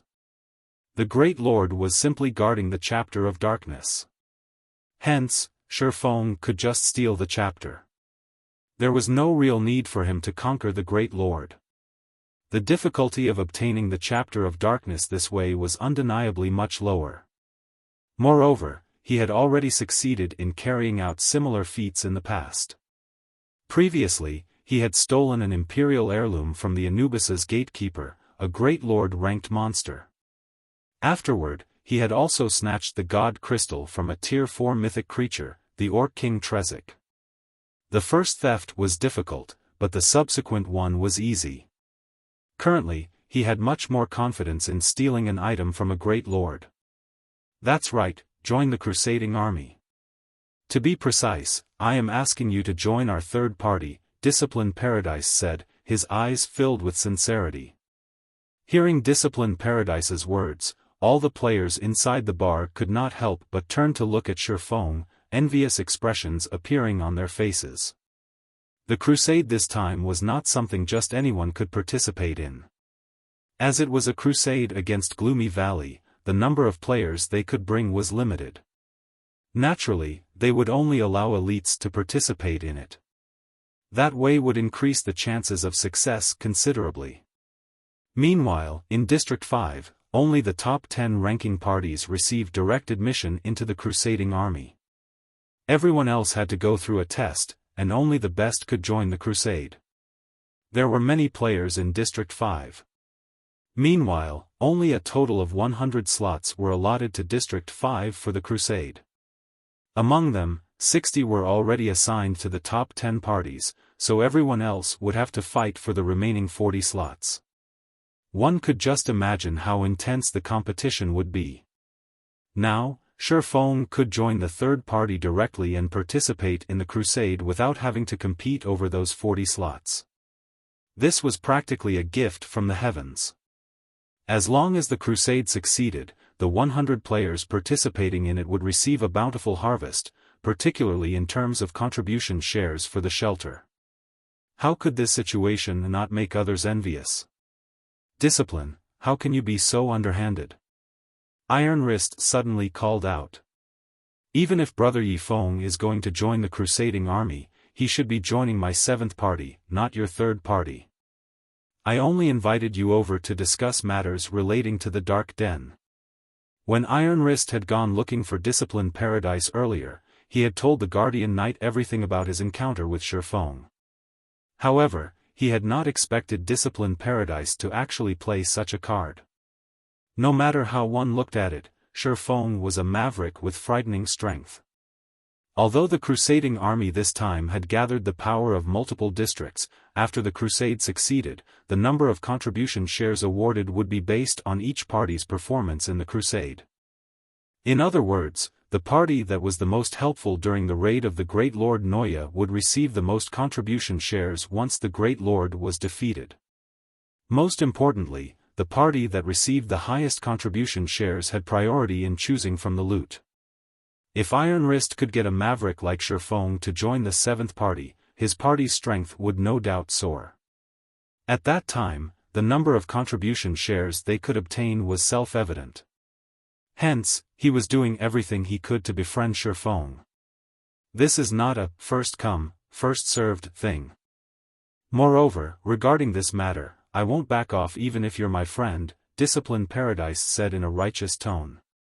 Also, it will be of great help to Brother Yifeng if he joins my 3rd party. Suddenly, Discipline Paradise and Iron Wrist began arguing with each other over Xiaofan. What is this situation? Can someone tell me who that swordsman is? The scene of 2 District 5 big shots arguing over an unknown swordsman stunned the players drinking inside the bar. Great help? Xiaofan could not help but ask, may I know what kind of help Brother Discipline is referring to? The Chapter of Darkness. Discipline Paradise sent a whisper to Xiaofan. This item serves a huge purpose for shelters. However, it is also closely related to the Dark Denver. From the information I gathered, the Chapter of Darkness is a key meant to open the Dark Denver. Since Brother Yifeng wishes to go to the Dark Den, you will naturally have to obtain the Chapter of Darkness. However, the Chapter of Darkness is in the Great Lord Noya's hands. If one wishes to obtain it, they will have to either kill or steal the chapter from the Great Lord. Only, the latter option is practically impossible. The only feasible method to gain the chapter is to kill the Great Lord. As long as Brother Yifeng joins our party, we will definitely have a chance to become the top contributing party in the crusade. At that time, we can choose the Chapter of Darkness as our reward. I will then use the Chapter of Darkness to open the Dark Den for Brother Yifeng. What does Brother Yifeng think about this? So that's the case. Xiaofan suddenly came to a realization. Nodding, he said, all right, then. I'll agree to your proposal. However, I wish to change the conditions a little. Change the conditions? Discipline Paradise asked, slightly worried. What conditions? You can't be wanting the Chapter of Darkness itself, right? The Chapter of Darkness had only two functions, empowering the magic array of a shelter and opening the Dark Denver. To a Maverick, the first function was obviously useless. This was also the reason why Discipline Paradise had come looking to cooperate with Xiaofan. Rest assured, I don't want the Chapter of Darkness. Only, if I manage to obtain the Chapter of Darkness by myself, what will you use to exchange for it? Xiaofan asked secretly. Obtain the Chapter of Darkness by yourself? How can that be possible? Discipline Paradise asked, stunned. I am only saying, if, Xiaofan laughed. If you manage to get the Chapter of Darkness by yourself, I will definitely provide you with sufficient remuneration, taboo skills, curses, top-tier equipment, whatever, as long as you are willing to exchange it. Discipline Paradise did not know what was going through Xiaofang's mind, but if he could obtain the Chapter of Darkness, it would be of great help to their party. Hence, he was willing to pay any price for it. Xiaofan was slightly stunned after hearing Discipline Paradise's words. Exchanged taboo skills can be traded? Xiaofan asked softly. Discipline Paradise nodded. Of course. Only, the price required to do so is somewhat high. However, for the Chapter of Darkness, I am willing to pay 6 Tier 1 taboo skills. 6. Xiaofan shook his head. If I obtain the Chapter of Darkness, I want to exchange it for a Tier 1 taboo skill for every class, as well as the activation of the Dark Denver. Can you really do it? Discipline Paradise asked in surprise. A Tier 1 taboo skill for every class, this price was indeed frightening.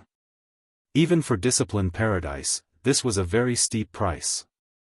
The Chapter of Darkness was merely a dark gold item with a somewhat special function. In truth, it was worth only 7 or 8 pieces of dark gold equipment. Meanwhile, the value of a taboo skill was no less than a piece of dark gold equipment. Since there was a total of 12 major classes, that meant a total of 12 taboo skills, equivalent to 12 pieces of dark gold equipment. Dark gold equipment was considered a luxury item for any party. If one had to give away 12 pieces all of a sudden, any party would feel a sting in their hearts. However, compared to this painful price, what Discipline Paradise was most concerned about was whether or not Xiaofan could obtain the Chapter of Darkness. You're tuning into the Xiaofan's Wuxia Tales YouTube channel. Don't forget to subscribe and join us on this journey to catch the most captivating stories.